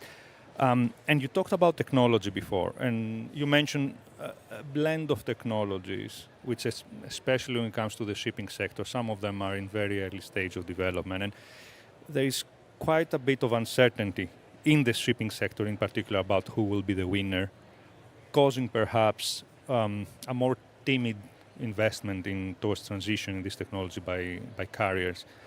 What is your view on this? Do you see any technology catching up in the kind of short to mid-term that will create also visibility for carriers to move faster? Well, we don't think there is one silver bullet. So I think there will be a mixture of things.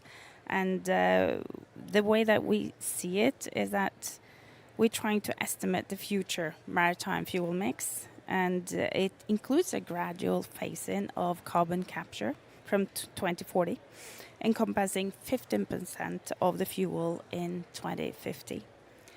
The opportunity for nuclear propulsion is something that we're following closely. However, it's in very early stages, so we think maybe 6% of that could be a part of it in 2045. However, shifting from its oil-based fuel mix today, a significant decarbonized maritime fuel mix will be dominated by hydrogen-based fuels with 24% of ammonia. So that is the large part, 12% of e-fuels, likely methanol, with addition of 11% biofuel. Electrification will be low, 4% is that we are estimating, because it's mostly feasible for smaller ships sailing short routes. Natural gas will continue to grow towards 2040.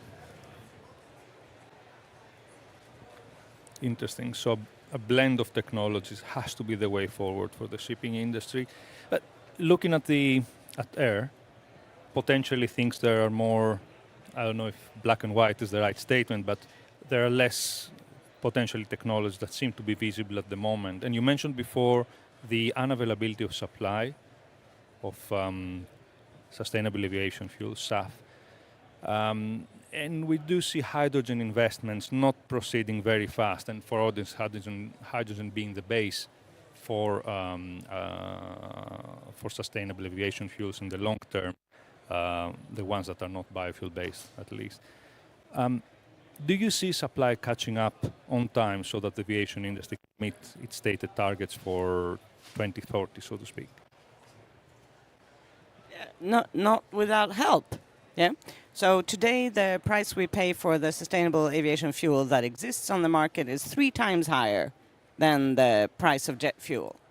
And then I also have to share some numbers regarding our industry with you. So I also am sensitive to your phrase expensive to abate, because our industry, the whole industry, is probably going to make a profit this year about 30 billion.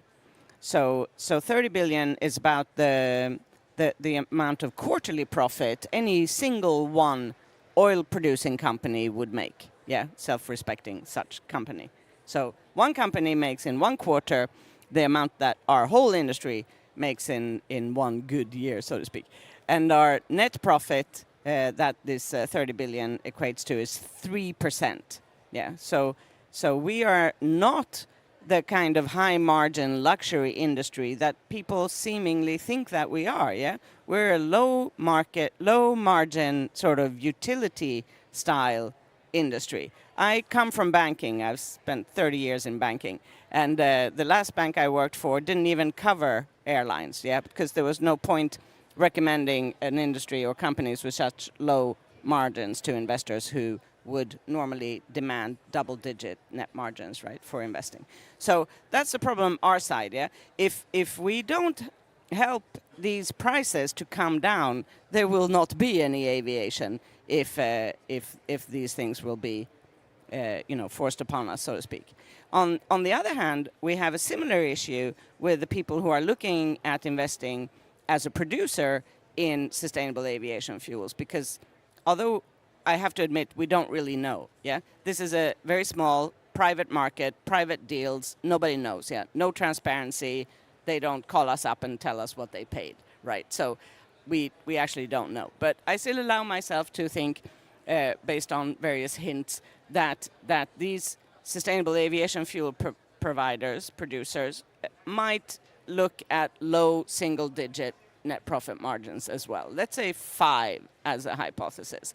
And then now you're going to try to put yourself in the shoes of an investor in the energy sector, and you're looking at the oil sector, and you're saying, okay, I can make 20% over here with known risks, known technology, and known clients, and known everything.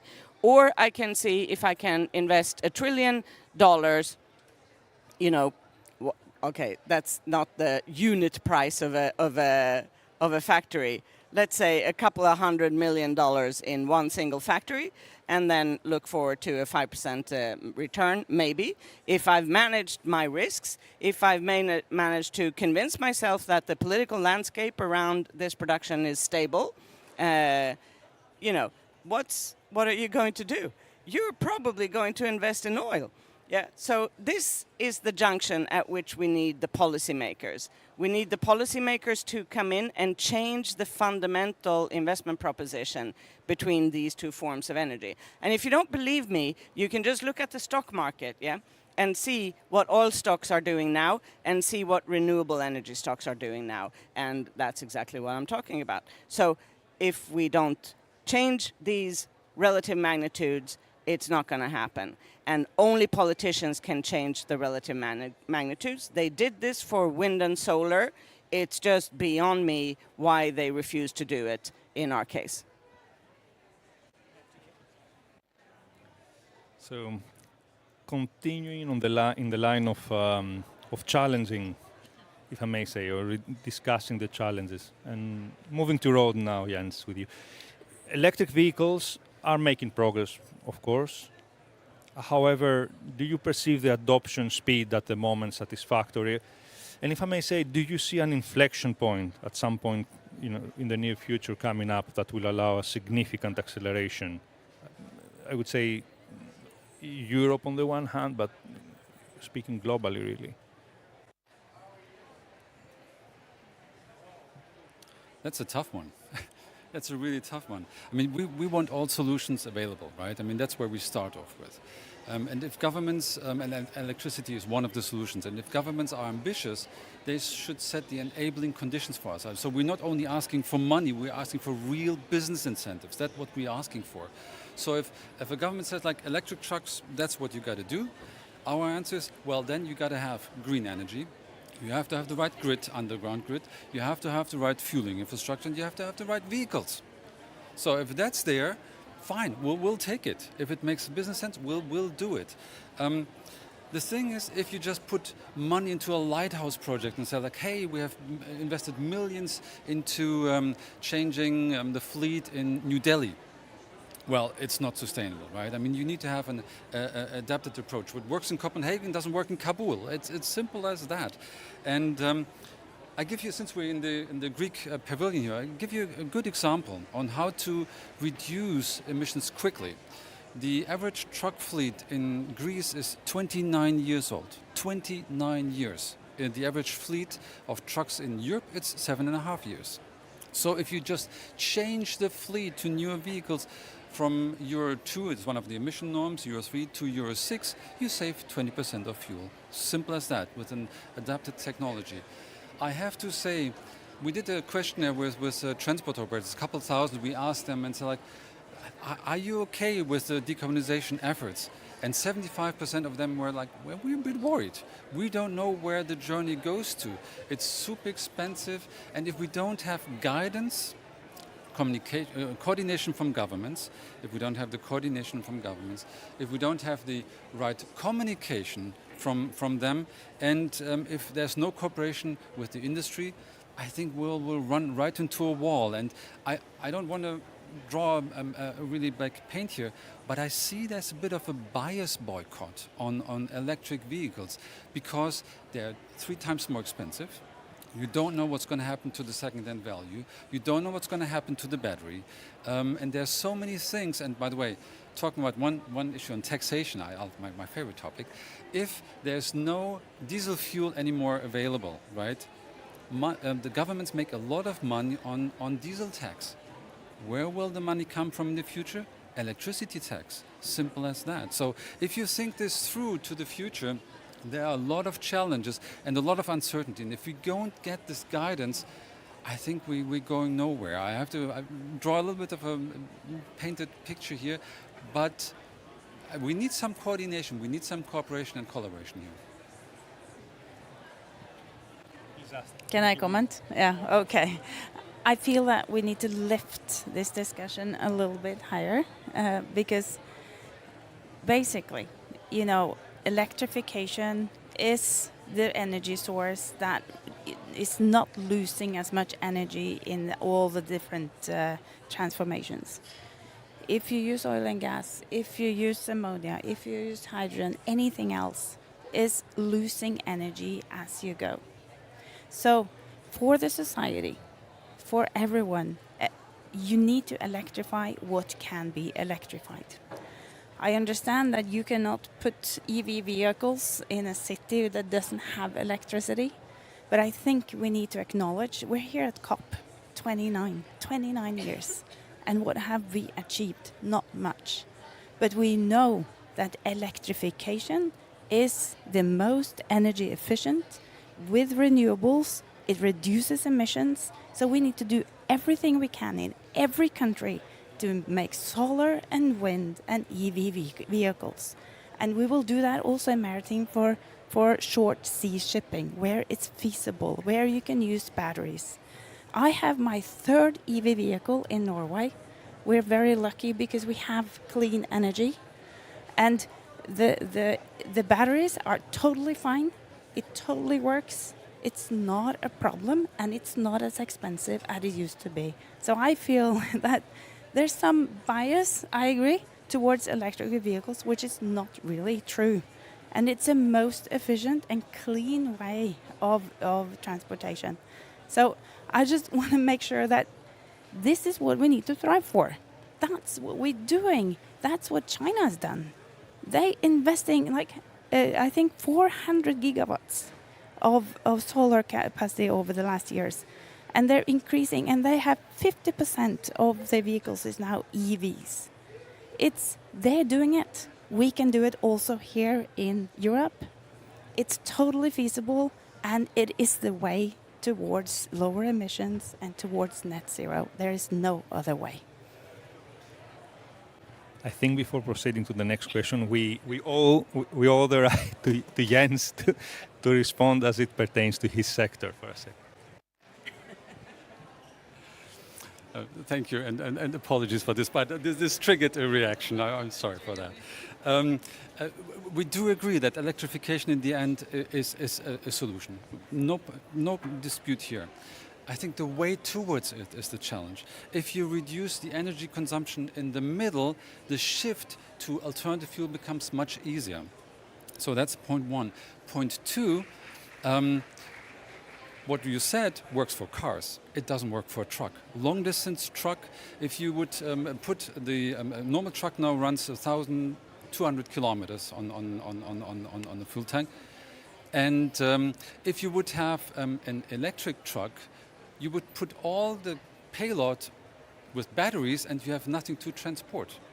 So at the moment, it just doesn't make sense on the long distance. In urban transport, urban delivery, I'm with you. It might be a solution. Long distance transport, it doesn't make sense. Also keeping in mind that there are driving rest time rules. I mean, if you go to a parking lot, you have to spend there an hour refilling recharging your truck. And where do you go? Where you lose then some time there. Maybe the way forward is to look into battery swapping technology for trucks. Maybe that's a solution. So you have a quicker charging time and a quicker solution there. But to say, hey, what works in cars? Sorry, it doesn't work in a truck, not even in a coach. I think the battery developments are going so quickly. So I think we can see it in trucks very early, quite soon. We see it in longer and longer distances. And in my neighborhood, we have buses that are electric. They will stop and charge, yes. Yeah, it's shorter distance, it's true. But I do think that the battery developments and the densities of the batteries is actually developing quite fast. And we have 91 electrical ferries on the sea now. And they're not short distance already. It's not Asian, Europe, obviously, but it's not that short distance, and the distances is increasing as the development of the batteries. I'm just optimistic that research can increase also the distance of the batteries going forward. I don't know how far it can go, and probably it's not a solution of today, but I think we have to continue pushing this, because that's the end solution. And we need to push it. And we're not having a sleeping pill, only looking at energy efficiency. I support energy efficiency, but let's not having it as a sleeping pill. And I'm sure Jens has a very convincing comeback, but we're running out of time. And since quickest way is not to travel less, I would like to give to Marie to give us the closing statement and the commentary on this discussion. Yeah, time flies, yeah. Yeah, no, I was trying to muscle my way in on that conversation because obviously I couldn't let these people, just run the transportation sector on their own. So clearly in aviation we are also looking at electrification. But today, we think that maybe soon there could be up to a 30-seater flying electrically, and then the other area that a lot of manufacturers are looking at is hybrid. Yeah, so this is obviously not going to make a big dent in aviation's global emissions because we can't fly transatlantic with electric planes today. Happy to see what research can do. Yeah, But I think it's vitally important in terms of economic development again, because we lost a lot of connectivity during the COVID period. Yeah. So now we're back to the same amount of connectivity, but different routes, different service on different routes, and different seat capacity on different routes. And what we want for everybody's sake is obviously deep connectivity, and often like Norway is a great place for electric flights, right? Where you can just hop over the mountains. The distances are not necessarily great, but it makes perfect sense. So I think clearly it has a role, very important role in terms of what we can do for the global economy, electric flight, not such a huge role in terms of how the industry can decarbonize. Yeah, and otherwise, what I would ask for, from everybody, I think it's clear, but I'll say it again. We need the countries to release their, write these letters of authorization and issue corresponding adjustments so that we can use the credits that we need to comply with our obligations. We need everybody to produce any kind of renewable energy in vast quantities. Yeah, and then we just want our share of that. Our share of that is going to be a minor share, because today in a refinery, aviation jet fuel is 8% of global refining capacity, with a vast amount obviously going to diesel. Yeah, so if we manage to produce, if we imagine a bio refinery in the future, we need lots of them, to make up the jet fuel that we need. But it's not possible to make a refinery that only produces jet fuel. Yeah, so we must make all of these refineries. They will produce the jet fuel, but they will produce like 92% fuel for other people. Yeah, so help us solve our problem, and we help you solve all your other problems. Thank you.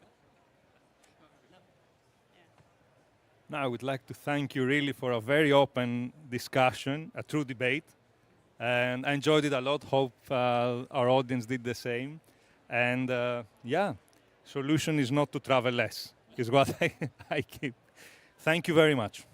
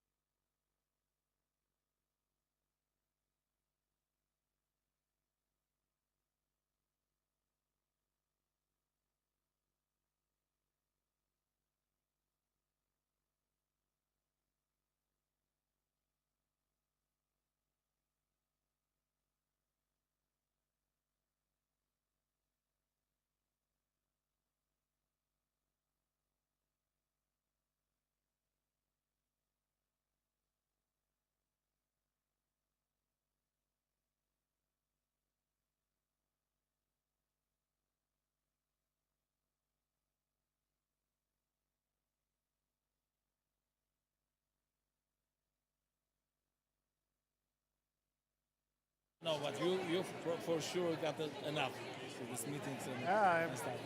I'm always need to concentrate. Am I in the right place? Do I read the right briefing?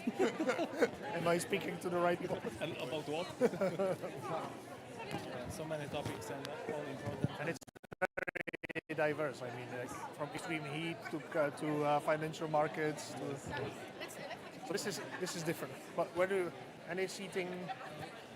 Sorry, hello, Jan. Hello, Pleased to Rosanna. meet you, Rosanna. Rosanna, I have cold hands. It's good. Sorry? Yes, okay. Sure.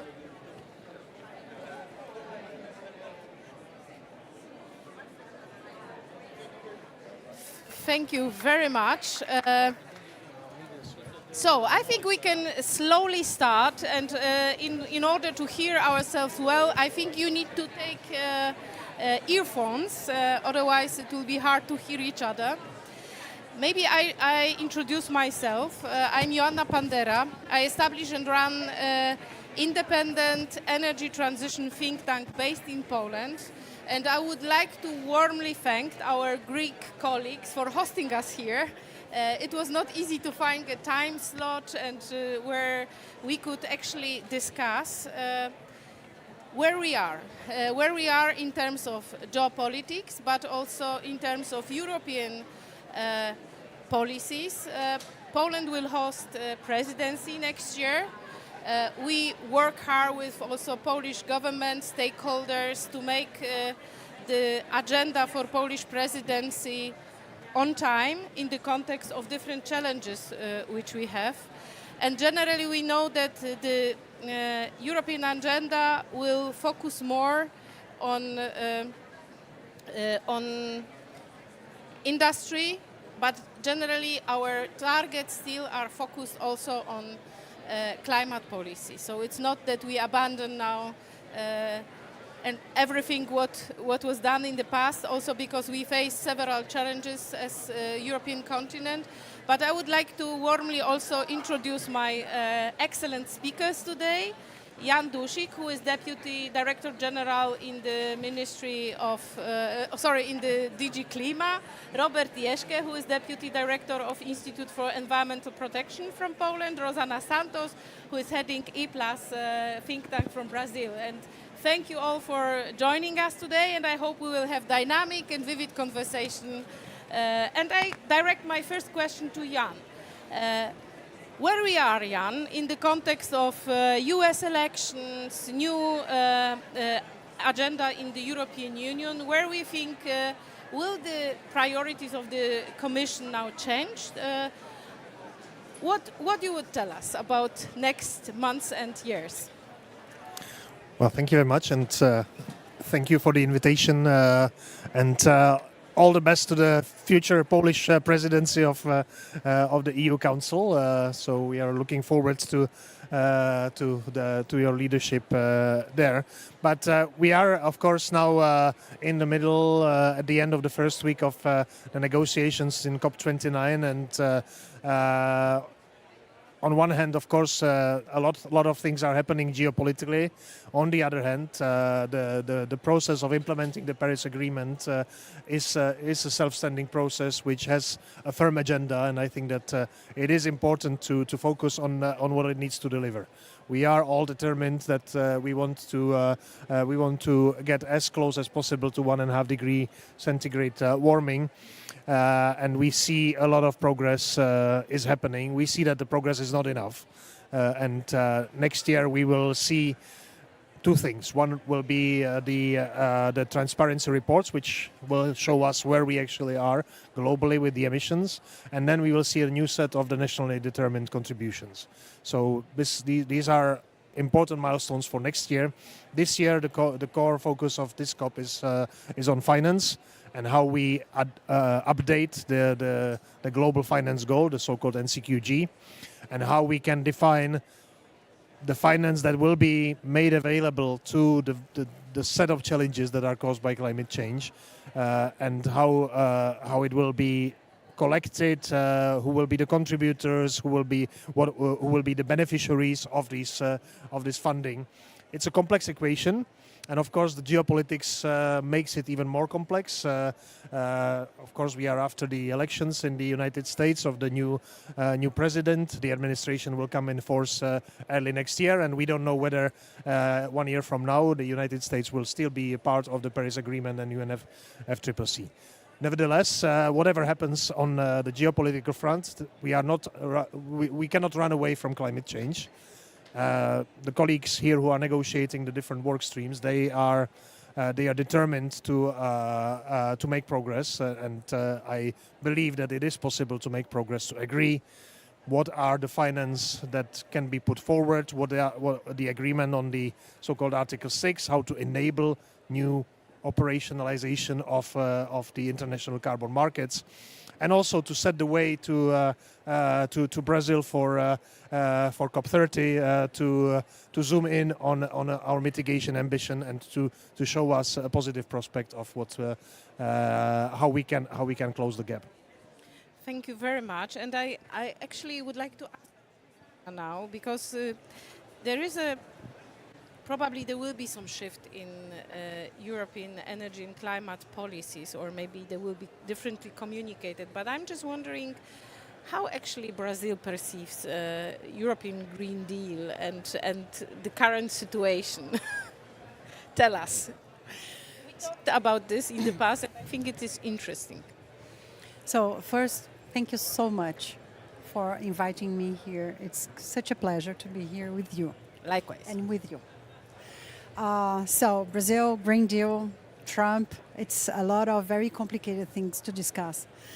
But basically, I see from the theoretical point of view, the European Green Deal is a good thing because at least it sets a way of getting decarbonization going. The problem lives in the details for the developing world, or for the, really bad. The problem lives in the details when it comes to the implementation and the details that has to do how to assess the European market. So there are a number of rules that determine which kind of product or industrial product or even agricultural product will be accepted as green by the Europeans in general. And this is where I think a big problem lies, because Europe is setting standards that only defends technological routes or decarbonization routes that are beneficial for Europe itself and not for the... You mean CBAM, yes? CBAM, yeah. And I mean CBAM, sorry. And what we see is that if we do not assess all the possibilities to decarbonize the industry, the economy, and everything, we are not going to get to net zero in 2050. So Brazil is coming, and now going to COP30. Brazil is coming with a very strong agenda to diversify decarbonization routes by using biogenic carbon, sustainable biogenic carbon.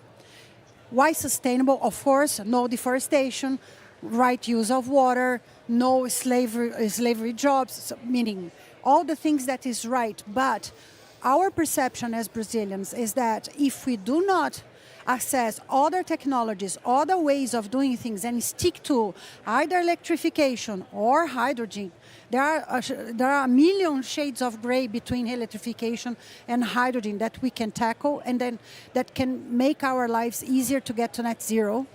And then the European Green Deal and CBAM, they have to also see this thing and start changing a little bit the way we certify things as green. So my first food for thought here. Okay. So it's quite clear signal that it's strong position of Brazil. However, this discussion on CBAM and carbon border adjustment mechanism has a long story already. So like 15 years, and for countries like Poland, it's perceived as actually important step, that because the argument for different governments why we need to act once there is no progress on the. But so maybe you could say a bit, Robert, on this, like very briefly, but then I would like to ask you about the social aspects of energy transition, because also we are in an important moment where European Union should propose or should implement ETS2, which is basically directed to households, which will mean a lot of tensions on how to act, how to encourage people to act. So briefly about CBAM and then the social aspects, how you see them. Okay, thank you. First of all, thank you for invitation. We are meeting as well in Warsaw, but this is different circumstances that we are at the very end of the continent. Well, CBAM, I've got an unfortunate situation because I'm responsible for implementation CBAM in Poland, and we are a competent authority on this respect. So we got a headache on doing technical stuff concerning the implementation of CBAM, and this is very difficult new policy implemented in Europe. But one thing has to be highlight that CBAM is not the policy just by itself.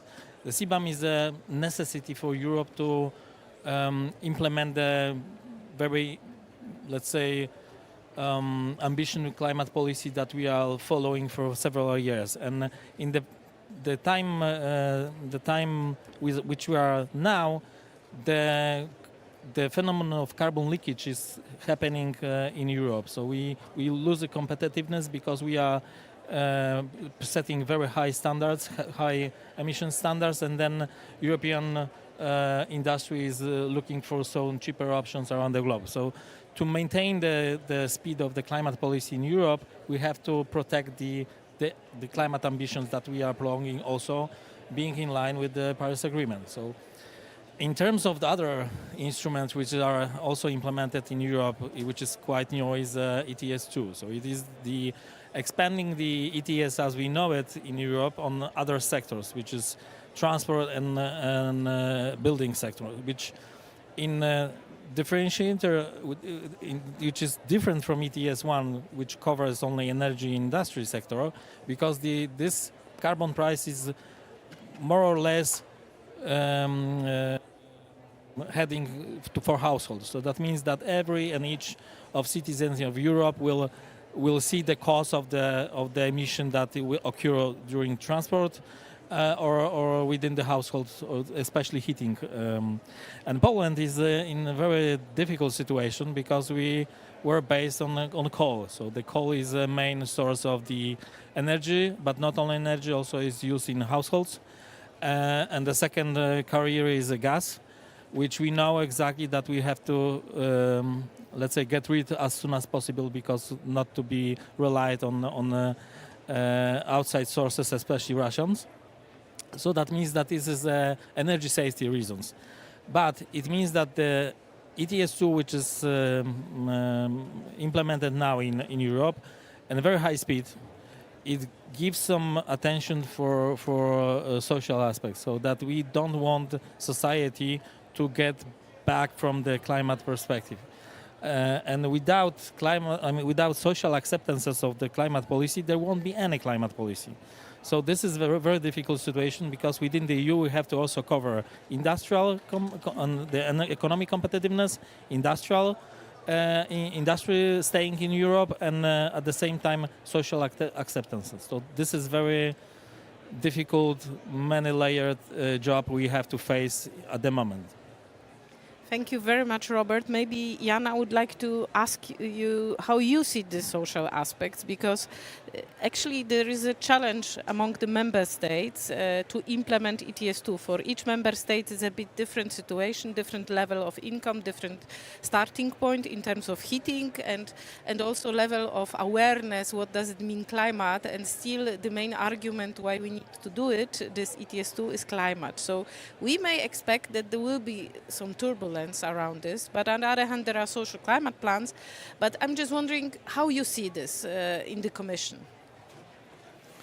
Yes, well, thank you very much. I think that what we can agree that the success of a climate policy which is ambitious, and we can and if we want to be successful, it has to be ambitious. So we don't have any other option basically, and that goes for global policy, that goes for European as well.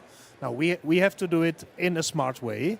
We have instruments. We have the European ETS that has proven its efficiency. We are seeing that we have decreased the emissions in between the years by 8%, and we are on a good path of delivering the 55% reduction by 2030. The ETS is working. The complement of the ETS as we know it, on one hand, is the CBAM, which is again looking into sectors which were not previously covered by emission trading. And that's the other side. And we would love if similar systems will mushroom around the world. I know that Brazil is making a great progress with its own ETS. So this is the solution. There's proofs that this is the most effective way to drive the emissions down. Similar for the housing sector and for the transport sector, ETS2 will be able to trigger the transition. It's accompanied by a very strong social climate fund. Of course, it needs to be done in the smart way, adapted by the governments in their national plans, and it has to be explained. I mean, this is part of it is understanding why we are doing it, that this is not gonna hurt the particularly vulnerable groups of people, that there will be programs that will be accompanying the introduction of the ETS. There is a lot of disinformation. I can see it in the country where I come from, in Czech Republic, that people talking that it's going to increase the petrol price by 30% from one day to another. And some of this disinformation is on purpose. And I think that the role of the European Union and the member states is to tackle that and to explain and to make the narrative that is understandable to people, and that they feel that they are not forgotten and that they will be accompanied on the transition. That's true. However, indeed, it may be that because now the entire responsibility is on the member state side, and we don't know how many of them will prepare for this, and still the responsibility probably will go to European Commission. So it is a challenge also because the price is quite high, 45 euros. So yeah, just like a comment, but actually it's interesting because Brazil is also implementing its own ETS. So could you tell us a bit more about this tool and what is the driver to implement it? Is it really European policy, European ETS, or own considerations? No, it was pretty much based on the European experience. By the way, the project was approved by the Congress yesterday. Yeah, because we have two chambers. It was approved by the first chamber, then by the Senate. As they changed a little bit, then it's back to the first chamber, but it will be approved. So the whole thing happened yesterday, so it's pretty new. And the mechanism is actually, yes, based on the European, I think, including some of the issues that we saw along the European ETS implementation. They they tried to solve that there, but it's just a law. Now we have to regulate the thing to determine how much emissions each sector, who is going to participate or not. And what is the bad part of this, as the agriculture sector is not there. So they managed to make themselves out. So this is something, it's good because we do have something in place right now, but without the agricultural sector, it's missing a piece. I don't know if you know, in Brazil, 75% of our emissions pie come from either deforestation or the agricultural sector. The energy sector emissions for us is less than 10%. So because our electricity mix is 93% renewables. So, and also because of the biofuel programs, we have more or less 50%. It's 50% renewables on the energy side. So, on the ETS that was approved, I think it's a good start. it will be connected to what we call the climate plan that is being led by the Minister of the Environment. So both of them are going to talk to each other, ETS and this. But now it comes the hard part, which is regulating it. So it's the first step. Let's see. And it is based on the European experience. Does it mean one question? Because does it mean I have two questions actually. So the first one, why agriculture and land use was not part of it? I assume probably because of lack of data on methodology, or there were other reasons. Okay. Okay. Maybe this question first. Other reasons. Okay. Let's stay there. Other reasons. Okay. I understand. Tell me, what do you think we may expect also from the Brazil presidency with the UNFCCC? So, what do you think? What the strategy will be? How Brazil reacts to the elections in US? So, could you say a bit like? What will be the priority? Does anybody know it now? Or Very easy topics she's asking. Elections in the U.S. So, for full stop. No, I mean, the U.S. had implemented or did implement the RRA. So this mechanism there was attracting a lot of investment to the U.S., including European investment. A lot of European investment diverted from Europe to comply with the IRA because they were offering good conditions there. So, first big question mark is this continue to be like that, or can we, as developing country, tackle part of this, take part of this investment and divert it to our geographies? And the second thing is more what's going to happen in our elections after COP30, because we do have presidential elections in 2026. And with Trump there, I think, and he's related to the other candidate, to the other one that was before Lula. So I don't know what's going to happen in the country. So COP30, I think it will be a landmark for Brazil to definitely define the agenda and to position itself as a climate leader or a climate representative, a bold one. But I'm pretty sure that during COP30, what will really be the Brazil's agenda is to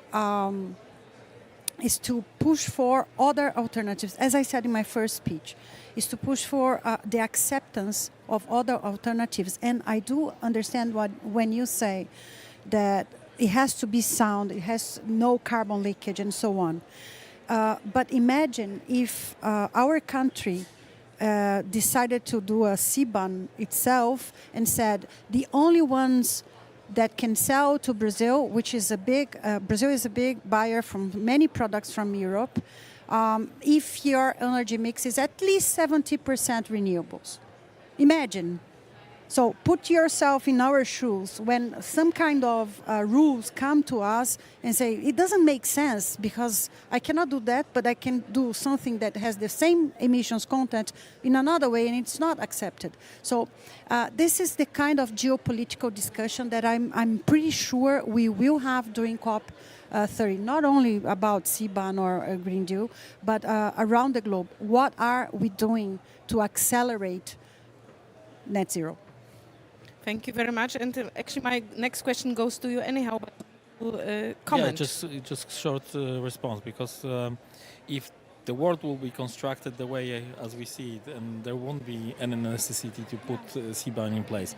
So the CBAM is generally just the sound of the let's say the call for others to see that this is really serious in Europe. And otherwise, you can see, you want, first of all, congratulations on ETS.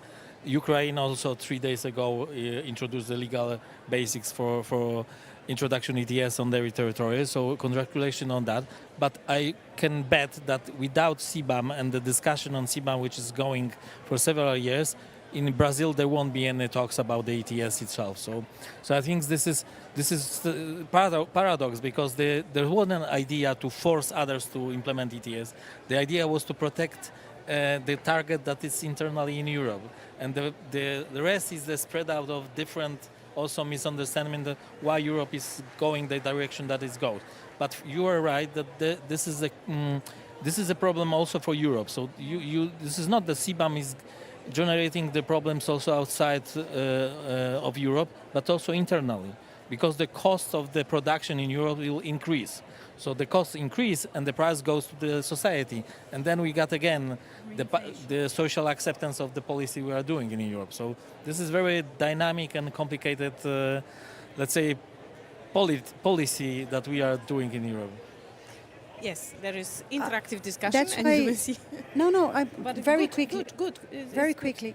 I think CBAM is the most smart mechanism that I saw discussions around and implementing. It's really important, and I think it's the way to go. That was my first words. And yes, I agree. If Europe hadn't pushed this agenda forward, we wouldn't be discussing IRAs or any other thing. So it is really, really a good thing that Europe offered to the world, is to make us move. And this was really good. Jan, you would like to comment, and then we come back to Robert with EU priorities of Poland. Okay, two very quick points. I agree that in the end of the day, the implementation of CBAM is likely to be very different from the discussion today, because the proliferation of the carbon markets in the world is basically going against the current of CBAM. The CBAM is a kind of brake that is there in case there is no pricing of carbon to harmonize the level playing field. When there is pricing mechanisms around the world, we will not need a CBAM or a big part of it, right? So that's number one. Number two, about the social acceptance of the industrial decarbonization. I would recall that the report of Mario Draghi, which we are discussing in Europe these days, which basically says decarbonization, absolutely yes. It must become accompanied by competitiveness of the industry, so they see the future and they see that in the end of the road, together with the decarbonization, they will be able to continue production, employment, social balance, etc. So it's not either or. We don't have that choice, because the cost of, if we stop decarbonization, would also fall on the companies and societies and the disruption of the life we know. Thank you very much, and I think it's a very relevant point you mentioned, that also because decarbonization is in our interest in the context of energy security, because of very high and growing impact of fossil fuel imports to Europe. What we could see how dramatic the situation might be where there is some lack of balance in the supply, like 2022, where we spent actually as much subsidies for only 2 years or 1.5 for the subsidizing consumers as US for IRA. For actually investment. So it shows actually how bad the situation is for us, that Europe needs to transform not only because of climate, but also because of lack of own energy, fossil energy sources, and availability of renewables. But Robert, if you could say a bit what actually we may expect from the Polish presidency, what you think the priority will be? Okay, as I'm not the civil servant, and so I can do. But you work closely. Yeah. Don't listen to him, because he tell advises what ministry. from my He's perspective brain is, of the ministry, so he knows everything. I can say what I see, which is very crucial not only for Poland but for general, let's say, future of climate dynamics dynamics on climate policy.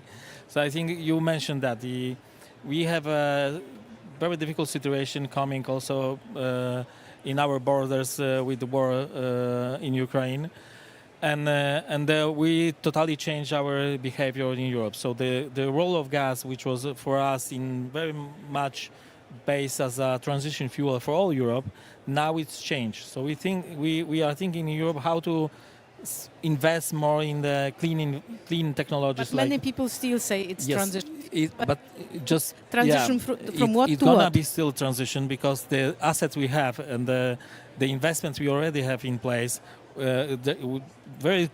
sometimes very new.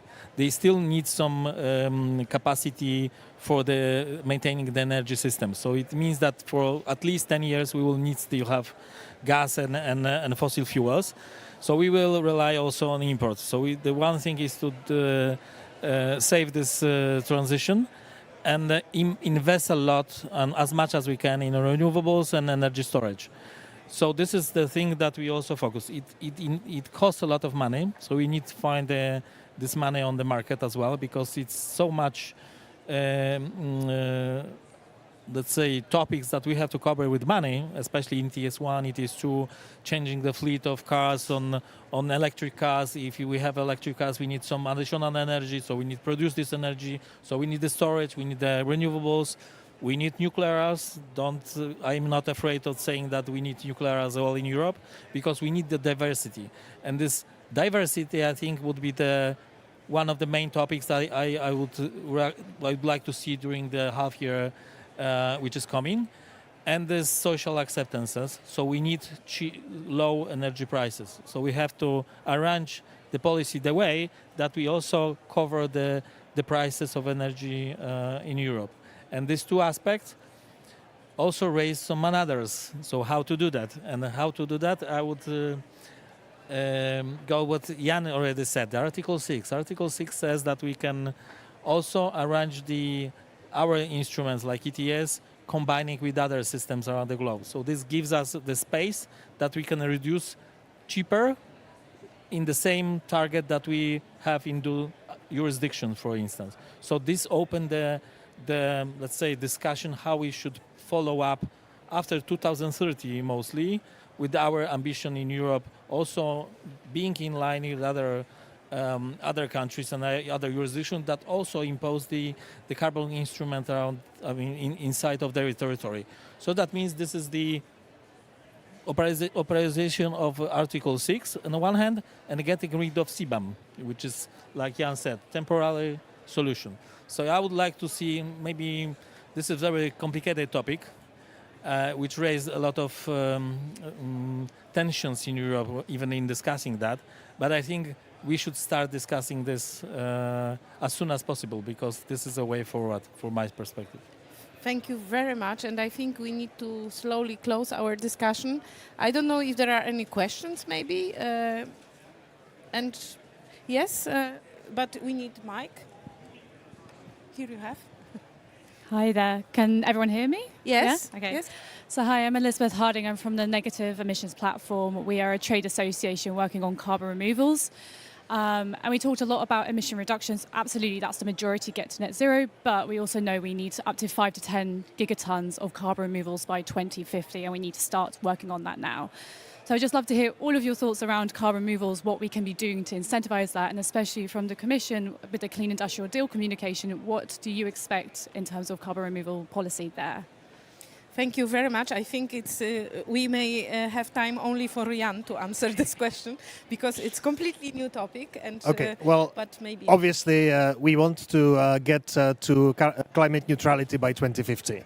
And in order to do that, we will not manage that only with ETS, irrespective if we cover all the sectors.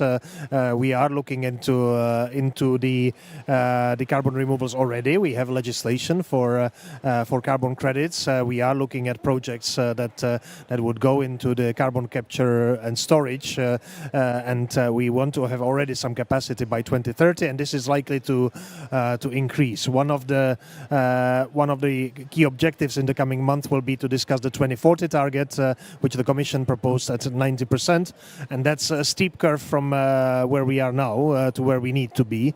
And in order to do that, the carbon removals will need to be part of the solution. They need to be properly regulated. They need to find the appropriate financing, and we are already working on pilots for this. Yes, Rosanna, of course. And nature-based solutions.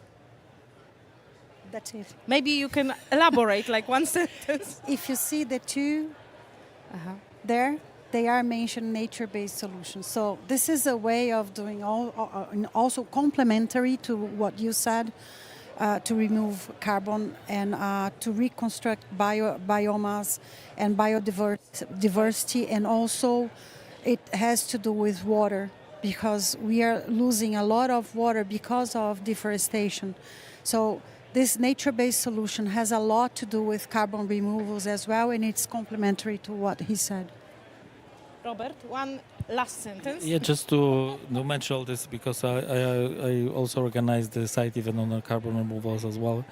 And today discussed with Otmar Denhofer from Peak Potsdam to explain what are the differences. But natural-based solutions, which are natural removals, and technological industrial removals are biomass with CCS or biochars or DACs, which direct air capture. These are the most promising technologies in terms of getting to net zero.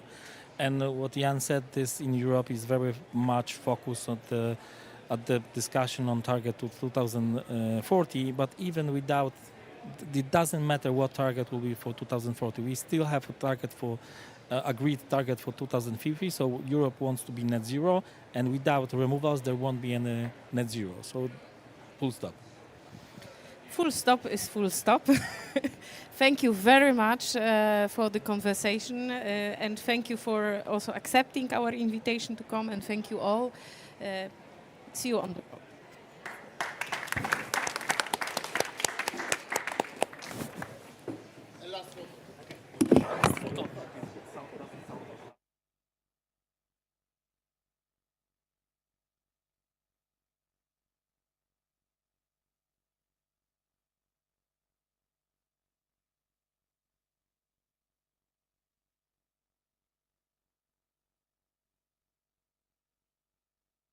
To the Greek Pavilion. It is really a great honor to cooperate with Poland this year, and we hope that this is going to be a fruitful cooperation. And also, you know that Greece came to COP29 with a strong will.